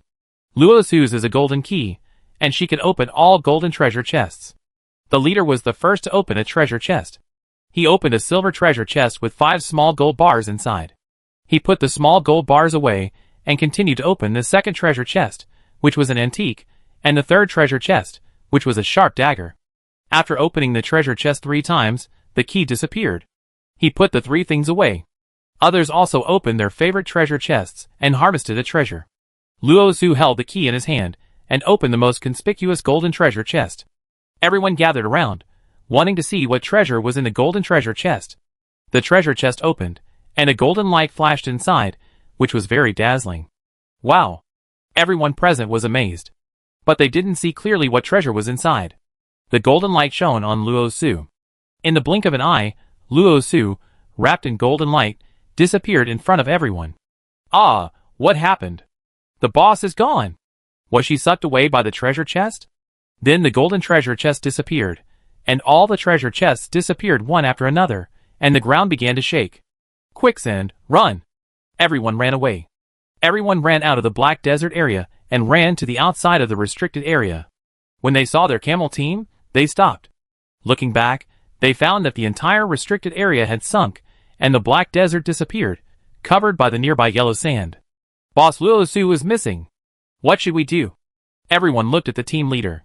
Team leader Ding Tai looked in the direction of the restricted area and said, "She disappeared mysteriously, just like she appeared mysteriously at the beginning."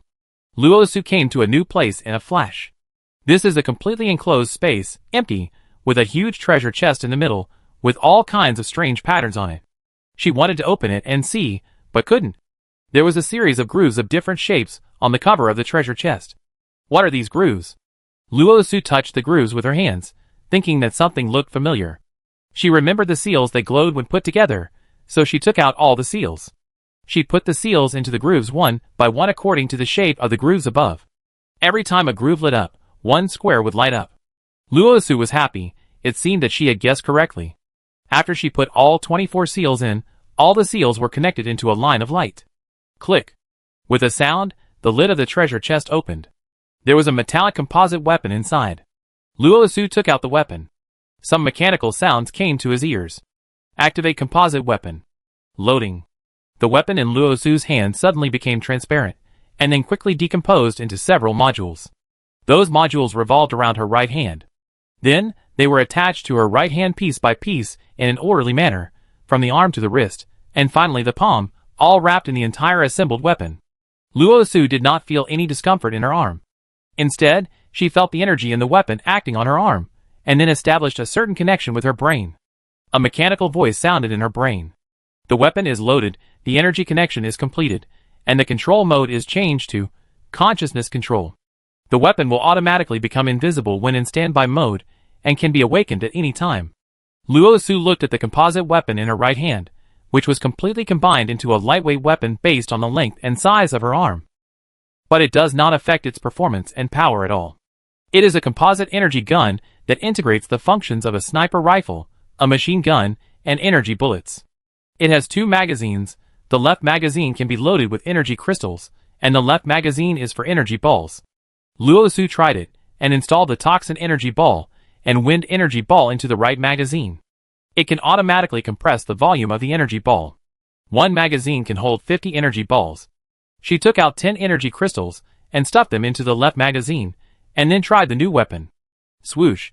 A slight sound of breaking through the air was heard, and the sniper function had a very long range. Bang, bang, bang, the function of the machine gun. There is no need to worry about insufficient ammunition, and the recoil can be ignored. Finally, she tried to fire a toxic energy ball. As long as it was positioned and aimed at the target, it also had an automatic tracking function. This composite weapon is perfect. Luo Su was overjoyed.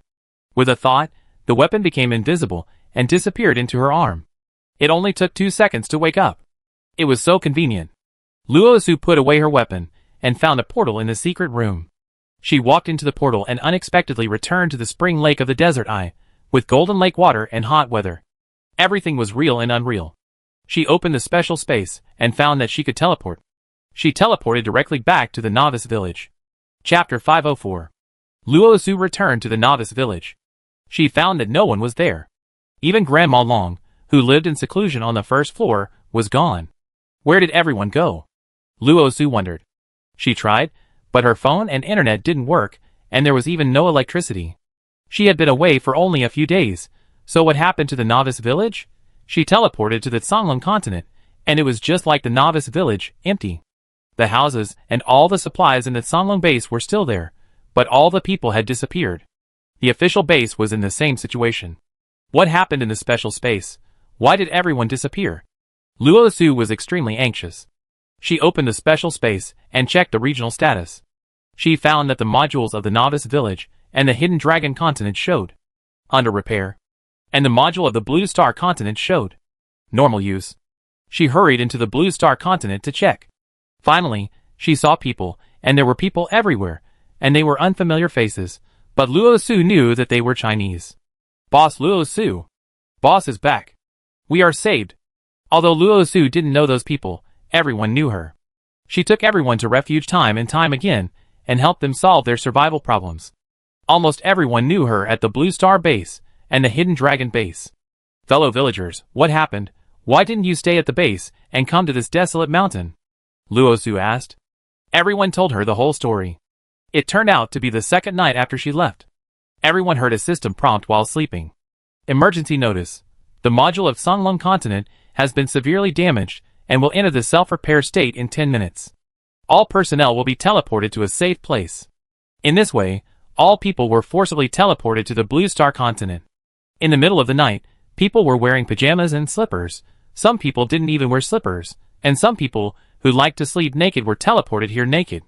What was even more embarrassing was that they were teleported away in the middle of the night, and when they arrived at the Blue Star continent, it was actually daytime, even in the middle of the day. The naked guy looked quite abrupt and eye-catching, but fortunately everyone was teleported to the wild, and there were still many leaves and weeds to hide. After a short period of adaptation, some people began to stand up spontaneously to maintain order. Because they didn't know how long it would take for the original Songlong continent to be repaired, but after half a day, they were still in the wilderness, unable to get out, and were really hungry. Therefore, some people began to step forward and arrange for people to hunt, pick wild fruits, mushrooms, and wild vegetables to solve the problem of food and clothing first. Luo Su also met people from the Songlong organization nearby. After much inquiry, she finally came to the Songlong organization's temporary base. Several simple tents made of leaves, bamboo and vines. Everyone sat on the mats made of wild grass. She met people from the novice village here. Everyone was excited to see her return safely. Originally, everyone thought that Luo Su had an accident and encountered danger, so the Songlong continent was damaged. Now it seems not. Until now, Luo Su still doesn't know why the special space is abnormal. We can't find out the reason for the time being, so let's ignore it. Since we have been teleported to the Blue Star continent, the air and climate here are very stable. We can rebuild a base here and build our home here, Long Zimo said. Luo Su looked around the Blue Star continent. The mountains and rivers are magnificent, the products are rich, and the air is fresh. It is autumn now. There are many wild fruits and vegetables on the mountain. Everyone has relied on these to fill their stomachs these days. Luo Su and Long Zimo rode the fire current around the Blue Star continent, preparing to choose a suitable place for everyone to build a base. This is no longer the original Blue Star. The mountains and rivers have changed.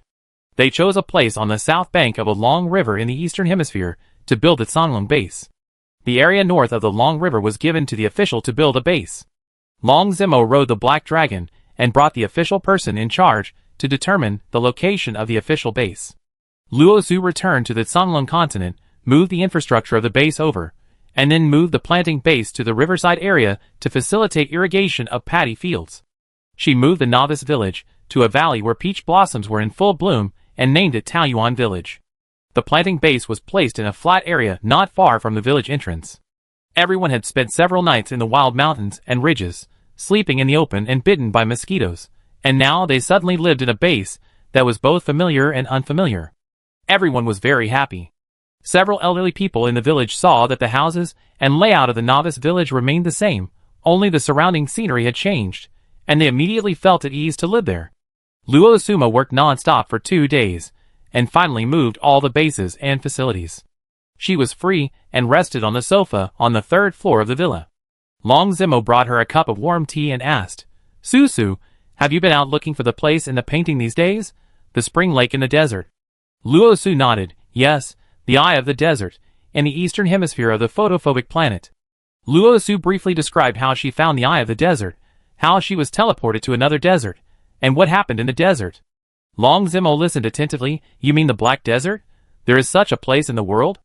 Luo Su continued, "Yes, but not the whole desert is black, but there is a small black desert in the middle of the restricted area, about a few kilometers." Finally, he mentioned the new weapon. Luo Su raised his right hand, awakened the weapon, and said, "This is a 3-in-1 new weapon, which can be said to be a composite weapon that combines the 3 functions of a sniper rifle, a machine gun, and a rocket launcher." Long Zimo looked excited. "This gun is good. Let me see its structural principle and characteristics. Maybe I can make a replica." His weapon forging skills are already very advanced, and his understanding of weapon structure is very high. He carefully checked it several times, and felt that he roughly understood the principle of the structure, but he still couldn't break through the key problem. "I'm afraid the material used to make this weapon is the same in the world. The material of the left magazine is the same as that used in our energy gun. But the material of the right magazine is really unheard of. It can not only absorb the energy ball, but also compress the volume of the energy ball. The biggest feature is that it can merge with the human body, establish energy connection and consciousness control, and be invisible, awaken, and shoot at any time. This black technology is simply amazing. I don't know which alien planet has such a high level of technology to create such a powerful weapon." Long Zimo felt that his knowledge of weapons was refreshed, and finally concluded that it was difficult to find materials, and difficult to overcome black technology, so he had to give up. Luo Su said, "It is still useful to understand the general structure and materials of this weapon. We should pay more attention to it, and maybe we can find these materials in the future." Just then Doubta came up. "Looking at the new weapon in my mother's hand, it feels very cool, but the weapon has been bound to my mother and cannot be released." Luo Su had no choice but to give Doubta his original 6 ballistic weapon. Doubta was very happy, put away his new weapon and ran away. Luo Su checked the supplies in the space, and found the half bottle of golden water. Long Zimo was very curious. It was the first time he saw golden spring water. He divided it into 2 parts, one for Su Mo to study whether it could be used for medicine, and the other for the laboratory of Songlong base to check the elements contained in it. "You are still thoughtful," Luo Su praised.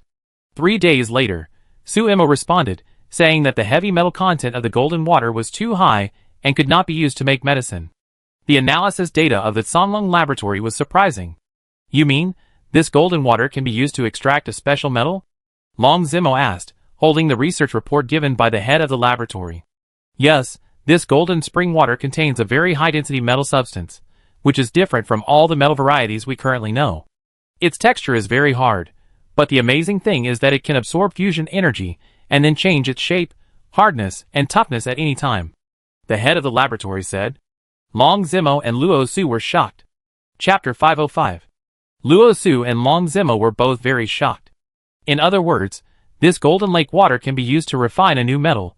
If there is enough water, they can produce a lot of new metals, and maybe they can create more new energy equipment. Luo Su decided to go to the eye of the desert again. This time, Long Zimo came with her. Looking at this 1 kilometer wide spring lake, full of golden water, Long Zimo was immediately excited. Luo Su collected the golden lake water into the space. It has filled 10 grids, but the water level of the lake has not dropped. Maybe there is a golden dark river at the bottom of the lake. In this way, the lake water here is inexhaustible. Luo Su analyzed. The two brought the water back to the base, and asked them to speed up the refining of metals. Great, with so many raw materials, we can refine pure special metals. In order to improve the overall strength, Luo Su decided to report the special metal matter to the authorities. She installed a portal next to the desert eye, so that people from the Hidden Dragon base and the official base could move lake water at any time. 2 days later, Fong Ji from the official base came to thank them. With this new metal, the official base will have a great breakthrough in the manufacture of new energy weapons. To express our gratitude, the official base will give the Hidden Dragon organization a batch of the latest energy guns and 100 tons of flame stones. Thank you. Luo Su used the flame stones to strengthen the new weapons by 2 levels, and further strengthening will require liquid gold steel. Liquid gold steel is a metal extracted from the golden water lake. She has just started refining, and the stock is not enough. She plans to continue strengthening it after a while. The metal extracted from the golden lake water is quite precious. It is one of the important materials for making advanced energy weapons and equipment. Liquid gold steel. Since the golden lake water is not on the blue planet, but on a distant alien planet, the authorities are worried that if it is discovered by aliens, they will not be allowed to extract the golden lake water. So the authorities order to increase the manpower, take turns to transport the lake water 24 hours a day, and try to reserve more of this liquid gold steel before the aliens discover it. As a result, within 10 days, the lake was drained. A large hole appeared at the bottom of the lake, leading to the underground. The authorities sent a 7-member survey team to the hole at the bottom of the lake to investigate, but after 3 days, only 1 person flew back, and all the members lost contact. Later, a team of superpowers was sent to search and rescue, but in the end, all the members of the superpower search and rescue team lost contact. This incident made people panic. The authorities had no choice but to ask Luo Su and Long Zimo of Songlong for help. You stay here for a week. If we don't come up, there's no need to wait. Everyone will be teleported directly back to the Blue Star base to wait for news. The most important thing is to guard the portal well. Once aliens are found at the portal, destroy the portal immediately to control the development of the situation. Luo Su told the official person in charge. Okay. The official person in charge agreed with her suggestion. Considering safety factors, Luo Su and Long Zimo only selected 2 official geological surveyors to explore the underground layer at the bottom of the lake. They entered the cave at the bottom of the lake and found a secret passage more than 1 meter wide leading to the depths of the underground. In this secret passage, there was a pool of slippery mucus every few meters. In addition, the secret passage had a certain degree of breakage. If there were no ropes, they might slide all the way down and get hurt if they were not careful. Fortunately, they tied 2 fixed ropes on the shore. Holding the ropes, they could slide down along the secret passage. After passing through a narrow secret passage of about 100 or 200 meters, they came to the underground horizontal mezzanine more than 2 meters high. Here they found a body. Judging from the clothes, it was a member of the previous geological survey team. When they came down from the secret passage, they accidentally fell from a height and died. They wanted to report to the commander on the ground, but found that there was no communication signal here. The geology here has a special magnetic field that can interfere with communication equipment. Xiao Yang, a geological surveyor who came with them, said. Not only that, they found that even digital cameras could not be used normally here. They first made a written survey record, and then continued to walk down. They judged the direction of the underground river by the degree of soil moisture, and walked down along the moist inter layer. Here you can hear a rumbling sound. Xiaoyang said that this might be the sound of underground river water flowing.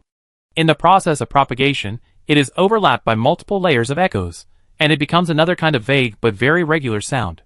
After walking for about half an hour, they came to an underground cave entrance. There was a strong airflow pouring up from the cave entrance, and under the cave was a rolling underground river. They put on their gear and started to walk down from the underground cave. They found a fixed rope on a huge rock next to them. In other words, the two teams that came down before were likely to have explored from this cave.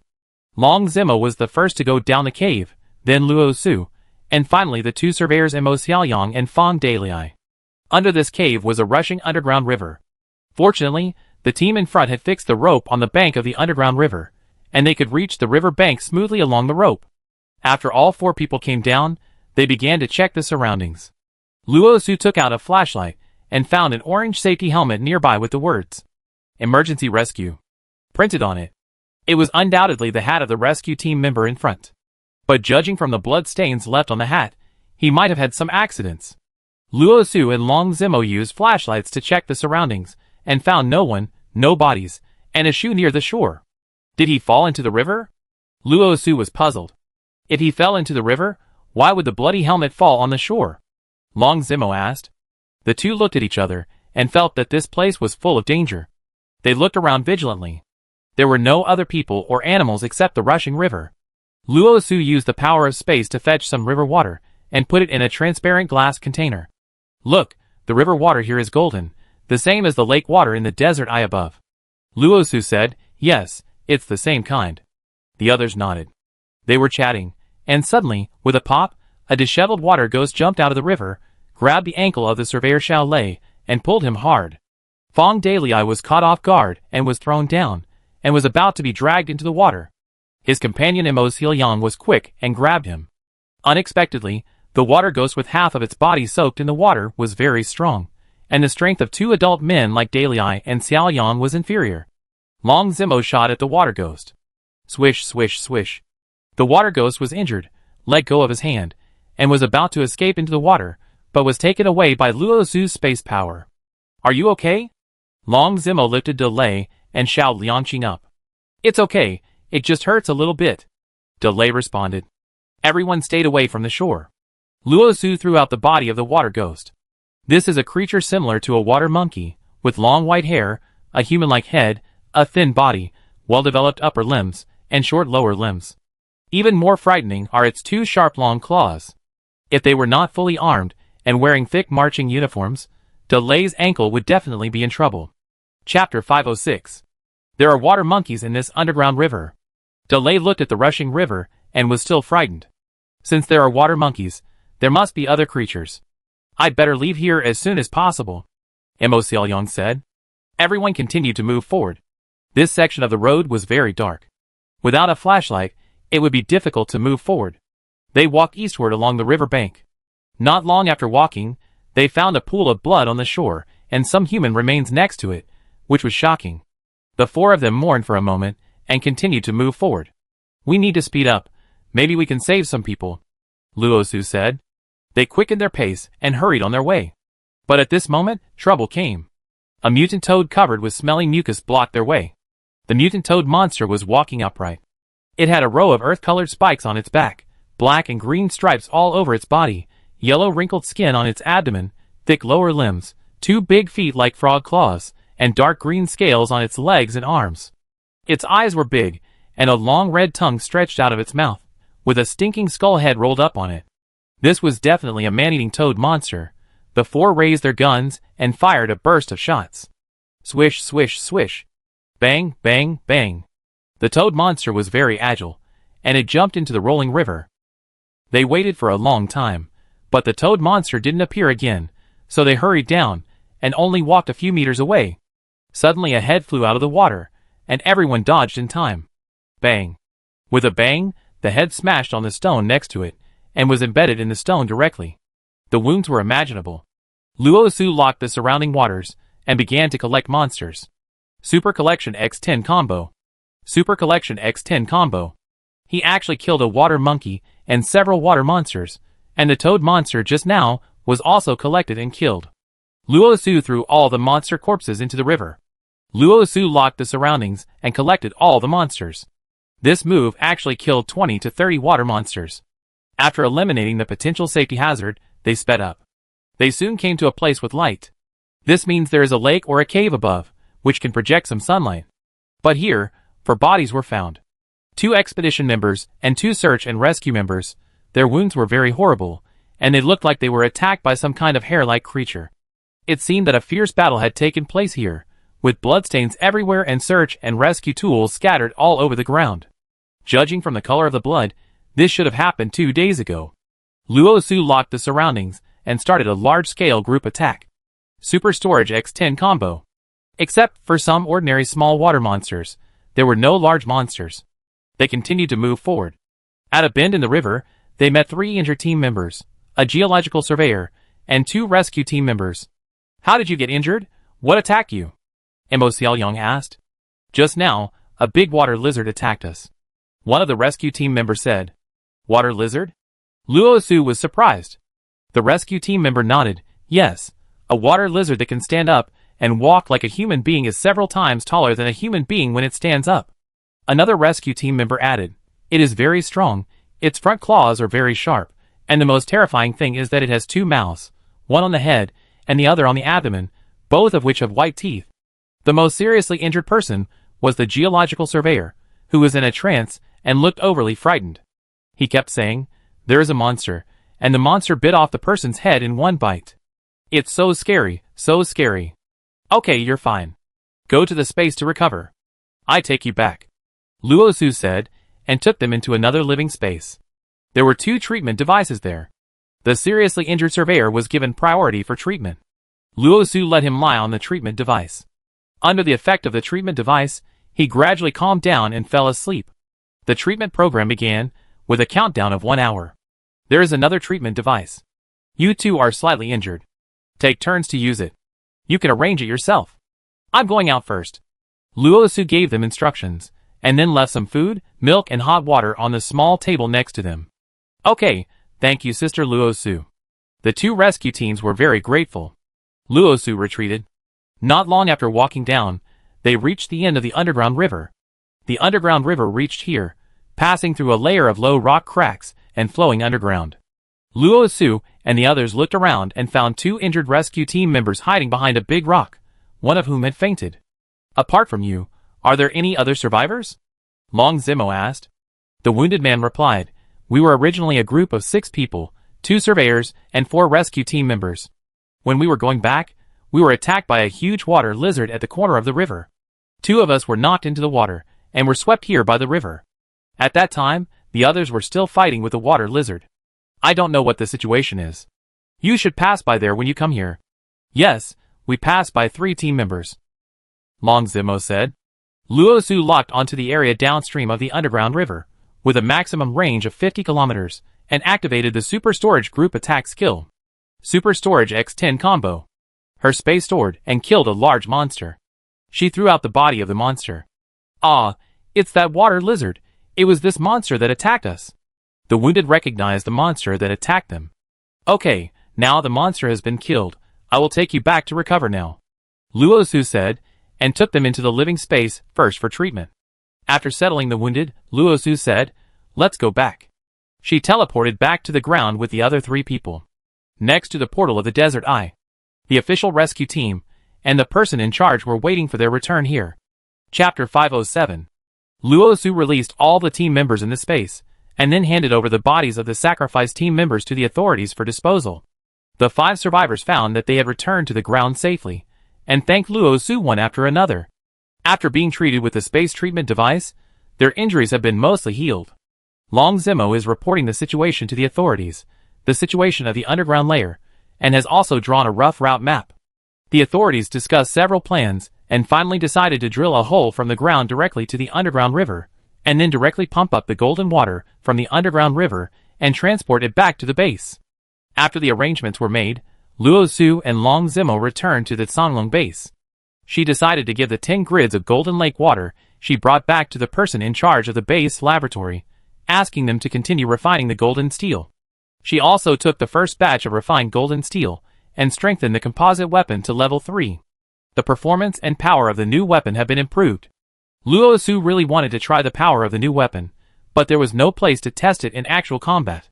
The copycat version of the game had been blown up along with the Machine City, and the so-called core boss had disappeared. Hongyu Galaxy and Hanwu Galaxy were also blown up. Now in the outside world, except for the planet of Fear of Light, she has not been to other planets. There are no teleportation points on the planets she has not been to.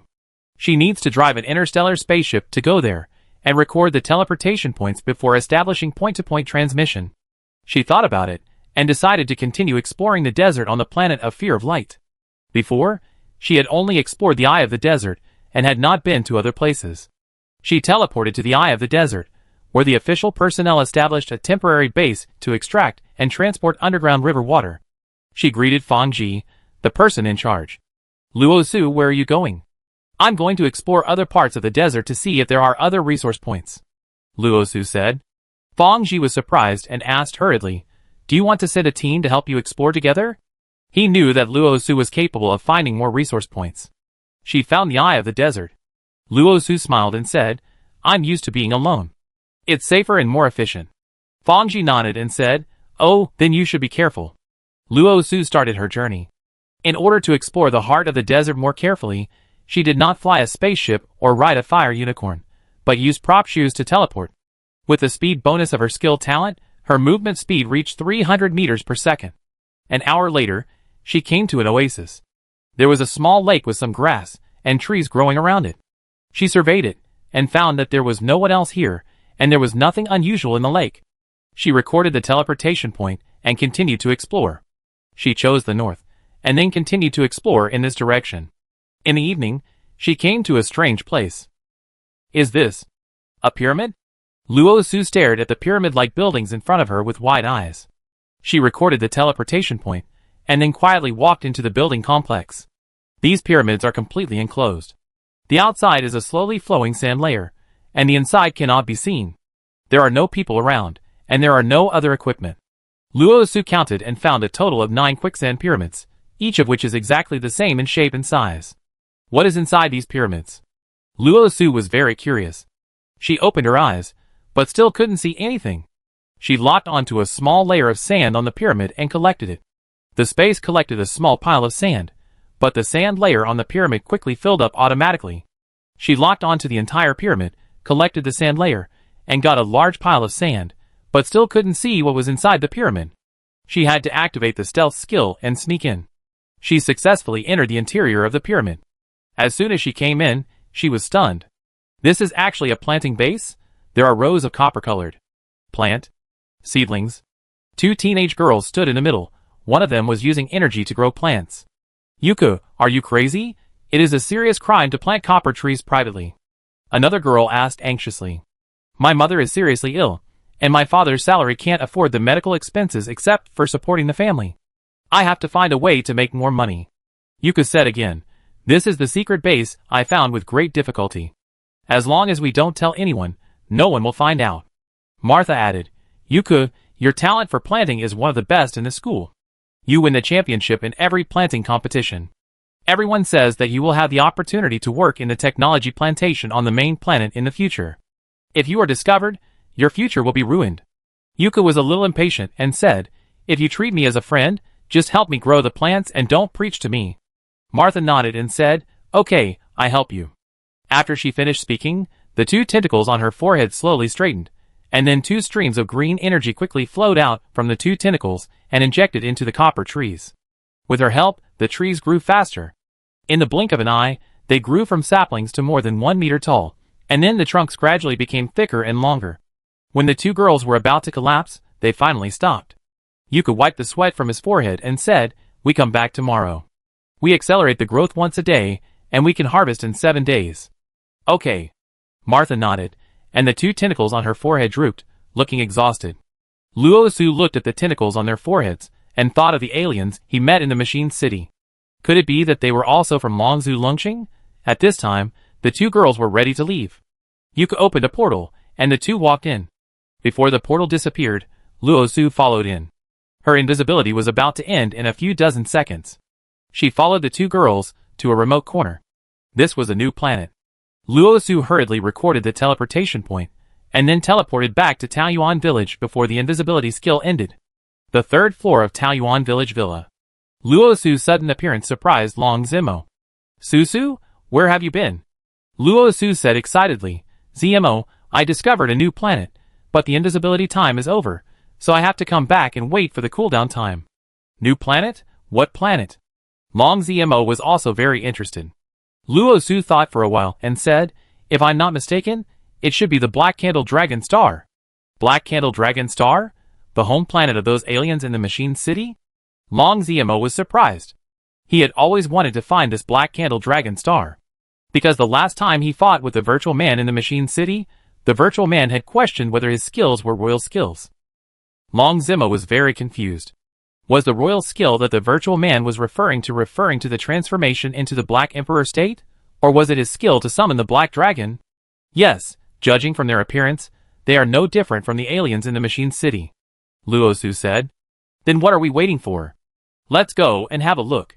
Long Zimo said. Luo Su shook his head and said, I don't want to alert the enemy. Let's wait until the stealth skill is over, and then go to investigate in stealth. Long Zimo said, then take Dowdy with us. The three of us will be together. There will be 3 or 4 stealth states to use in turn, so we don't have to run back and forth. Luo Su thought about it, and it was okay. With the two of them, Dowdy would not be in danger. Chapter 508. Luo Su and Long Zimo pulled Dowdy into the group, and the family of 3 began to explore the new planet. They had a total of 4 invisible states, and if they cooperated well, they could indeed remain invisible all the time, which was very convenient. Long Zimo started the invisible shield, which could make the group invisible for 5 minutes. Although they were not immune to damage, as long as they were careful and not discovered, there would basically be no danger. They teleported to the remote corner of the new planet. This was a remote small garden in a school, and the school sign read, the 5th Industrial City Key Middle School. Luo Su met many students on campus, and they all had 2 antennas on their foreheads. Next week is the annual freshman talent competition. I wonder what kind of weird talents will open our eyes this time. I am also looking forward to it. Last year's fattening talent was really hilarious. Luo Su's family of 3 quickly crossed the campus, and came to the street outside the campus. There was no sign of any vehicles on the ground streets here.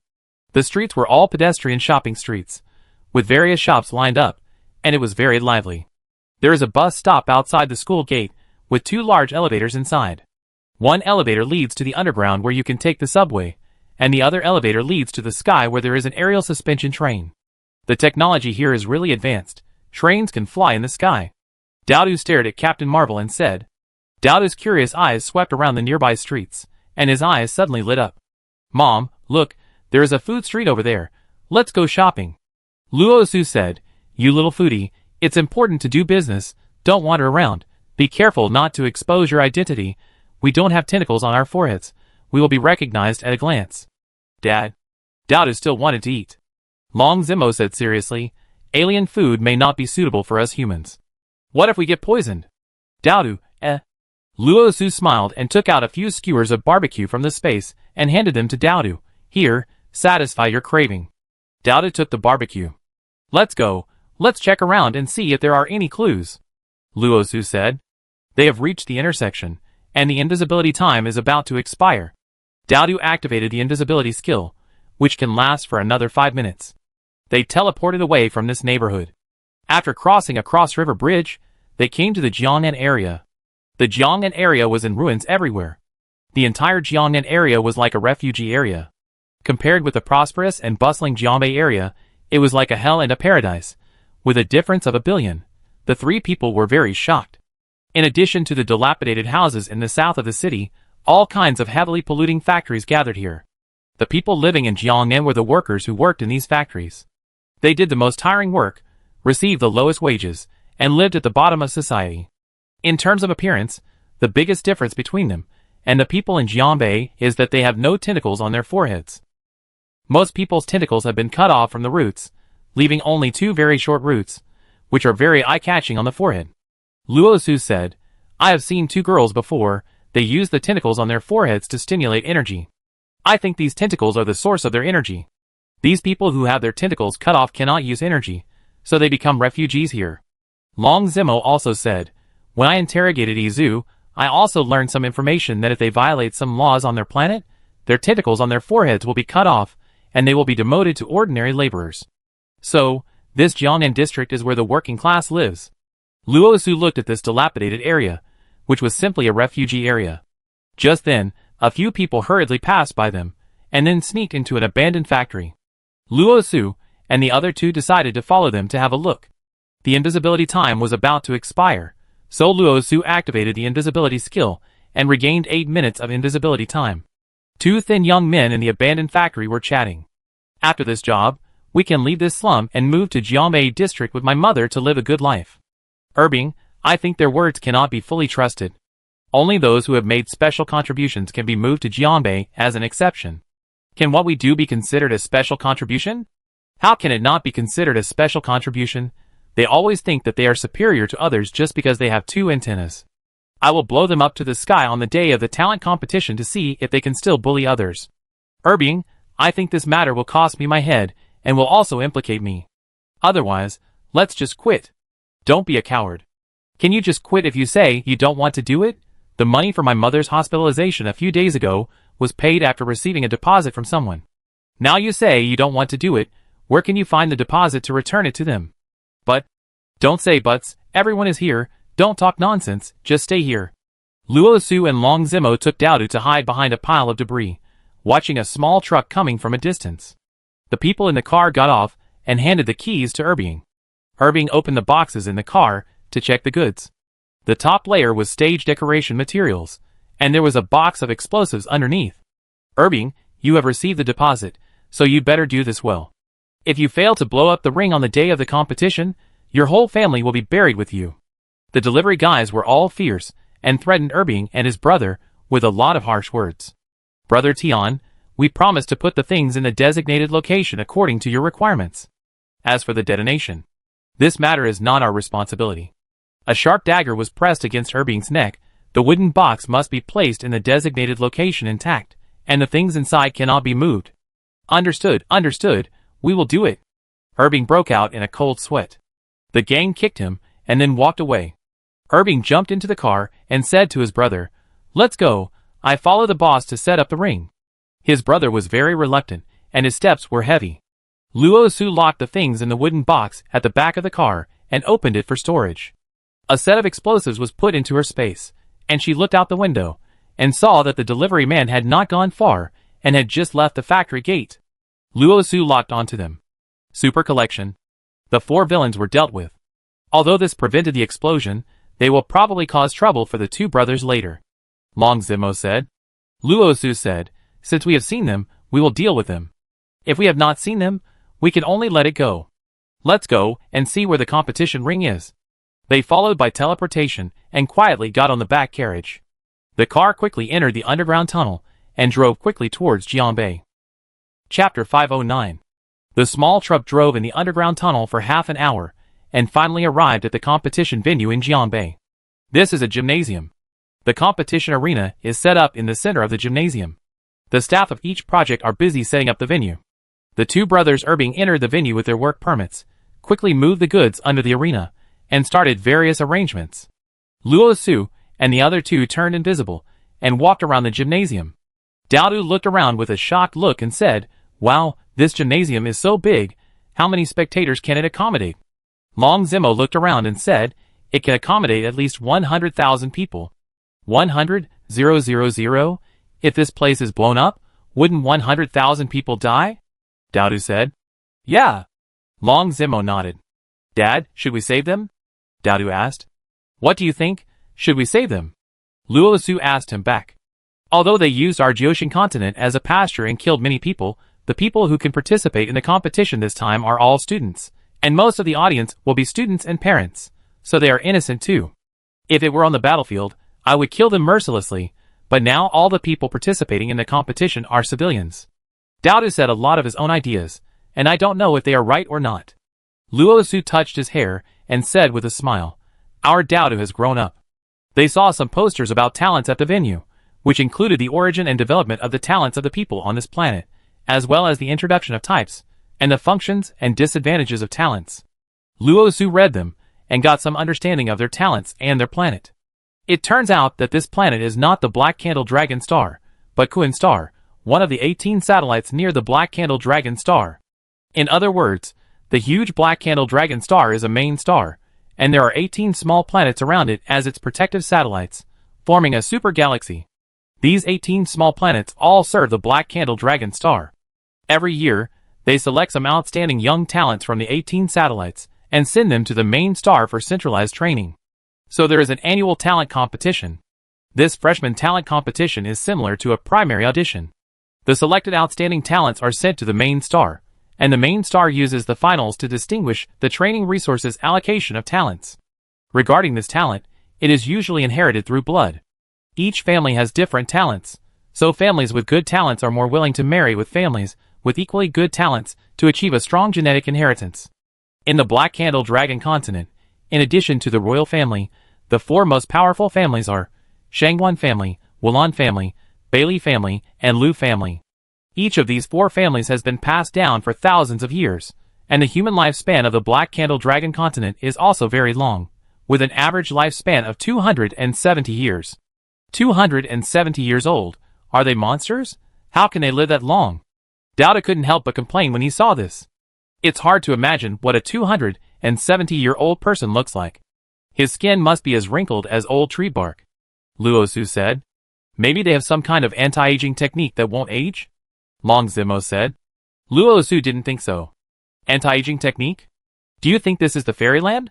Unknowingly, the invisibility time ended, and their bodies were revealed. Dowda hurriedly turned on the invisibility shield. But they were noticed just for a second. A middle-aged woman in her 50s came out of an office in the gymnasium and swept her eyes over the location of the promotional posters. Lu Ziyuan, if you have any instructions, I will do it immediately. Her assistant followed her out. It's okay, go and do your thing, the middle-aged woman said. The middle-aged woman kept staring at the location of the posters on the field and saw three invisible people. Her heart skipped a beat, and her first reaction was that they were assassins or spies. But upon closer inspection, it was obviously a family of three, and they looked like they were out for fun.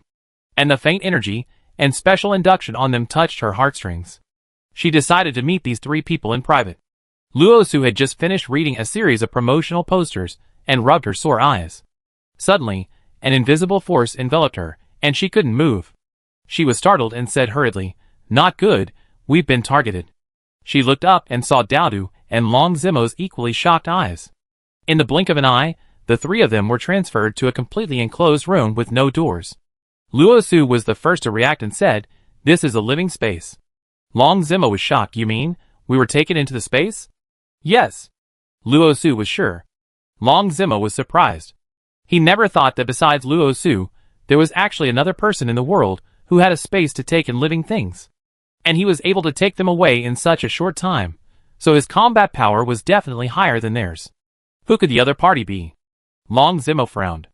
"We know soon. Since he didn't kill me directly, we definitely meet soon," Luo Su said. As soon as Luo Su finished speaking, the three of them were released. When the three of them saw the person in front of them clearly, they were shocked. "Mom? Grandma?" Dowdu's jaw dropped. Chapter 510. The middle-aged woman's heart was pounding when she saw the reactions of the three of them, but she remained calm on the surface and said nothing. Luo Su looked at the woman in front of her. She looked exactly like her mother Lu Qingyun and was about the same age, but her reason told her that this was not her mother. Dowdu also reacted quickly and said, "No, she is not Grandma. She has an antenna on her forehead, and Grandma does not have an antenna." Dowdu saw his parents nodding, clearly agreeing with his judgment. He turned around and asked the middle-aged woman, "Who are you? Why do you want to copy my grandmother's appearance?" The middle-aged woman cleared her throat and asked, "Your grandmother? Does she look like me? What's her name?" "She looks exactly like me, except for the antenna. My grandmother's name is Lu." Dowdu was halfway through his words, when he suddenly realized that he couldn't reveal his grandmother's information. "Huh?" The middle-aged woman listened halfway and stopped talking. She was very anxious and asked hurriedly, "Lu what? Is it Lu Qingyun?" After this, the three people present were even more shocked. "Who are you?" Luo Su asked. She felt something was wrong. Was her mother being targeted? What were they going to do to her mother? This person looked exactly like her mother. This scene seemed familiar, reminding her of Long Zimo's previous experience. Could this woman and her mother also have a relationship with the Star Lord and Star Shadow? No, she must not be allowed to hurt her mother. Don't worry, I have no ill intentions. I just want to confirm one thing with you, the middle-aged woman said calmly. Even though she was in a state of great turmoil, she still looked very calm on the surface. To be honest, Lu Qingyun is actually my daughter. There was a big change in the family at that time, which forced us to separate just 3 months after I gave birth to her. The middle-aged woman spoke calmly about the past, and her calm tone seemed to be talking about someone else's family. Your daughter? Luo Su snorted coldly. You are about the same age, are you kidding me? The middle-aged woman said, I am 75 years old this year. Qingyun should be 52 years old this year. The reason why I can maintain a relatively young face is because I have energy tentacles. Qingyun's father made a big mistake at the beginning, and someone held onto it and spread rumors about our newborn daughter, saying that she was a disaster star that would endanger the royal family and wanted to kill her. In order to save her life, I had to cut off her energy tentacles, so that even people in the same family could not sense her location. I secretly sent it to a remote inferior galaxy, but was chased on the way. In a panic, I casually put it in an inferior planet. I don't know which planet she ended up on, but luckily I gave her a space prop in advance, and a name tag hung around her neck. Lu Qingyun is the name we gave her. After listening to her story, the three looked at each other. Luo Su was a little shocked. Last time, Grandma said that Mom was adopted, and now another woman came out and said she was Mom's biological mother. Is this a coincidence, or is it a bigger plot? She was unsure. The middle-aged woman also opened the old photo album on her phone and sent them some baby pictures. My daughter Qingyun has a black birthmark behind her left ear that looks like a cashew nut. Luo Su looked at the birthmark behind the baby girl's ear on her phone, and it was exactly the same as her mother's birthmark. This doesn't mean anything, after all, it can be photoshopped. Luo Su was still resisting in her heart. Because in her heart, there was only one grandmother, Su Guilian, who raised her since she was a child. The middle-aged woman said again, Okay, let's not look at the pictures, let's talk about talent. Talent is inherited by blood. Our Lu family has 3 talent skills, space skill, invisibility skill, instant blood recovery skill, and my mother's family talent is fire eyes and golden pupils. Luo Su was shocked beyond words. She still couldn't believe the other party's words. She thought that it might be that her and Daodu's skill information was leaked. I don't care who you are, anyway, we are not the people you were looking for, sorry, I won't accompany you. After Luo Su finished speaking, he took Long Zimo and Daodu and teleported directly back to Taoyuan village. Chapter 511. Luo Su left because she was worried that the woman would harm her mother. She was afraid that she had some advanced means. The longer she stayed, the more information she would get. The three returned to Taoyuan village, and saw Lu Qingyun in the living room on the 2nd floor. Mom! Luo Su was very excited, and went up to hug her mother. Hey Su, what's wrong? Lu Qingyun asked with a smile, feeling that her daughter was a little abnormal today. Grandma, we were just captured by someone who looks exactly like you. Daodu spoke quickly and blabbered. Ah? Lu Qingyun was confused. A woman who looks exactly like me? Where is she? She wondered if she was her twin sister or something. Mom, it's possible that someone deliberately copied your appearance to trick us. We haven't found out yet. As Luo Su spoke, she caught a glimpse of the birthmark behind her mother's ear. Thinking of the photo of the baby, was it really a photo of her mother when she was a child? Or was it a photo synthesized later? Her thoughts were a little confused. Long Zimo said, Su, maybe we can ask Grandma if the name tag that Mom used when she was a child is still there. Luo Su then remembered that the woman said that there were words on the back of the name tag she left in the child's swaddling clothes. Then we can see if the name tag is the same when Grandma adopted Mom, and we can make a further judgment. Grandma took out a mooncake tin box, and took out Lu Qingyun's name tag from it. She also saw the child wearing this name tag, and gave her this name to respect the wishes of the child's parents. Luo Su took it and looked at it. It was a small wooden plaque with the words Lu Qingyun engraved on one side, and Lan engraved on the other side. This? Luo Su couldn't believe it. Could it be that what that woman said was true? After hearing this, her grandmother hurriedly asked, which woman? What did she say? Luo Su was afraid that her grandmother would be sad, so she didn't continue. Unexpectedly, her grandmother was more generous than she thought. Su, did your mother's biological parents come to find you? Where is it? This is a good thing. Bring them here to confront. Let Grandma check it out to see if it is true. Grandma. Luo Su hesitated. Grandma sighed with tears in her eyes. Su, not long after your grandfather passed away, I met your mother. During the years of raising her, she accompanied me through the most difficult period and made me taste the joy of being a mother. Later, when your mother was not at home, you and Dowdu accompanied me. Grandma has no regrets in this life except that your mother's life experience is unknown. Blood is thicker than water. Everyone wants to find their own flesh and blood relatives. Grandma knows this and supports it. Mom. Lu Qingyun was already in tears and turned around to hug Grandma Luo Su. Dowdu couldn't stand the elders of the family crying. Grandma, don't be sad. It's that bad woman who made you cry. Dowdu will teach her a lesson. Grandma Luo Su quickly loosened her arms and said to Dowdu, no, adults will solve adult matters. Children don't understand anything. We are crying because we are happy. Happy? Dowdu was a little confused. A 10-year-old boy really didn't understand the complicated emotions of adults. Grandma turned around and said to Lu Qingyun, Xiaoyun, no matter what decision you make, Mom supports you. Lu Qingyun nodded. Luo Su remembered something and carefully checked her mother's forehead. As expected, she found 2 slightly raised small bumps on her forehead. Grandma said, when I found Xiaoyun on the roadside, she had 2 small wounds on her forehead, like small cuts bitten by some animal. Later, I applied medicine to her. Fortunately, the wounds did not leave scars, but if you look closely, there are still small bumps under the skin. With so much evidence, it's actually very obvious. Luo Su couldn't decide for her mother, so she let her choose for herself. Mom, the middle-aged woman we met today is very likely your blood relative. Do you want to meet her? Luo Su said. Grandma wiped her tears and said, Xiaoyun, Mom agrees that you can go find your relatives. Lu Qingyun looked at her mother, and then at her husband Luo Guohong. Luo Guohong smiled and nodded at her, expressing his support for her. Lu Qingyun took a deep breath and said, in my heart, I actually want to know what my family is like. I want to understand the ins and outs of the matter, and why they abandoned me back then. As she spoke, she said to Luo Su's grandmother, Mom, don't worry, I will come back, this is my home. Luo Su's grandmother nodded with tears in her eyes. Luo Su and Long Zimo took their parents to the stadium on Kuanqing again. The middle-aged woman was still in a daze in front of the poster screen. Seeing Luo Su and Long Zimo come back and bring back 2 people, she was immediately excited when she saw Lu Qingyun. Qingyun, is that you, my daughter? This time, the middle-aged woman could no longer remain calm. Lu Qingyun saw that the woman in front of her looked very similar to herself. The name tag on her chest read Shui Yulan, Educational Administration. She was very excited and handed over the name tag in her hand. Shui Yulan took the name tag and her emotions completely collapsed. She wanted to shake her hand, and everyone disappeared. They came to the closed space again. Qingyun, it's really you. I'm your mother. I'm sorry that I had to send you away back then. Shui Yulan held Lu Qingyun's hand tightly and said with sobs. Lu Qingyun wiped her tears and asked, what happened back then? Why did you abandon me?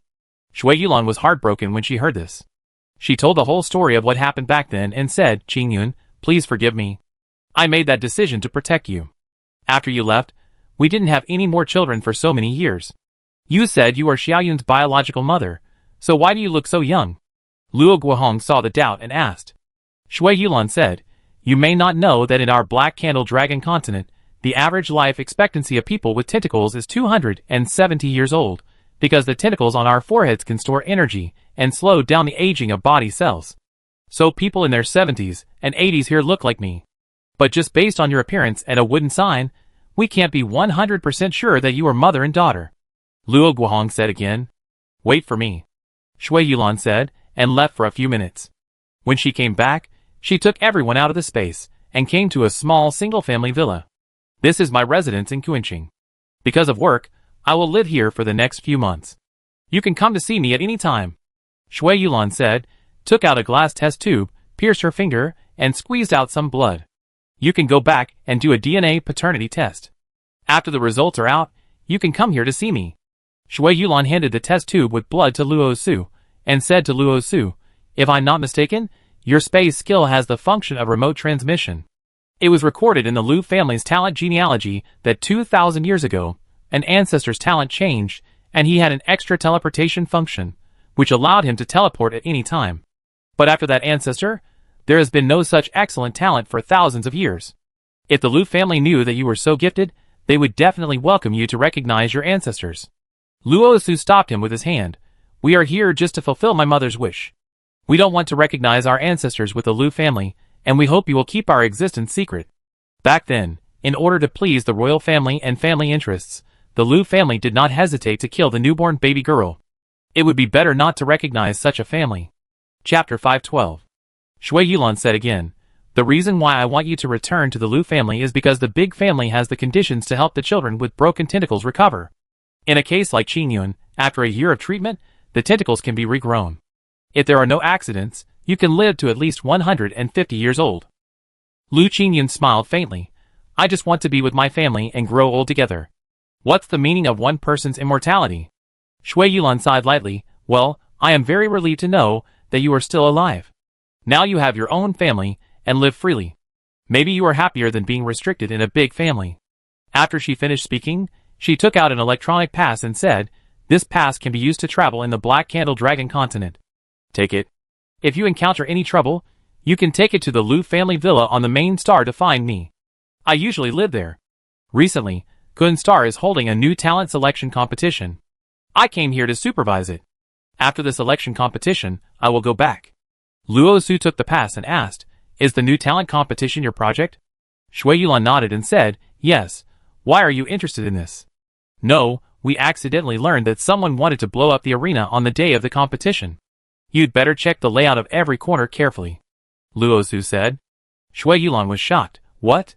Blow up the arena? Who are the other party? Luo Su shook his head and said, I don't know the details. But what is certain is that they threaten the poor households in the south of the city to mix explosives into the stadium. Shui Yulan frowned and said, there will be nearly 100,000 people on the scene on the day of the competition, and most of them are students and parents. If an accident really happens, the consequences will be disastrous. I have to go and investigate immediately. Would you like to stay here for a few more days? Just treat this place as your own home. This villa is my private place. No one will come here.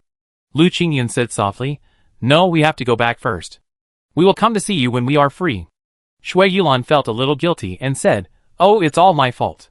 We haven't seen each other for decades, and I have to work. If it's other work, I can postpone it, but this matter concerns the safety of many people's lives. I have to arrange it myself. It's okay, go ahead. Lu Qingyun said. Shui Yulan hurried away.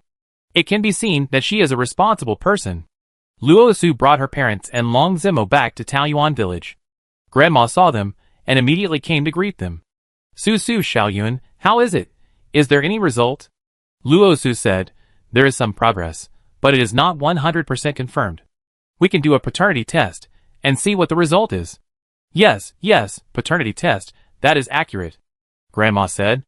While my parents were chatting with Grandma, Luo Su took Long Zimo to the pyramids in the desert. Huh? What is this place? Black Candle Dragon Continent. Long Zimo looked at the pyramids built in the desert in front of him, and felt very strange. Luo Su smiled and shook his head, saying, no, it's still on the photophobic planet, the same desert as the desert eye. Photophobic planet? Who would build such a building in the desert? It's so strange. The sand layer outside is still flowing. These are not tombs. Long Zimo thought of a possibility.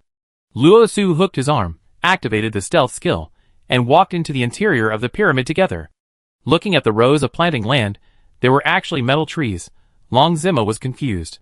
Is this a plant or a metal? Are these aliens doing performance art? It's not performance art, it's planting metal. I saw with my own eyes that they use energy to grow this kind of metal tree. Luo Su said. Long Zimo felt incredible after hearing this.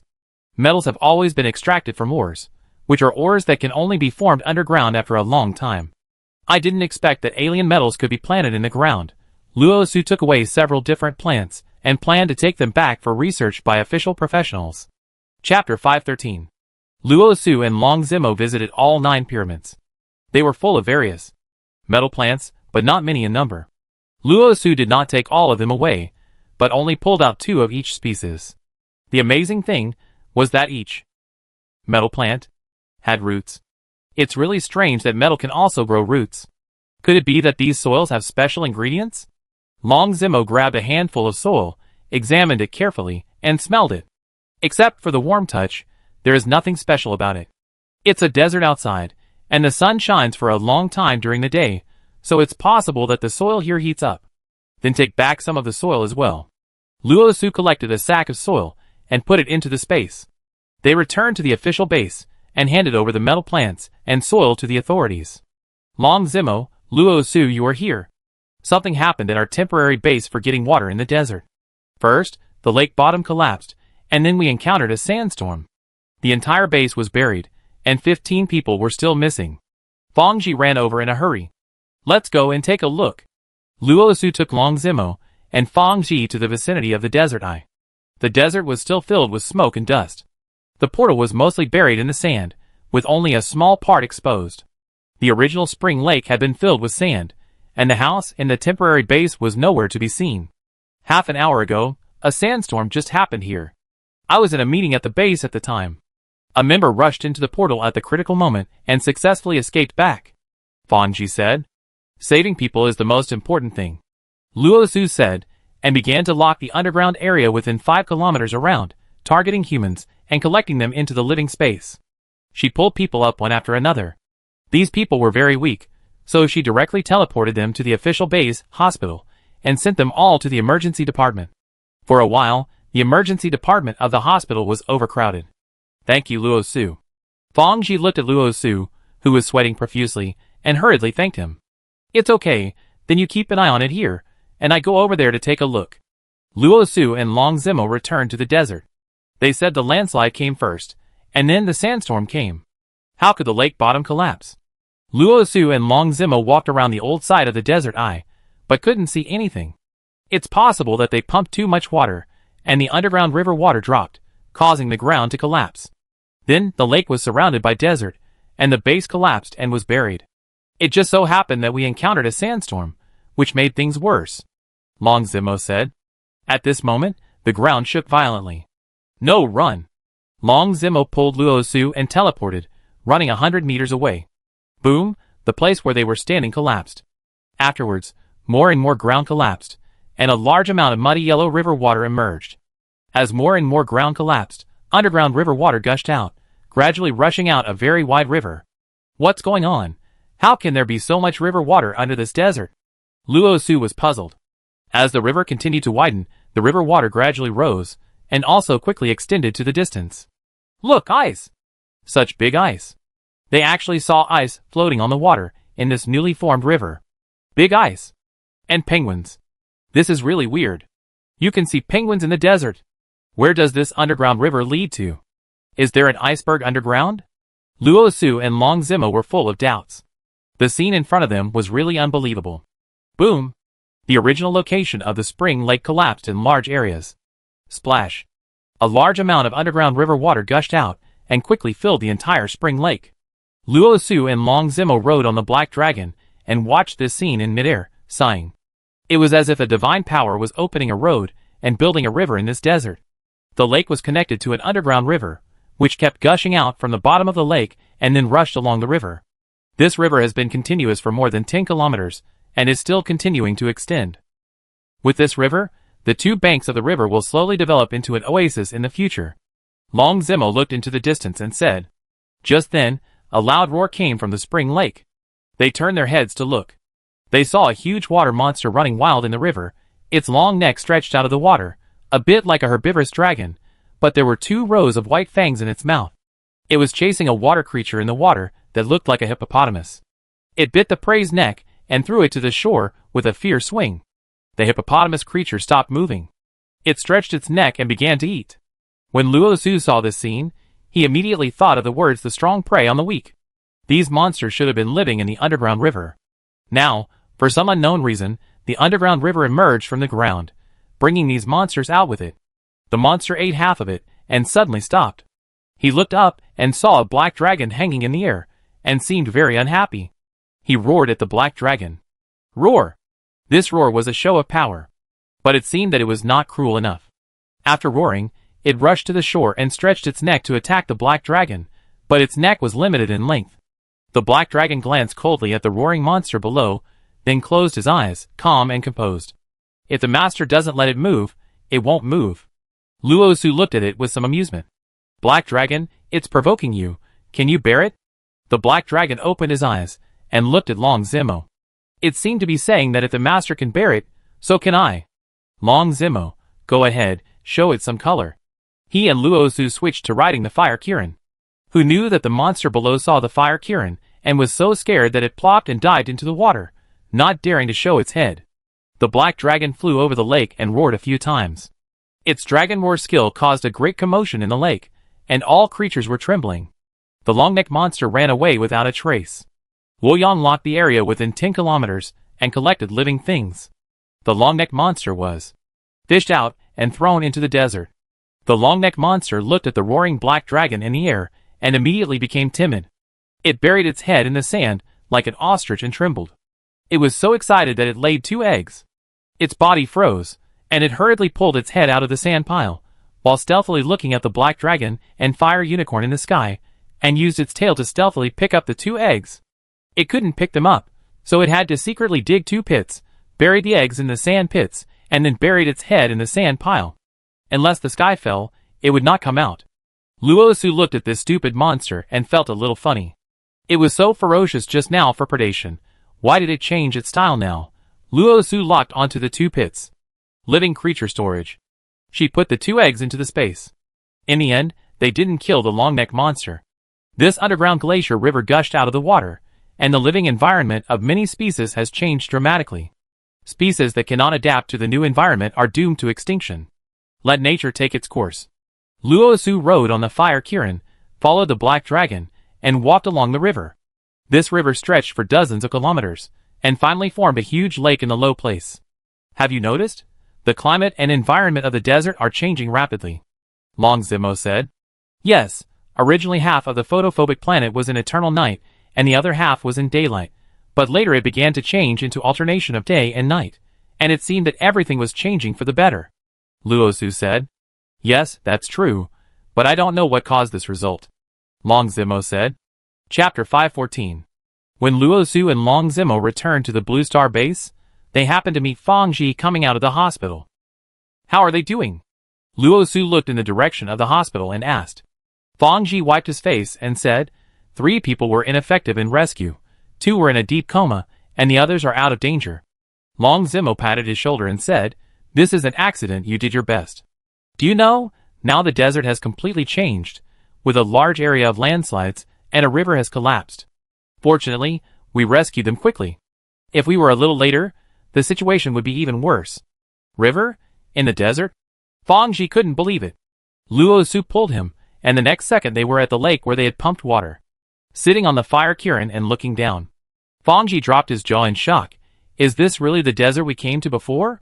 Luo Su, it's the same place, but we don't know the specific reason why it became like this. A few minutes later, Luo Su took him back to the Blue Star base. I have to go back and report the situation. If there is any new situation, please inform me in time. Fang Ji went back to report his work. Luo Su and Long Zi returned to Taoyuan village silently. Wang Dajiang brought a basket of peaches over. Eat peaches. Pick them outside the village entrance. They are very sweet. He distributed peaches to everyone in the yard. Luo Su took one, washed it, and took a bite. It was indeed very sweet, fresh and juicy. Since this Blue Star continent was stored in the special space, it has undergone rapid changes. Now it is beautiful with clear water and rich products, which is very suitable for human habitation. She admired the system of this space very much. Although both of them had undergone great changes, the changes on the blue planet were completely different from those on the photophobic planet. Every day, Luo Su went to the desert. There were different changes every day. Animal bodies floated in the water one after another, and some were washed to the shore. The number of species that could not adapt to the new environment continued to decrease. On the 6th day, green moss and water plants began to appear on both sides of the new desert river. Luo Su took some river water and water plants as samples, and sent them back for official testing. He soon found that they contained a substance with extremely strong vitality. This substance is like a growth hormone, which can promote the rapid growth of all plants in a very humid place. Speaking of growth promotion, Luo Su remembered the girl who promoted the growth of the metal plants in the pyramid. 2 days ago, Luo Su already knew the composition of those metal plants, which were indeed real metals. Compared with the metals refined by humans on Blue Star, This kind of metal that can be grown in the ground has a higher density and stronger toughness, and it contains a strong capacity. The capacity determines that this metal can absorb and store the energy of new energy, and can be processed and synthesized to become new energy metal. And the soil for growing metals is even more extraordinary, containing a large amount of growth-promoting ingredients. Luo Su suddenly became interested in such soil. I wonder if it can also promote the growth of ordinary plants and vegetables. Luo Su decided to go to the pyramid in the desert again. She came to the pyramid invisibly. This time, by chance, she ran into the girl named Yuka who was collecting her fruits of labor. Yuli sorted the collected metal plants into different types and put them in piles. Then he threw them one by one into a dilapidated machine next to him. After the machine started, it began to heat up, and with a few clicks, the metal inside was crushed and melted, and finally it turned into liquid and flowed out. She used the prepared container to catch the metal liquid, tightened the lid every time she filled a bucket, and then disappeared. Luo Su was very sure that this girl must also have a storage space. When she was about to leave after packing up her things, Luo Su called her. "Yuku, are you selling your planting base?" Yuka was startled after hearing this, and turned around to see someone coming out from the corner. "Huh? How did you get in?" Chapter 515. Yuka was very surprised to see Luo Su. "How did you get in?" Luo Su did not answer her question, but went straight to the point. "How about we make a deal? I will help you cure your mother's disease, and you will teach me how to grow these plants." Yuka was surprised. "Are you a doctor?" Luo Su: "I have a doctor, and many instruments and methods for treatment." "Okay, as long as you can cure my mother's disease, I can teach you how to grow metals," Yuka said. Luo Su followed Yuka to a civilian area in Zixing, and cured her mother's illness with a treatment device. Yuka's family was very grateful to Luo Su. "Can you teach me how to grow now?" Luo Su asked. Yuka was in a very good mood because her mother's body recovered, and she was also very grateful to Luo Su. So she said, "Growing metal requires special soil and energy to promote growth. It is forbidden for individuals to grow metal here, so soil is difficult to find. The soil in my secret base was privately saved by our family for many years. I can teach you how to plant, but you have to find a way to buy the soil and planting equipment yourself." "What equipment is needed for planting?" Luo Su asked. "It's the energy-promoting equipment, which is very expensive and not sold to the public. I use my skills to grow," Yuka said. "Where can I find the soil and equipment?" Luo Su asked. "Yuka, there is a metal farm nearby. I can take you to visit it." Luo Su followed Yuka to visit the metal farm, and Yuka explained to her the planting methods and precautions. In order not to implicate Yuka, she first recorded the farm's teleportation point, and came the next night to move half of the farm's land and equipment. She traveled to all 18 stars in the Black Candle Dragon continent through interstellar teleportation. So in recent days, the news homepage of the Black Candle Dragon continent can see such news. Mysterious thieves appeared in farms all over the country, specializing in stealing soil and planting equipment, and the farm management company suffered heavy losses. A high reward is offered for the thief who stole the soil. If this continues, metal reserves will be in short supply. Sunlong continent. There are several more metal cultivation bases near the official base and the Sunlong base, which can grow various metals in a short period of time. With these metals, our manufacturing field is about to enter a new era. With these metal materials, we can develop more new weapons. Luo Su was busy these few days, and time passed unknowingly. Kuinxing's talent competition will start tomorrow. "Zimo, I want to go to the talent contest tomorrow to see what talents they have," Luo Su said. Long Zimo nodded and said, "Okay, I was planning to go and see it too." At night, Luo Su went to Shui Yulan's villa. "You mean, you guys are going to watch the talent audition?" Shui Yulan was a little unsure. "Yes, Long Zimo and I," Luo Su said. "Okay, I give you 2 front row tickets." Shui Yulan took out 2 tickets from the study and gave them to Luo Su, and also gave her 2 special hats. "When you wear this hat, it can hide the tentacles on your forehead, so that no one can discover your identity," Shui Yulan said, handing the hat to Luo Su. Luo Su took the hat, and found that there were 2 simulated tentacles sticking out of the small hole on the brim. When she put it on, she couldn't be seen as a Dawn at all. "Thank you." Luo Su thanked sincerely. She was given a handmade snack. "This is a snack made by my mother, and she asked me to bring it to you to try." "Oh!" Shui Yulan was flattered. "Take your time to eat. I go back first. See you tomorrow." Luo Su stood up and said goodbye. After Luo Su left, Shui Yulan held the snacks made by her daughter and tasted them slowly, feeling sweet. The next morning, Luo Su and Long Zimo came to Kuinqing's talent competition.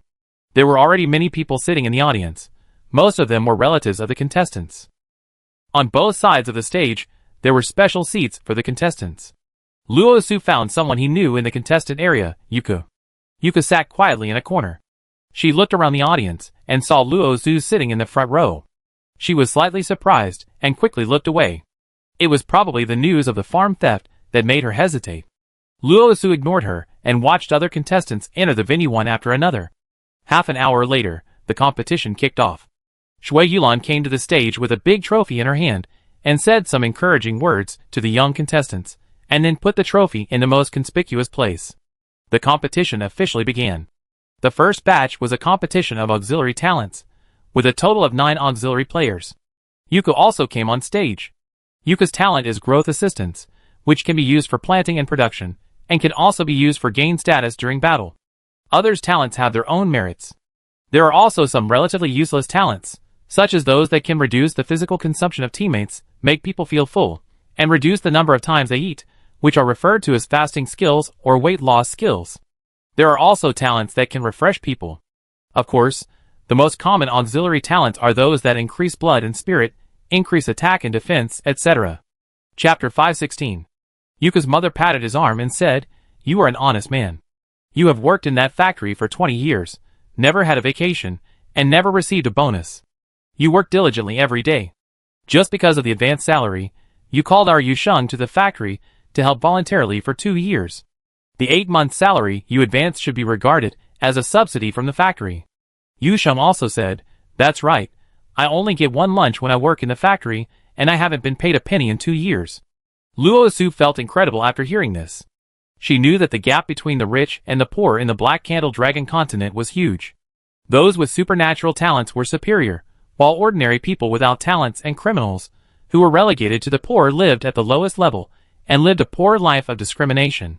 She knew that the poor here had a hard life, but she didn't expect that they couldn't even have enough food. Yuk's father exhaled, as if he had given up, and turned to ask Yuk. Yuk has always been independent, and he has been to school for a few years, so he is educated and knowledgeable. Yuk looked at Luo Su in confusion, wondering what her intention was for suddenly throwing out an olive branch.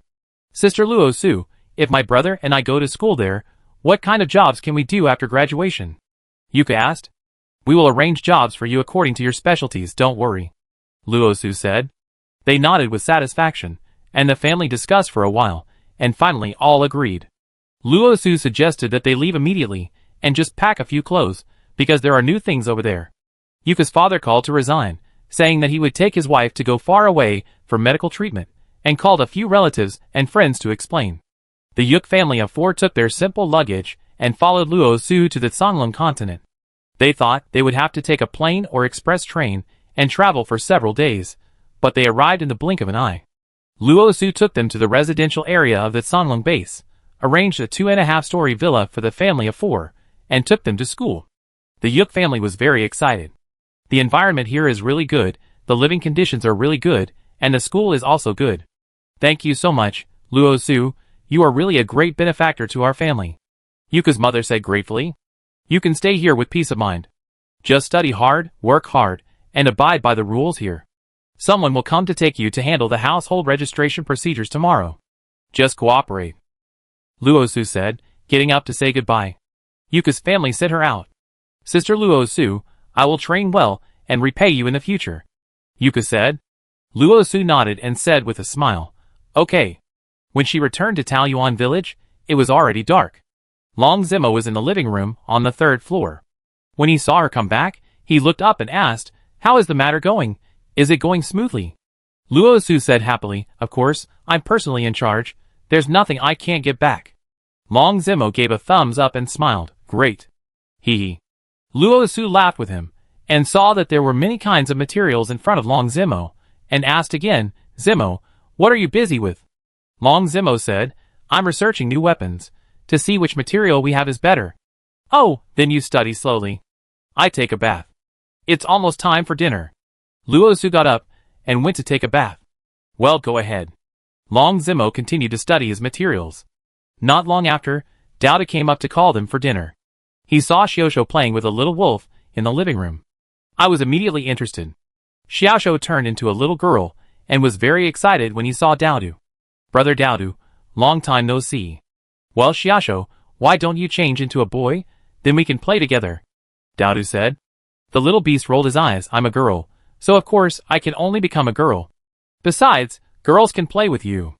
Dowdu, boys are more fun, girls are crybaby. The little beast was not convinced.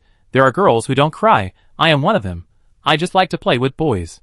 Dowda let the little rice ball out. The little beast liked to play with the little rice ball the most, and the two of them played together.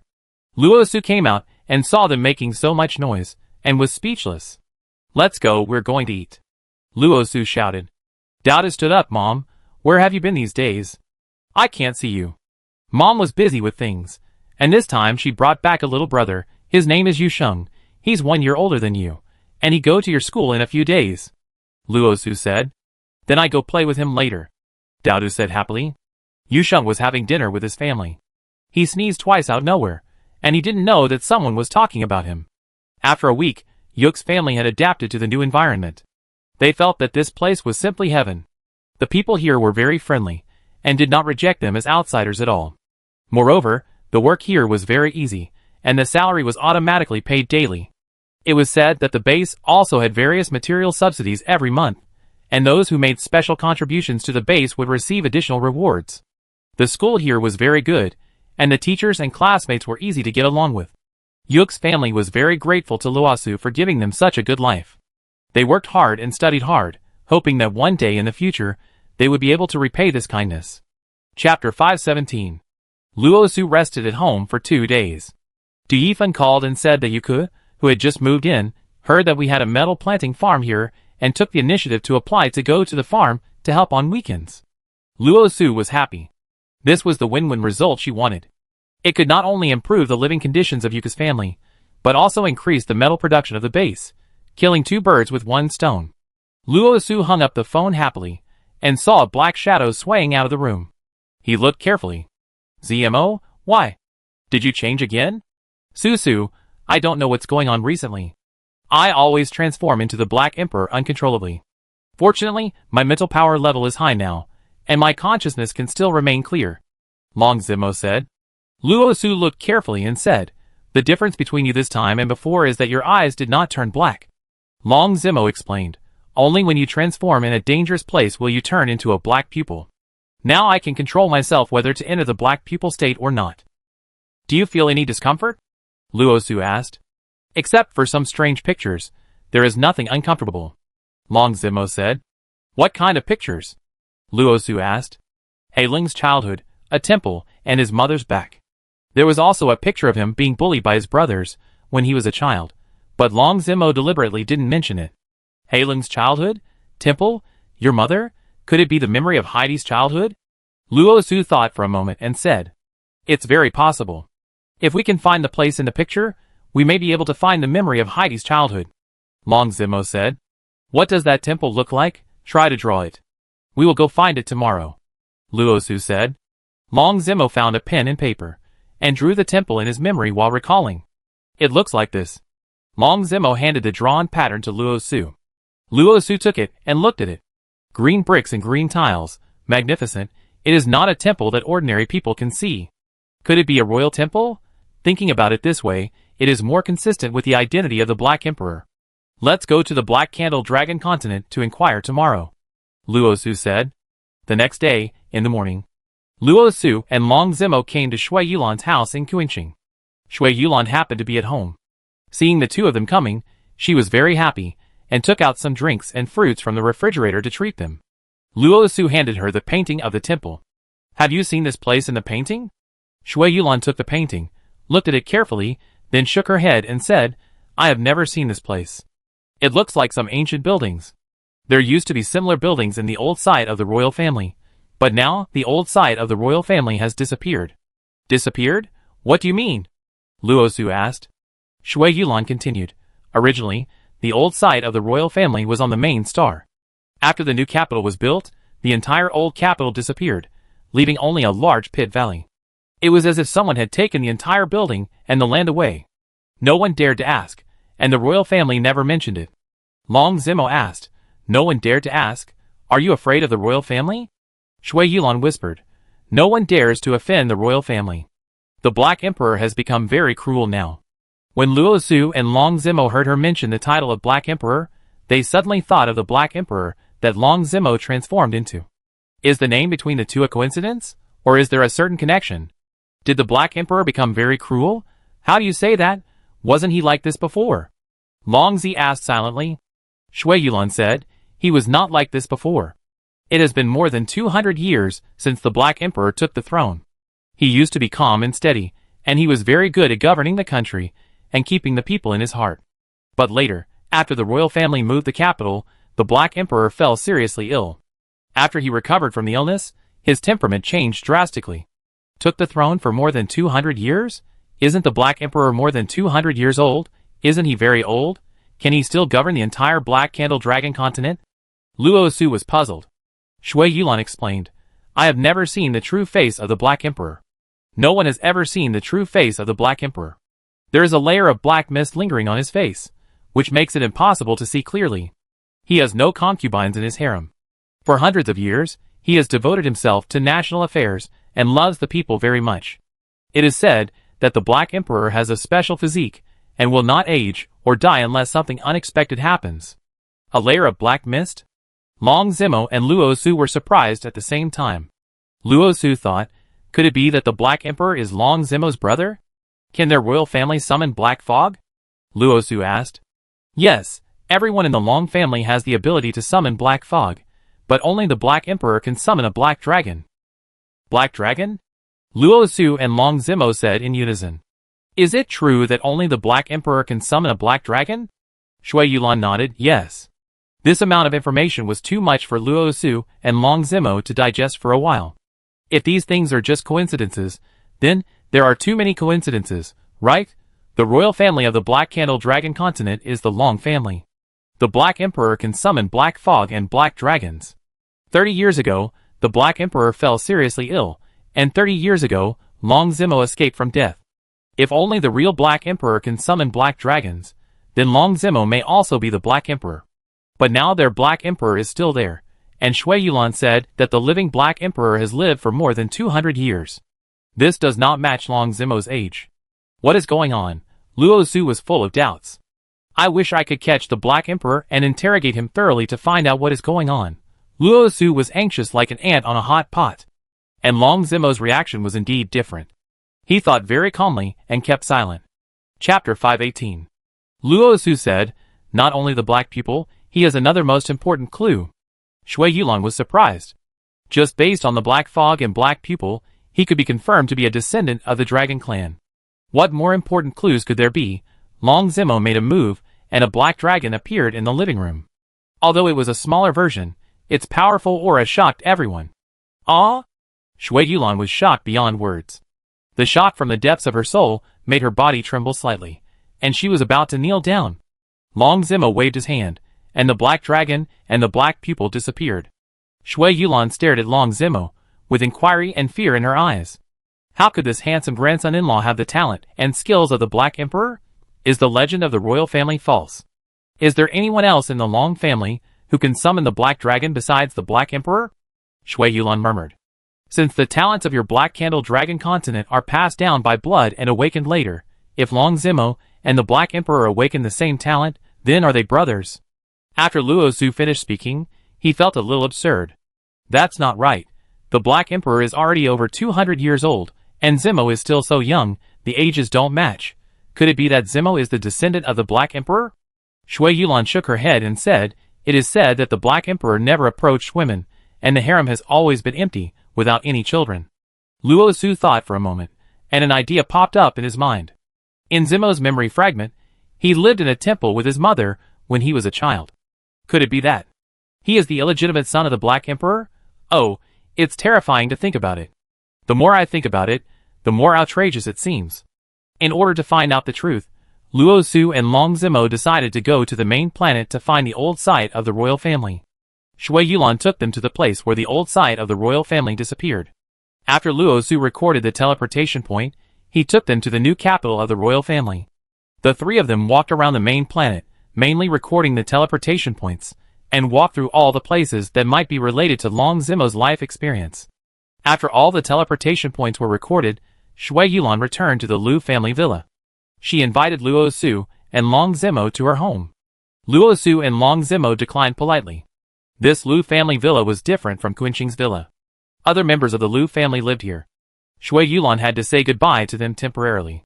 My work is done. I need to report back to the Liu family. If you need my help, you can find me after tomorrow. Okay, thank you. Luo Su and Long Zimo waved goodbye to her, watched her enter the Luolu family villa, and then turned and left. They returned to Taoyuan village on the Blue Star continent and met Daodu and Yusheng in the yard, who had just returned from school. Dad, Mom, this is my friend, Yusheng. Daodu introduced cheerfully. Luo Su smiled and said, Yusheng is here. Auntie, these are fresh strawberries that my sister just planted, and I brought them here for you to try. Yusheng said, handing a basket of fresh strawberries to Luo Su. Thank you. Luo Su took the strawberries and said, you two can go play, and come down to eat when dinner is ready. Okay. The two boys ran upstairs. Luo Su put strawberries and a bunch of snacks on the coffee table in the second floor living room for them to eat. Luo Su chatted with grandma and mother in the living room, and Long Zimo went to the study on the third floor. Lu Qingyan returned to the room and took out a paternity test report and handed it to her. Huh? The test results are out? Luo Su took the test report and looked at it carefully. 99.99%. So, you are really related by blood. From the data in this report, it is true. Lu Qingyan said. Mom, what are you going to do next? Luo Su asked. Lu Qingyan said gently, I didn't plan to do anything. I just wanted to solve the doubts in my heart. Now the truth is out, and I have fulfilled a wish. We live quietly here, which is good. There is no need to go back to the Liu family and find unhappiness. It's good that you can figure it out. We respect your decision. Luo Su smiled. Grandma was standing by and was very happy to hear their conversation. Come and eat strawberries, they are so sweet. Grandma brought a basket of strawberries over. The three women were talking and laughing in the living room. The orange sunset outside covered the sky, and a ray of sunset shone into the house, making everyone's face glow. Luo Su liked the evening of hope. It was also a kind of happiness to be able to sit quietly and chat with family. Chapter 519. The light was a little dark in the depths of the pit. Luo Su summoned the fire Kirin and asked Long Zimo to ride on it together, using the fire on it to illuminate the situation below. They came to the depths of the pit and vaguely saw an underground cave made of stone bricks. The cave was too small for the fire Kirin to go in. Luo Su put the fire Kirin away, and they each turned on a flashlight, then crouched down and crawled into the cave. After passing through a dark and narrow underground passage, they came to a stone room that looked like a dungeon. The dungeon was built entirely of stone bricks. It looked quite old. Some of the bricks had begun to rot. Thick moss grew in the corners of the dungeon. The red light shone from the depths of the dungeon. They walked along the passage. There was a row of prisons on each side of the passage. In each prison there was a disheveled prisoner. Those prisoners were lying or crawling on the ground, motionless, not knowing whether they were dead or alive. Luo Su and Long Zimo could not help but speed up their pace. The foul smell in the dungeon made them feel suffocated. Fortunately, Luo Su had an electronic protective shield. After it was turned on, a transparent protective shield wrapped around his body, isolating most of the stench. They continued to move forward. Every step echoed loudly, and the two of them slowed down involuntarily. I didn't expect that there were still prisoners in this dungeon, Luo Suqing said. Yes, the palace has been moved away, and these prisoners have been thrown here. No one cares about them. There should be no survivors now, Long Zimo said. Suddenly, there were several bangs. The two were startled and turned around to find a disheveled prisoner in a dungeon in front of them, hitting the iron door with his body. Woo woo. The prisoner made a vague sound, and was a little unconscious. Luo Su looked at the man carefully, and took a few steps back. He saw that the man's eyes were green, the skin on his face was rotten, and there were reptiles all over his body. Luo Su's scalp was numb, and he hurriedly quickened his pace, and walked forward. They came to the last room deep in the dungeon. There was no one inside, and a red light was coming out from the weeds in the corner. The light source is coming from this dungeon, Luo Su said, pointing to the iron door next to it. Let's go in and take a look. Long Zimo stretched his neck, and peered inside through the small window on the door. Stand back a little, I removed the iron door, Luo Su said. She locked the iron door and started to store the space. Clang. The iron door disappeared, and the red light shone out. At this distance, Long Zimo finally saw the red light.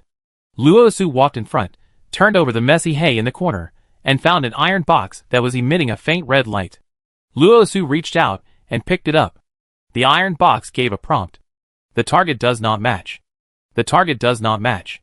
Luo Su tried 3 or 4 times in a row, and the prompt was the same. The target does not match. What does it mean? Is the target referring to me, or the iron box? Let me see. Long Zimo reached out and took the iron box from Luo Su's hand.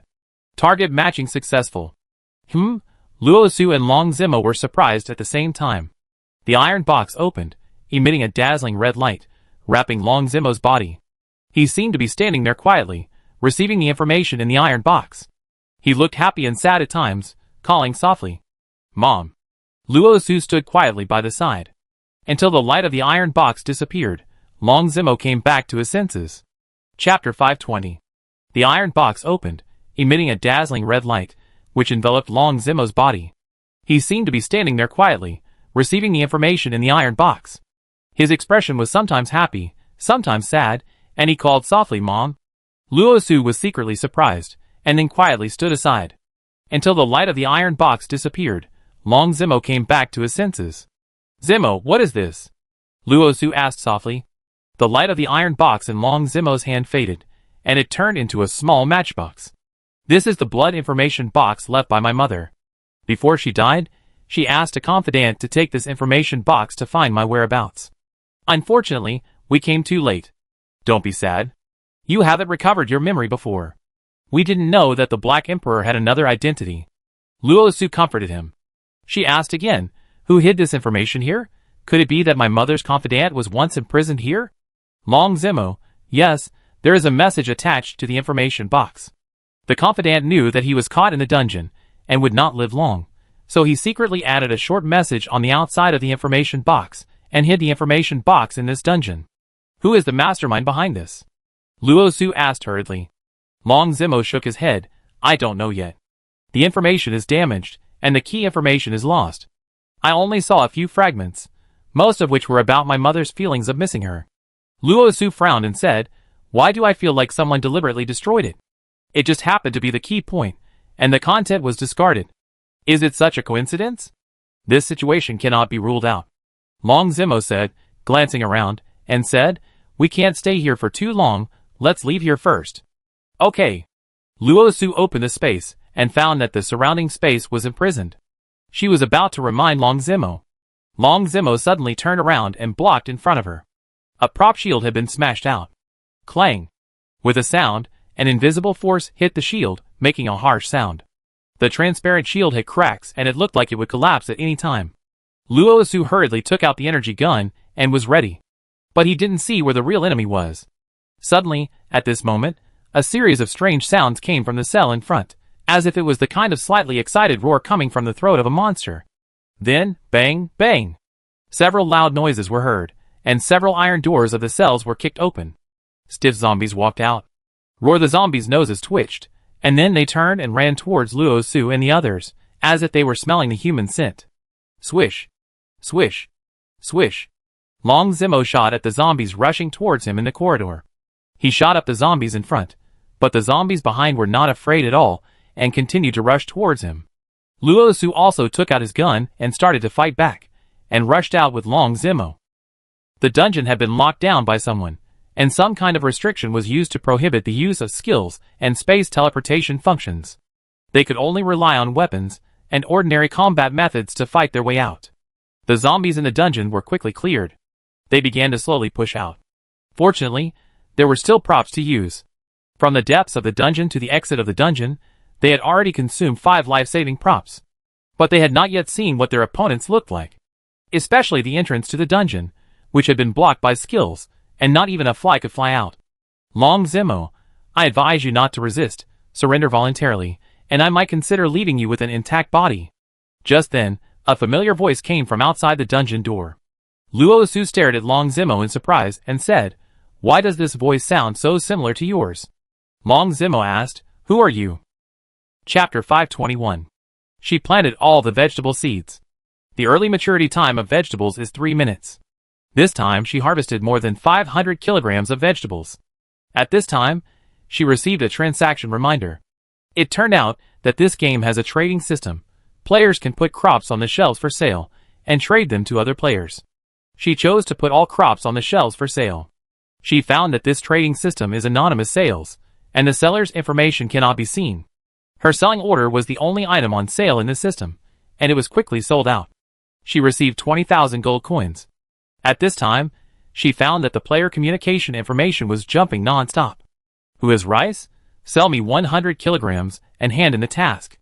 Who has corn? Continue to sell 50 kilograms and hand in the task. Harvest wheat. Those who have goods should put up orders to sell them. Luo Su was very surprised. Everyone has land. Can't they grow it themselves? And they need to purchase it?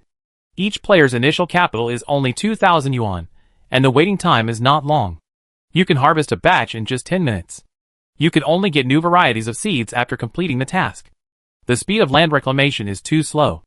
I used a hoe to hoe the land for an hour, and my hands were blistered. I only reclaimed 10 square meters of land. It was exhausting. Only then did Luo Su realize that the difference between having space and not having space was so big. It seems that the demand in the buyer's market is still quite large. We must seize the time to plant more agricultural products, so that we can get more gold coins. She received another system prompt. Congratulations, you have completed your first transaction, completed the hidden task, and received a bag of rice seeds and 600 gold coins as rewards. She planted the rice. Rice takes a long time to mature, 15 minutes. There is no more vacant land to plant. She continued to reclaim land until she had reclaimed all the land in the valley, a total of 5 or 6 acres. She planted all the seeds, a field of wheat, a field of corn, and a large field of rice. After harvesting, she kept some for seeds and sold the rest. Finally, her income reached 50,000 gold coins. Congratulations, the farm income reached 50,000 gold coins, completed the hidden task, and received an axe and 1,000 gold coins. Is this axe a task for cutting trees? She locked onto the trees on the nearby hillside and collected them in batches. Congratulations, you have obtained 100 pieces of wood, which can be used to build a granary and a house. Luo Su chose to build a house. She spent 5,000 gold coins and 100 pieces of wood to build a house. Congratulations, you have completed the hidden task of building a house and received 2 farmers as a reward. 2 farmers appeared on her farm, diligently managing her fields, watering and fertilizing them, and were very hard-working. Luo Su opened the farm system and checked the personnel management function. It turned out that she could recruit a farmer by spending 3,000 gold coins. Although it was a bit expensive, as a farmer player, she needed help. She spent 18,000 gold coins and recruited 6 farmers, so she had a total of 8 farmers, managing 5 or 6 acres of land, which was still okay. She made time to cut trees in batches again, and this time she cut down all the trees on the entire mountain. She used 150 pieces of wood and 1,000 gold coins to build a granary to facilitate farmers to store food. She put all the remaining more than 700 pieces of wood on the player trading platform for consignment. In order to prevent people from speculating on goods and raising prices, the order system automatically sets prices and cannot be modified. More than 700 pieces of wood were snapped up, and the crops were sold out. Chapter 522. Luo Su jumped up from the bed and rushed out to check. There was a fire outside the wall. She climbed up to a high place and found a group of masked horse bandits outside attacking an arrow tower. The automatic shooting of the arrow tower injured many of his men. Luo Su walked closer, stood inside the wall, locked the horse bandits within a range of 10 meters outside, and activated the group attack skill. Super Storage X10 combo. For a while, it was quiet outside. There were more than a dozen horses on the farm. Everyone was stunned, especially the soldiers, who were puzzled. Okay, everyone go to sleep. There shouldn't be any bandits coming to bother us later in the night, Luo Su said. Everyone dispersed, leaving only 2 soldiers on night duty to continue to keep watch. The next morning, Luo Su asked the construction workers to pave the main roads in the farm with bricks, so that when it rains, it will no longer be muddy to walk on. This is the 4th day in the game. Luo Su looked at his farm, full of crops, 500,000 gold coins, level 15, population 40, and completed 20 hidden tasks. But I haven't finished the game yet. What's worse is that I don't know which task is missing, and the system has no prompt at all. Luo Su nibbled an apple leisurely, occasionally submitting an order. She thought life would be peaceful. Unexpectedly, there were some natives in strange clothes coming to seize the territory. "Get out! This is our territory!" A short and fat young native shouted outside the wall, but they didn't dare to get too close. They have experienced the power of the arrow tower, and now several of their men are injured. Luo Su looked outside, and found that the weapons held by the natives were either axes or spears. They did not have heavy weapons to break through the city gate. Luo Su decided to ignore them. Don't pay attention to them. Anyway, we have this arrow tower. They dare not approach. As soon as Luo Su finished speaking, a spear flew over and stuck into the mud at her feet. "Ah!" She jumped up in shock. She was lucky. If the spear had missed a little more, she would have been injured. But the farmers on the farm were not so lucky. 3 of them were shot by spears, and 1 of them was hit in the heart and died on the spot. Luo Su was immediately furious and said angrily, "These people are really looking for death." She climbed the wall to the arrow tower closest to them, took out an energy ball, and smashed it hard. Boom! With a sound, the natives suffered heavy casualties, and more than half of them were killed on the spot. Luo Su took the opportunity to add another energy ball. Boom! None of the natives who survived just now were spared. Those who bully me will be punished even if they are far away. Luo Su's eyes were burning. When she looked back at the injuries of the farmers, she found that everyone had carried the deceased to the back mountain to bury him. She took out a small medicine box and began to treat the wounds of the 2 farmers. After bandaging, she told the wounded to lie in bed for a few days and wait until the wounds were almost healed before going out to work. When Luo Su was here, running the farm prosperously, Long Zimo was still clearing wasteland and cutting trees. The land he reclaimed and planted crops was barely enough to complete the task. Every day he thought, if he could meet Luo Su, at least he wouldn't have to cut trees manually. He was feeling depressed when he suddenly received a message. Player No HG8066 requests to become your alliance friend. Do you agree? Agree. Long Zimo chose to agree without hesitation. Chapter 523. The man in black was furious and said angrily, "You damned woman, you are about to die, but you still defend him. Do you think you know him well? He has been a freak since he was a child. When his eyes turn black, he will kill people out of control. The blood on his hands can dye the entire Black Sea red." The man in black was furious. He said again, "You are so talented. If you are willing to follow me, I will let you live and guarantee your family's prosperity and wealth, as long as you swear to be loyal to me for life." Luo Su sneered, "Your level of poaching is not that good. I value talent, so I want to give you a chance. Don't refuse a toast. If you give up this opportunity, you will die ugly." The man in black threatened. The surroundings were filled with black fog and evil winds.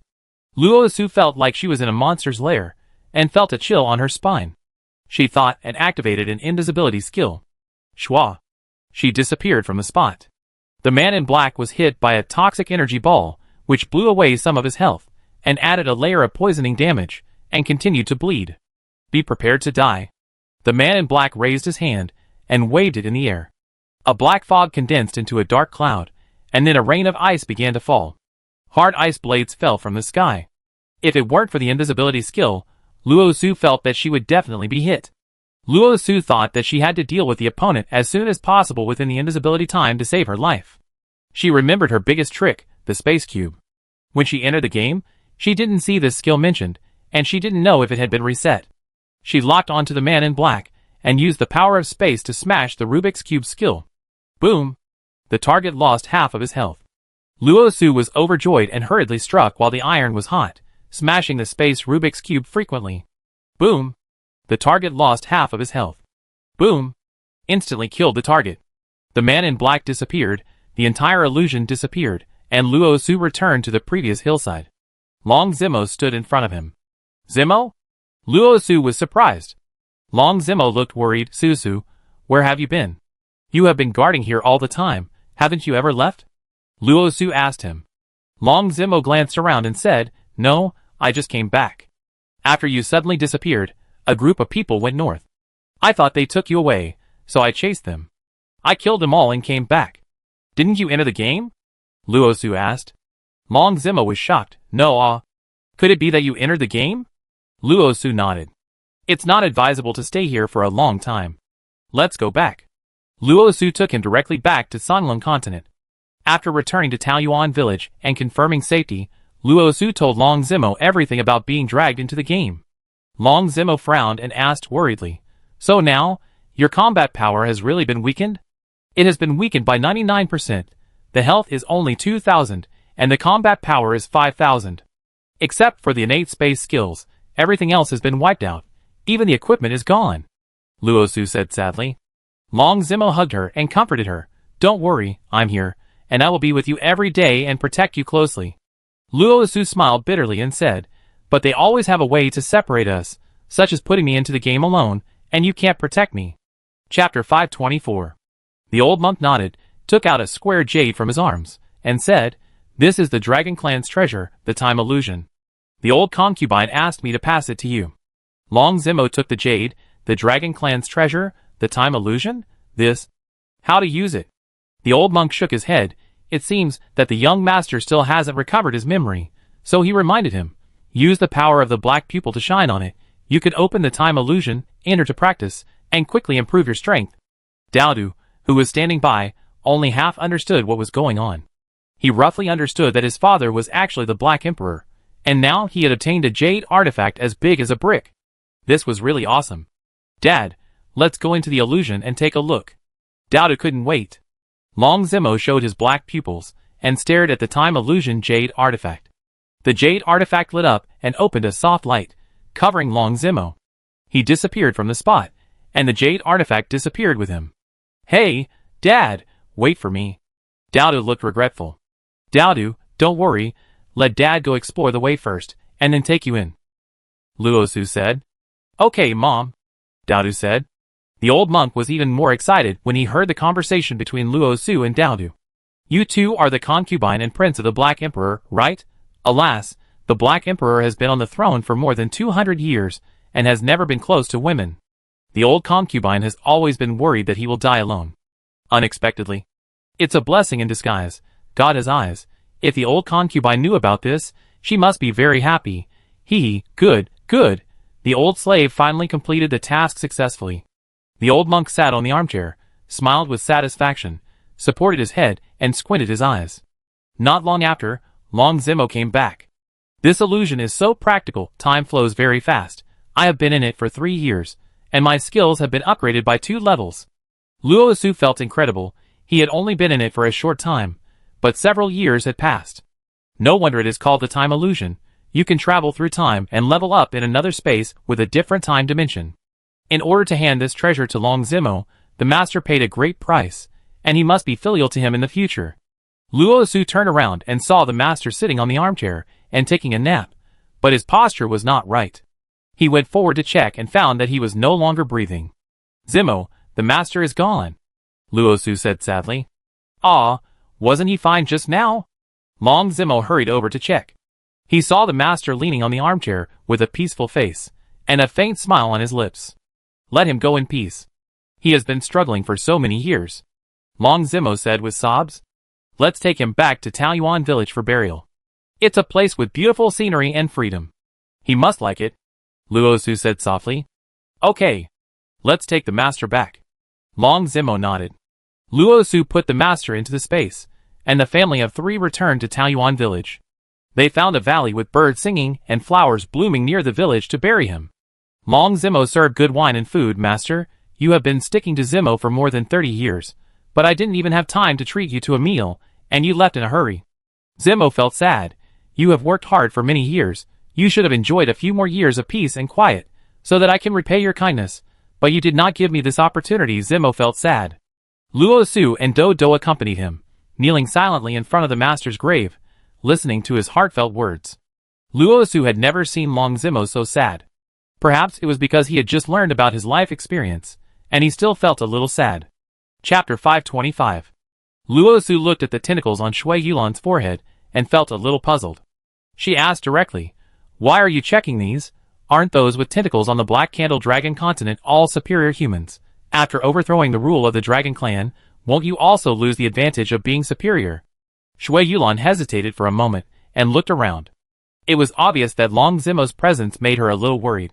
Luo Su said, "Speak, it's okay, he can be trusted." Shui Yulan saw Luo Su was so confident, so she continued. In fact, our Shui family is also human, but our ancestors have a secret technique that can implant a pair of fake tentacles in newborn babies. The failure rate of this implantation is very high, and many babies die every year.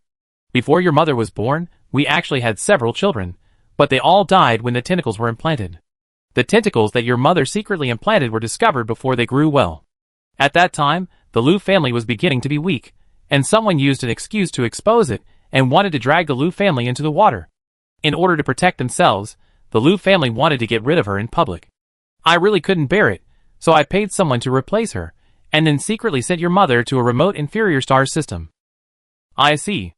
After listening, Luo Su felt a little sad. Speaking of her mother, she remembered that she hadn't found her yet. So she asked, by the way, have my parents come to see you? Shui Yulan shook her head. I have been under house arrest for several days, and cannot take the initiative to contact the outside world. They should not come to see me. What happened to your parents? Luo Su shook his head and said, it's okay. We go find her right away. Then go quickly. I'm just under house arrest. They won't go too far with me, for the sake of the Liu family's reputation. Shui Yulan said. Luo Su thought, it seems that the Liu family still has some influence in the Black Candle Dragon continent. Luo Su and Long Zimo asked Grandma Shui to take care of herself, and come back to see her in a few days. They got up and said goodbye and returned to Taoyuan village in the Blue Star continent. Dada leaned on the sofa, thinking. Seeing Long Zimo and Luo Su coming back, he hurriedly asked, Mom and Dad, since we know that the Black Emperor is fake, why don't you expose him directly, or just kill him? Long Zimo touched Dada's little head and said, one move affects the whole body, I hope things are as simple as you think. Luo Su said, I can consider killing him after my combat power is restored. Before, I killed a shadow clone of him in the illusion, and I never met him again. At this time, Luo Su's parents came back. When they saw Luo Su was fine, they were relieved. It turned out that they went to the photophobic planet and saw many wild monsters in the desert. They searched for Luo Su for a long time, but didn't find any trace of him, so they came back. Everyone is tired, let's take a good rest, Grandma said. Luo Su and Long Zimo returned to the third floor. While he was free, Long Zimo took out the secret realm of time and sent Luo Su into the secret realm to improve his combat power. Luo Su spent 3 days to improve his energy value and upgrade his talent, and finally improved his combat power. Now her space group attack range is up to 30 kilometers, but the power has been greatly improved. The reason is that the energy of the secret realm resonates with the secret core power absorbed in her space, which has undergone a qualitative leap and made her talent power stronger. In order to test the power of the skill, she went to the desert of the photophobic planet. I haven't been here for a while, but I didn't expect that this place has become a monster gathering place. Luo Su locked the surrounding 30 kilometers and activated the space group attack skill. Super storage. All monsters within the range, no matter how big or small, are killed instantly with one move. Luo Su was very satisfied with this combat power. This was her innate combat power. Even if someone else was dragged into the game again, her combat power could not be eliminated. She returned to the novice village, and Long Zimo was waiting for her. Zimo, what's wrong? Long Zimo said with a serious face, now your combat power has recovered. It's time to find him to settle accounts. Luo Su nodded and said, let's take Grandma Shui back to avoid danger first, so as not to be taken hostage at a critical moment, and we will be passive. Okay. Long Zimo agreed. Luo Su activated his stealth skill, went to the Black Candle Dragon continent, and secretly took Shui Yulan back to Taoyuan village for safety. Luo Su and Long Zimo were in Daodu's stealth mode, and they were directly teleported to the royal realm and sneaked into the Black Emperor's residence. The guards here were strict, and several ministers in formal attire were waiting outside the door. The Black Emperor has not attended state affairs for several days, and everyone is very worried, so we came to see him. One of the ministers said, you go back first, the Black Emperor is not feeling well, and there will be no official business today. A capable woman who looked like a senior assistant said, what happened to Heidi? Do we need to contact a top medical team? Luo Su and Long Zimo were in stealth mode and ignored them, and walked in.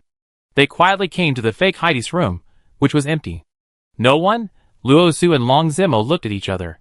Where did the fake Heidi go? Luo Su opened his eyes, and soon found that there was something strange about the nightlight pearl on the head of Heidi's bed. Luo Su recorded the teleportation point in the corner of the room, and then checked the nightlight pearl with Long Zimo. Luo Su touched it, and it was fine. But Long Zimo felt something unusual when he touched it. A feeling of being out. Long Zimo used the power of the black pupil to face the Nightlight Pearl, and suddenly the Nightlight Pearl was spinning rapidly. Chapter 526. Just then, a man walked out from behind the platform. He looked exactly like Long Zimo. Looking at his appearance, it is not difficult to guess that he should be Long Zimo's twin brother Long Zishuan. Long Zimo, you are finally here, Long Zishuan said with a sneer. Long Zishuan. Long Zimo stared coldly at his twin brother on the platform and asked, "Did you do something to me on the wasteland planet?" Long Zishuan sighed slightly and said, "The thing I regret most is that I didn't kill you directly at the beginning, but only imprisoned your spiritual core. It's an old story, not worth mentioning, let's end it now." Long Zimo didn't take it seriously, he had too many doubts in his heart, and some of them could only be solved by the fake Black Emperor in front of him. "Let me ask you again, you have obviously got the throne, why did you force my mother to death?" Long Zimo said angrily. "If she could enjoy her life in peace and quiet, she would be fine, but unfortunately she is biased, she always says you are fine, and secretly sends people out to find your whereabouts.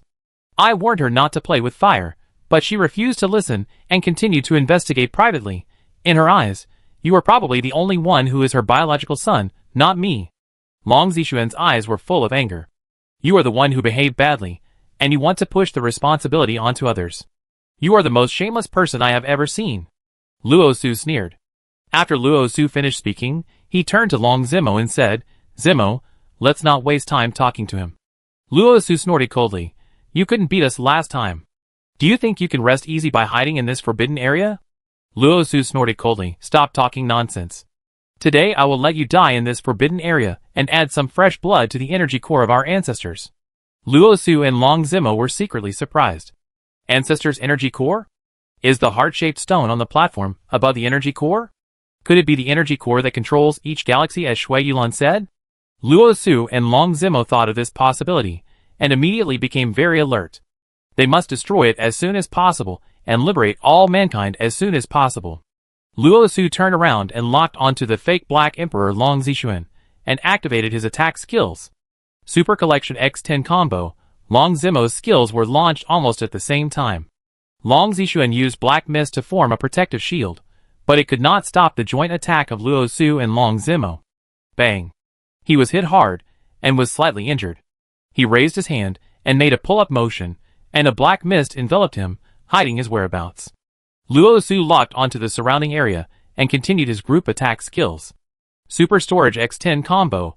Long Zimo used the domain skill. Boom! The two people's skills blasted over, and the platform shook. Long Zishuan seemed to be fine. He hid behind the energy core stone. Luo Su's eyes saw it clearly. Every time the range attack, the area within 1 meter around the energy core stone was a free area. In other words, the stone has a fixed self-protection range. No wonder the fake Black Emperor chose to duel with them here. It turns out that they wanted to use this stone as a talisman. Luo Su told Long Zimo what he saw. "Zimo, there is a safe distance of 1 meter around the energy core, and no skill can hit it." The fake Black Emperor took advantage of this, and dared to fight us two head-on. Long Zimo was surprised. An energy stone has a self-protection form? Chapter 527. Many hot rocks flew out from the 4 surrounding lava pools, and quickly formed a lava monster. In a blink of an eye, 4 lava monsters stood around the platform and attacked it with all their strength. They seemed to be able to sense our energy fluctuations. Luo Su said, taking advantage of the 5 minutes before she could be invisible, she would quickly counterattack. Even if her whereabouts were exposed, her immunity to damage was still effective. She locked onto the lava monster closest to them, and began to counterattack. Super Collection. She couldn't collect the whole thing, so she started to remove its arms and legs, collecting them in batches, and quickly dealt with one. Boom! Long Zimo was more simple and violent. He used a Taishan pressure skill to smash one of the lava beasts into pieces. Puff puff puff. The broken lava beasts fell to the ground one after another, and turned into lumps of boiling magma. Luo was on the high platform. The hateful thing was that the broken lava beasts could be reassembled quickly. Long Zimo used 2 big moves to break up 2 in a row, but the one in front had already reassembled and rushed towards him again. Luo Su hurriedly continued to collect, and put the scattered parts of the lava beast. Take it away directly. It moved very quickly, and the remaining small amount of magma could form a small lava monster, and its body was more flexible and agile, rushing over quickly and hitting Long Zemo. It turned into a ball of hot lava and wrapped Long Zemo, but fortunately the damage immunity time had not passed. The fake Black Emperor hiding next to the energy core stone saw Long Zemo in trouble, and hurried to finish him off. A dense burst of black ice blades was fired at Long Zemo. Swish, swish, swish. Luo Su hurriedly used a range attack to intercept and collect. Super Collection. Took away all the black ice blades. Long Zemo teleported and shook off the magma on his body. But there were two lava beasts next to him, constantly throwing out magma and wrapping Long Zemo. This didn't seem to be ordinary magma. They seemed to be injected with some kind of power, which could track and sense the energy of Luo Su and others, so as to locate their position. Luo Su simply locked all the magma in the forbidden area and began to collect it on a large scale. Super Collection X10 Combo, Target, Magma. Infinite Fusion Target, Magma. Just after the collection was completed, her and Long Zemo's invisibility time was over. Her and Long Zemo's bodies were exposed. On. The Black Dragon roared and flew back and forth on the high platform. The dragon's might made the movement in the energy core more frequent. Black Dragon. The fake Black Emperor stared at the Black Dragon flying above his head, and the dragon roared, coming from a subconscious deep in his soul, and gradually awakened. Black Dragon I can't release the Black Dragon, my brother can. His eyes were blurred, and he muttered to himself. I am not qualified, my brother is the real Black Emperor. Suddenly, a burst of black mist gushed out from the energy core, covering the fake Black Emperor. His aura changed, becoming full of fighting spirit and hostility. No, I am the Black Emperor. I am the only one in the world. As long as I kill Long Zemo, I can rewrite the broken rule that only black dragons can be emperors. Luo Su and Long Zemo both have very sharp hearing. Although they are riding on the Black Dragon, every word of the fake Black Emperor's words penetrates their ears without missing a word. That fake Black Emperor, he's a little strange, Luo Su said. Well, catch him alive, and interrogate him carefully, and you know. Long Zemo stared at the fake Black Emperor on the platform. Without the interference of the lava beast, Long Zemo decided to go down and pull the fake Black Emperor out. As long as he could be pulled out of the protection range of the energy core, Luo Su could use the space to collect living things and capture him alive. The Black Dragon quickly spun a circle and approached the platform. Luo Su and Long Zemo jumped onto the platform steadily, and the two of them rushed to the fake Black Emperor quickly, one on the left and one on the right. Unexpectedly, he was blocked by some invisible force more than 1 meter away from him, and could not move forward. This was not the worst. At this time, rows of iron bars suddenly stood up on the high platform. 2 iron cages were quickly surrounded around Long Zemo and Luo Su. Luo Su whispered to Long Zemo through the iron bars, "Hold on for another 6 minutes, then the stealth skill can be used. Don't be too far away from me." 6 minutes? I'm afraid we can't hold on that long. There must be a killer move behind this iron cage. You have to be careful. Long Zemo responded in a low voice. As soon as he finished speaking, the killer move came. Chapter 528.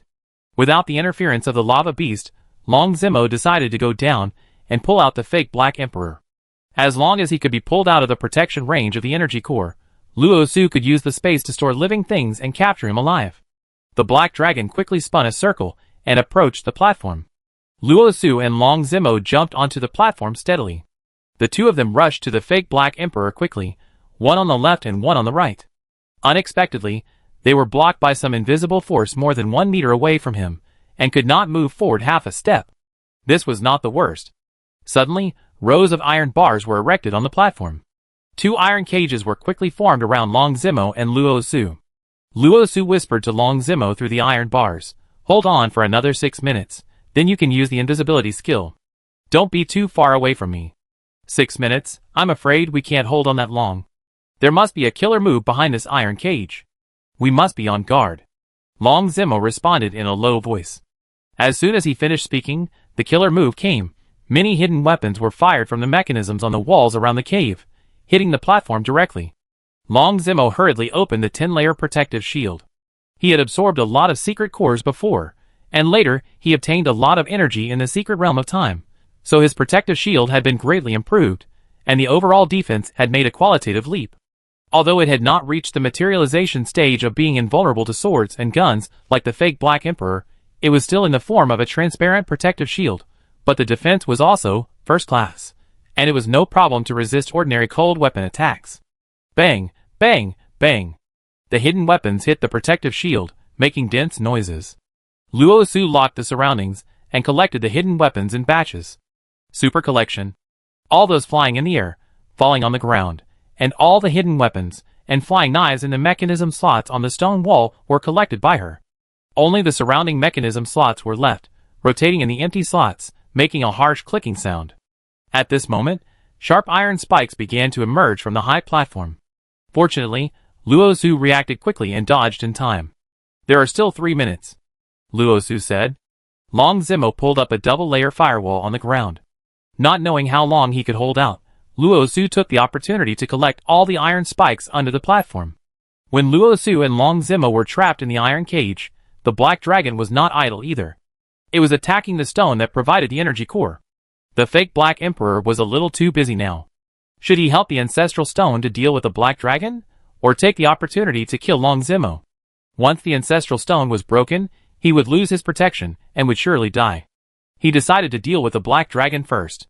He immediately released his summoned beast, a bull-headed monster with a savage aura, all black, especially the pile of horns on the top of its head, which were shiny black. This reminded Luo Su of the bull demon king in the movie Journey to the West. But the one in front of him was obviously uglier. Moo! The black bull yelled. It made a mysterious sound that shocked people. This bull-headed monster can attack mentally, Long Zimo reminded. Yeah, I understand. As Luo Su said this, he took out the space cube and smashed it at the Minotaur. Bang! The target lost a quarter of its health. Luo Su was overjoyed, and the space cube flew out again. Bang! The target lost a third of its health. Bang! The target was killed instantly. The fake Black Emperor was a little overwhelmed, with the black dragon and the stone on one side and Luo Su and Long Zimo approaching on the other. At this moment, the energy core stone next to it began to shake slightly, and with a click, cracks appeared. The fake Black Emperor began to get scared and hurriedly covered the ancestral stone with a protective shield. Chapter 529. The demon general was furious, but it had no choice. It was at its weakest due to excessive energy consumption, but Long Zimo and the 2 war beasts were still suppressing it. Luo Su continued to attack. Space Cube. Super Storage X10 combo. The demon general was getting weaker and weaker, and it rushed towards Luo Su recklessly. Be careful of it exploding, Long Zimo shouted. Luo Su dodged with a teleportation. The demon general took this opportunity to escape, and it quickly rushed to the national government square. At this time, the people from the 3 major families and some other small organizations in the square had already arrived. There was a huge crowd of people. The demon general was excited and stretched out his arms impatiently. A black mist quickly enveloped the crowd in the square. The Black Emperor is here. I wonder what important announcement will be made. I don't know, but I always feel that something good is going to happen. Hee hee. However, the next second, the crowd fell down one after another, and more than half of them fell in the blink of an eye. At this time, Luo Su and Long Zimo hurried over. Everyone, scatter quickly, it's a fake Black Emperor. Long Zimo shouted. Everyone was shocked. Just now, at the gate of the Imperial City, the people of the Lu family were also saying that there was a fake Black Emperor who wanted to harvest lives and advised us not to come in. It seems to be true. Run! Everyone was terrified and scattered. Holyua. However, no matter how fast everyone ran, they could not outrun the black fog of the demon general. Another group of people fell down. Open it and look, he has a black dragon, he is our Black Emperor. Some people noticed the black dragon on Long Zimo's head and ran towards him. Black Emperor, help me. Save us! Everyone screamed. Luo Su locked the whole scene, collected the living things, and took everyone away. The demon general absorbed a lot of energy, and his aura became much stronger. It gradually revealed its original form. It was a humanoid demon beast. Its face was that of a human demon king, but it had a pair of curved horns on its ears. The skin was covered with black scales, and there were 2 spikes on its muscular shoulders. The upper limbs were very long, with 2 sharp claws, and there were several spikes on each joint of the lower limbs. There is a pair of bat arms on its back, and the whole image is undoubtedly a demon. Roar. It roared with its big red mouth. It ran towards Luo Su and Long Zimo. Luo Su and Long Zimo spread out to the left and right in tacit understanding, and it was greeted by the black dragon and the flame bird. Whoosh. The big fireball of the flame bird hit the body of the demon general, but his scaly body suddenly appeared a layer of ice armor. Clang! With a bang, the fireball was extinguished. Whoosh! The black dragon sprayed a black mist bomb at it. The demon general did not dodge at all, and swallowed the black mist of the black dragon with his big mouth. His body gained energy, and a cold sharp horn grew on his head. The black dragon is the food of our demon clan. I just killed it to replenish my energy. Ha ha! The creepy demon sound emitted by the demon general made people feel numb. The demon general raised his hand and shot at the black dragon. Long Zemo thought and put the black dragon away. Bang! Luosu's magic cube hit it. The target loses half of its health. The demon general was furious, turned around and looked at Luosu, then disappeared from the spot, and when he reappeared, he was already in front of Luosu. One hand pinched Luosu's neck and lifted it up. I will kill you first, you little human who overestimates your own abilities. Luosu's face turned red from being pinched. Seeing this, Long Zemo instantly transformed into the Black Emperor, with black pupils appearing, black mist fighting, and a powerful aura released from his body, crushing all directions. Chapter 530. The demon general felt the strong breath coming from behind, and the strength in his hands could not help but relax a little. It hesitated for a second, and a dagger had already pierced its back, and a drop of black blood dripped from the tip of the knife. Ah, demon's blood. The demon general was terrified. Ordinary humans could not hurt its demon's blood at all. Who was it? Killed it with the power of the demons? The demon general wanted to look back, but its body was like a balloon with a hole in it. The energy collapsed and shrank, turning into a layer of scaly skin. It was originally resurrected by a drop of devil's blood. As long as this drop of blood is still there, it can continue to absorb energy, strengthen itself, and then slowly restore its body. But now this process has not been completed, it has been interrupted. Without the blood, it can no longer be resurrected. Luosu coughed for a long time before he recovered. Looking at the pile of scaly skin bags on the ground, he put it into the space. Su, are you okay? Long Z silently concealed his black pupils and black mist, and came to help Luosu up. Fortunately, you acted quickly. Luosu smiled. At this time, the gloomy clouds in the sky dispersed, and the warm sun shone on the earth. The survivors in the square knelt down one after another. Greetings to the Black Emperor. Thank you, Black Emperor, for saving us. At this time, Shui Yulan and Lu Xingda also arrived with the people of the Lu family, and they knelt on the ground and thanked the Emperor for his grace. No need to be polite. Long Zemo waved his hand and said. Sitting in the chief position on the high platform, he was majestic without being angry. Looking at the huge crowd and hundreds of thousands of corpses in the square, he began to arrange the follow-up. He asked Luosu to release the guards to help clean up the mess. Long Zemo said in a clear voice, the invading demon general has been eliminated. The guards and the leaders of each tribe will count the number of casualties and report it tonight. Burial subsidies will be arranged according to the number of people later. Others, please go back to your homes. If there is anything, I will notify you later. Yes, thank you for your grace, Black Emperor. Everyone said goodbye. Long Zemo couldn't stand it. After the others left, he called Lu Xingda and Shui Yulan over. Lu Xingda gave him a brief account of the current situation of the National Political Center and the previous work guidelines of the fake Black Emperor. Then he was taken to see the control center of the survival game on the Black Candle Dragon continent. This is a huge building that towers into the sky. Each floor is heavily guarded. After passing through layers of checkpoints, they came to the Super Brain Center on the top floor. This is the control center of the entire survival game. But now it looks like it has crashed, and all the screens show a few big words. Game over. The staff was a little panicked, thinking that the game system had malfunctioned and angered the Black Emperor. Seeing Black Emperor and his men coming to inspect the work, they were so scared that their legs were shaking. Last time, a staff member made a small mistake, which caused a bug in the game. Black Emperor happened to know about it, and he directly executed the staff member. This time, the entire server had a problem, and no screen was normal. This was a big deal. They hadn't found the cause yet, and they were immediately terrified.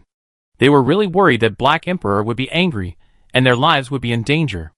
Unexpectedly, after seeing all the words on the screen, Heidi smiled kindly, and said that all staff members would be given 3 days off.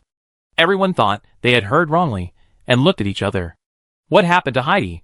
Isn't it usually the most tense thing to do in the survival game? Why are you still standing there? You don't go home during the holiday, and you still want to work overtime, right? Long Zemo asked with a stern face. Ah yes, yes, give Long a holiday. It's a holiday, go home. Everyone came to their senses, and went home after get off work. Chapter 531. After listening to this, several people finally understood what was going on. Since there was no danger to life, there was nothing to worry about. They left with peace of mind.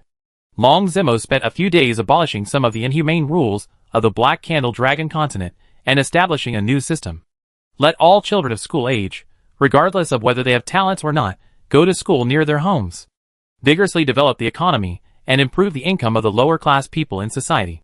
After more than 10 days of busy work, a new plan for governing the country began to be implemented in the Black Candle Dragon continent. After everything was sorted out, all that was left was supervision and implementation. Long Zemo asked several senior executives of Sunlong to come and serve as his assistants, and Du Yifan was the chief assistant, directly connecting with him. After everything was arranged, he finally had time to spend with his family. He didn't want to go anywhere, he just wanted to stay in Taoyuan village.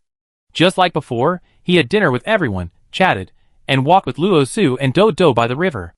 That day, Luo Su and Long Zemo went to visit Grandma Long. Grandma said, "Grandma really wants to see you hold a wedding, it's lively and lively." Aunt Jiang quickly agreed, saying yes. Luo Su was speechless and smiled awkwardly. "Okay, listen to Grandma and hold a wedding," Long Zemo said. "It would be better if there was another brother or sister to play with," Grandma Long said, looking at Luo Su. The two chatted with Grandma for more than half an hour, and then went upstairs. "Su, let's hold a wedding. Last time it was put on hold because of something, and this time it has been delayed for so long." Long Zemo took her hand, and went upstairs. Luo Su listened, smiled and nodded. Long Zemo put the wedding on the top priority, a Chinese-style wedding. This made Long Zemo's assistants very busy. Luo Su wanted a wedding at the seaside, and they began to make plans. Luo Su and Long Zemo went to the seaside to check out the location. After selecting the location, the assistants began to decorate the wedding scene non-stop. Taoyuan village was full of joy. Every day when they had nothing to do, everyone gathered in the yard of Luo Su's house, chatting and looking forward to the wedding day coming soon. Daodu was a little sad, because he was already 1.6 meters tall, and couldn't be a flower boy. Xiaosong teased him, saying, "It's okay, Daodu, it doesn't matter if you can't be a flower boy, try to be a groom next time. It's more fun to be a flower boy." Daodu didn't understand his joke at all, which made Xiaosong very bored. Everyone was looking forward to the wedding of Luo Su and Long Zemo, but they didn't expect another happy event. Xiaoyu and Xiaowu got the marriage certificate, because Xiaoyu was going to be a mother, which surprised the villagers. "Why don't you hold a wedding with Luo Su and the others?" Xiaosong suggested. Xiaowu carefully helped Xiaoyu sit aside and said, "No, Xiaoyu shouldn't be too tired. Wait until the baby is 1 month old before having a double celebration." Everyone admired Xiaowu. He was still thinking far ahead despite being so young. The happiest person was, of course, Master Zhao. He was going to be a grandfather. This was something he had been looking forward to all his life, and now he finally got his wish. Taoyuan village was full of joy, and every day was as lively as the new year. Luo Su followed Long Zemo to try on a wedding dress. The two were inseparable every day, and the grandmother was very happy when she saw it. When Grandma Shui learned that Luo Su and Long Zemo were going to get married, she was very happy. She brought gifts and moved to Taoyuan village in advance. Chapter 532. Luo Su and Long Zemo's wedding was scheduled on the same day as the national day. They chose to hold the wedding in the royal hall of the Black Candle Dragon continent. The Black Emperor, who had been single for hundreds of years, was getting married. This news spread in advance in the Black Candle Dragon continent, and various gifts were shipped in from the 18 planets. The largest logistics company, Flying Pigeon Delivery, was very busy. Carts of gifts were sent to the royal territory, and the gift warehouse was piled up like a mountain. Luo Su looked at the piles of gifts. There were agricultural products sent by the common people of Kunxing, flavored hams sent by the herdsmen of Xixing, and Jiangnan fruits sent by the common people of Nanxing. Although the gifts were not valuable, they represented the love of the people. After the Black Emperor returned to the throne, he promulgated many policies to benefit the people, among which the system of lower-class citizens was abolished, so that the children of common people also had the opportunity to go to school, which was deeply popular with the people. From these simple gifts, Luo Su felt the love of the people for Long Zemo, and was deeply touched. This made her feel proud and happy. Zemo was her ideal life partner. On National Day, Luo Su was on the second floor of the villa in Taoyuan village. The makeup artists had already done a grand bridal makeup for her. She was wearing a phoenix crown and a red bridal robe, and looked very noble. Luo Su looked at herself in the mirror, and was a little nervous. Over the years, she had traveled all over the country and experienced all kinds of dangerous situations, but it was her first time to wear a wedding dress for a world-renowned wedding, so she was inevitably a little nervous. Her relatives and friends were all around her, chattering and making a lot of noise. Her eyes passed through the terrace and looked at the wedding belt downstairs, which was covered with carpets and flowers. On both sides were the novice village, and the friends she had brought back from various stars. The scene was warm and festive. Soon, Long Zimo's wedding reception team came with gongs and drums. This is the traditional wedding reception ceremony of China. Originally, according to the ancient system, Long Zimo only needed to dress up and wait in the palace, and the wedding reception team would take the bride into the palace. But Long Zimo insisted on picking up the bride himself, so he led the wedding reception team to Taoyuan village in a grand manner.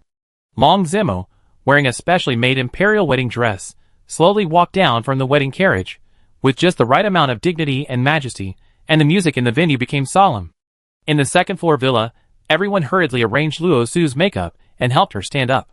Long Zimo arrived at the first-floor lobby. Luo Su's elders had been waiting for a long time. Long Zimo performed the elder salute, and when he stood up, he saw Luo Su, wearing a colorful phoenix and a crown on her head, walking out of the elevator with people around her. Long Zimo went up to her, holding Luo Su's hand, and the two walked together on the red carpet of flowers and walked towards the wedding carriage. The wedding procession beat gongs and drums, entered the portal, and appeared in the Black Candle Dragon continent. The bride entered the palace with a grand ceremony. The whole country celebrated, and the world celebrated together. According to the rituals of the Ministry of Rites, they went through the process, and finally entered the bridal chamber in the evening. In the hall outside, the lively banquet was still going on.